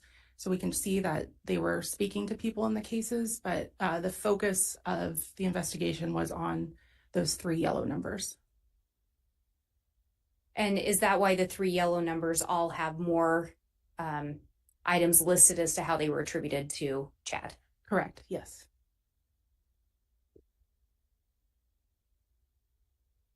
And then on this next slide, we see 2 additional numbers that appear to be attributed to Chad. Could you read the first number into the record? 602-290-7288. And similarly on this, we see 2 things listed. Are those how this number was attributed to Chad? Yes. And can you explain a little bit about those 2 items? So in addition to there being a lot of phone numbers, there were also a lot of aliases for individuals through this investigation. So to help understand that, not just attributing the phone number to Chad or Lori, also to attribute the concepts of these different names or aliases to Chad or Lori. So the 602 number received a text sent a text on December 4th, 2019 to a group chat of the Daybell children that read, "Hi, this is Dad." And this phone number was also saved as contact Raphael in Zulema's phone, which was one of Chad's aliases. And when you talk about Zulema, do you know Zulema's last name? Pastenes. And so when you talk about one of Chad's known names, is that the Raphael? Correct. Thank you. And then there is a second number here. If you could read that into the record. We're 80-341-9585. And under this one, there are 3 things listed. Are those what assisted in attributing this number to Chad? Yes. And could you explain a little bit about those 3 things? Yes. Another name for another alias of Chad was James and Elena as Lori. So the James and Elena iCloud account was associated with this 480, or the number that ends in 9585 was associated with the James Elena iCloud account. There was a text from this number, again, to the Daybell children, a group chat that's on 12/14/2019 that begins, "Hi, this is Chad." And according to Ian Pulowski, it was a number being used by Chad and Lori. And when you say names associated with them, did you learn through your investigation that a name used by Chad was James or used to refer to him? Yes. And Elena was a name used to refer to Lori? Correct. Thank you. And these numbers are also in white. Can you explain if these numbers were a focus? They were not a focus. They were after the crimes had occurred. And as you indicated, they were also a way in determining different aliases or names used by Chad and Lori. Correct, yes. Thank you. The next one that we go to has Lori Noreen Vallow, cell phone attribution at the top. And so As we go through this one, the first number listed here, can you read that into the record? 480-489-4652. And under this one, there are 7 things listed. Are these 7 things part of what assisted in associating or linking this number to Lori Vallow? Yes. And can you go through those 7 things? This number was first identified by the Chandler Police Department during a review of the Lori for Style iCloud account. There is no subscriber name from the provider. However, account IDs were Lolly Time at iCloud and Lori for Style at Hotmail. And the credit card information attached to this phone number was in Lori's valid name. And this account was effective from January 31st, 2019 through December 28th, 2019. This number appeared next to Lori's name on Allegiant flight records. It was saved as contact Lori and Lily and Melanie Boudreau-Pulowski's phones. It was saved as contact Lori Vallow and Zulema's phone, along with 480-692-9562. It appeared in Delta flight records, along with KKWalker75 at yahoo.com. And it was also a contact number on a Hawaii wedding quote request submitted by Lori. And the next number here, if you could read that into the record. 480-692-9562. And similarly, there are 7 things listed under this number. Could you explain a little bit about those in relation to this phone number? Sure. Again, these appeared in various places within the investigation. We first learned of it during Chandler PD's review of Charles Vallow's cell phone, revealed this as another number for Lori. This number was actually subscribed to Lori Vallow, which was effective from February 4th, 2019 through January 5th, 2020. It was associated with the Lolly Time at iCloud, Lori for Style at iCloud, and Lolly Time Forever at gmail.com accounts. It was an Amazon shipping contact for Charles Vallow at 565 Pioneer Road, apartment 175 in Rexburg, Idaho. It was a number provided on an application for P.O. Box 415 in Sugar City, Idaho. It was saved as contact Lily and Lolo in Melanie Boudreau-Pulowski's phone. And it was another number on the contact, as a contact on the Hawaii wedding quote request submitted by Lori. And looking at this, through your portion of the investigation, did you ever learn whether or not Charles Vallow ever lived at that 565 Pioneer Road in Rexburg, Idaho? He did not. Did you learn whether or not Charles Vallow ever had a P.O. box in Sugar City, Idaho? He did not. And looking at the next number here, can you read the number into the record? 808-755-5452. And similarly, on this one, there are 7 items listed.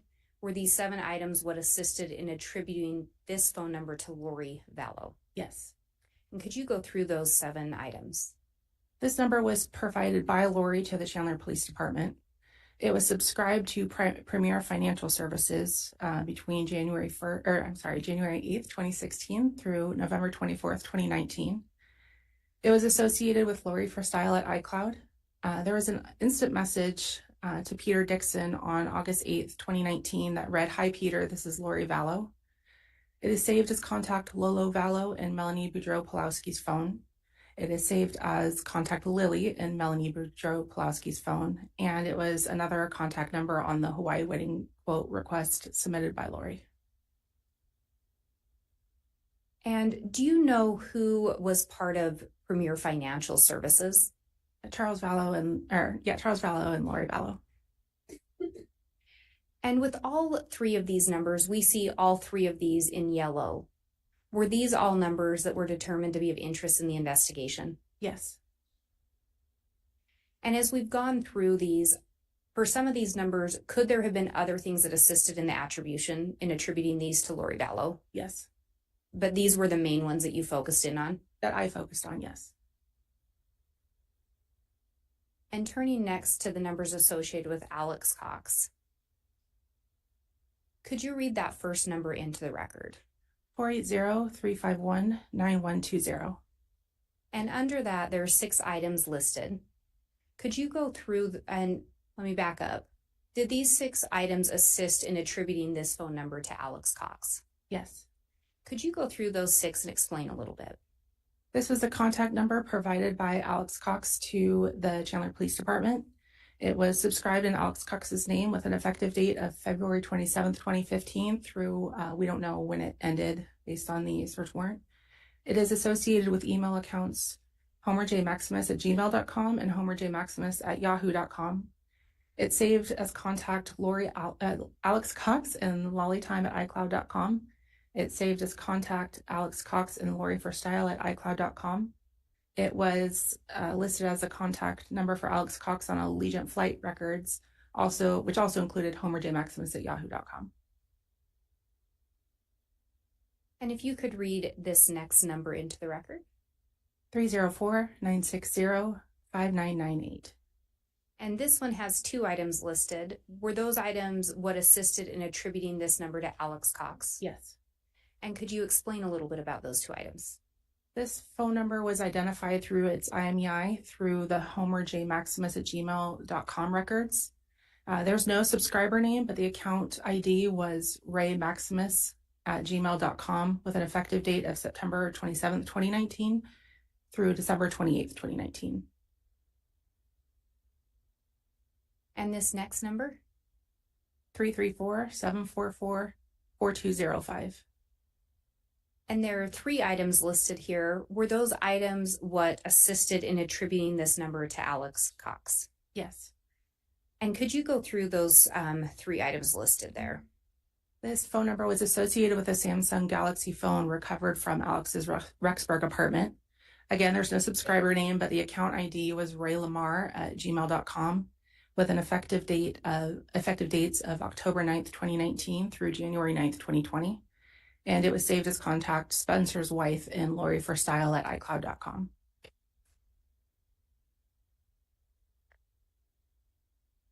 And similarly with these 3 numbers, could there have been other things that assisted in attributing these numbers to Alex Cox? Yes. Are these the ones that you focused in on? Yes. And when we talked about Chad Daybell, we talked about more numbers. But on the first slide, we talked about there were those 3 main numbers of interest identified. Correct. Is that correct? Yeah. And on one of those, you'd indicated that it was only in contact with a number associated with Alex Cox and one associated with Lori Vallow. Is that correct? Yes. And was the number for Lori Vallow one of the ones that you'd identified as a main number with her? Yes. And was the one identified as Alex one of the numbers that you've identified as a main number associated with him as well? Yes. And Your Honor, may we approach? Yes.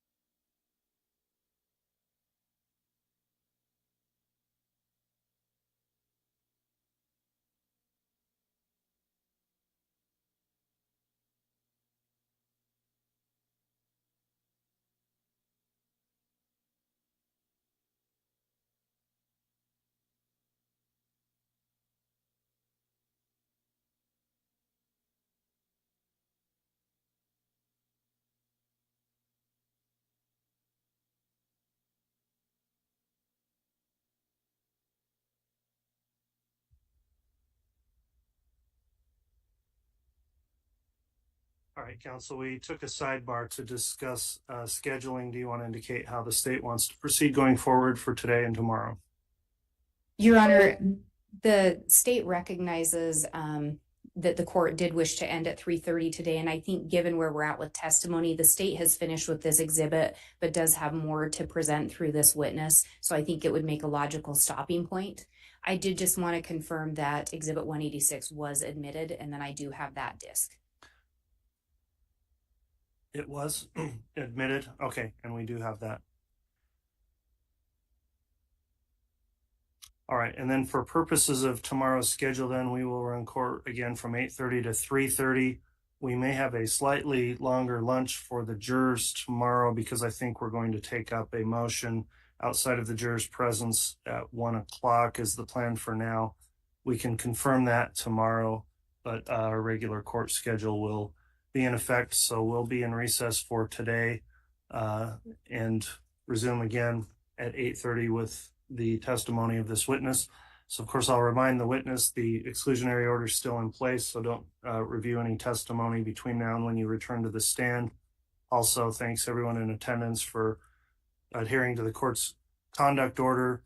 And then finally to those jurors before we recess for the day, again, as we recess, please make sure to follow the court's admonishment to not do anything to look up or investigate this case or in any way, or to discuss it with anyone, including amongst yourselves, so that you can remain impartial until such time as you begin your deliberations.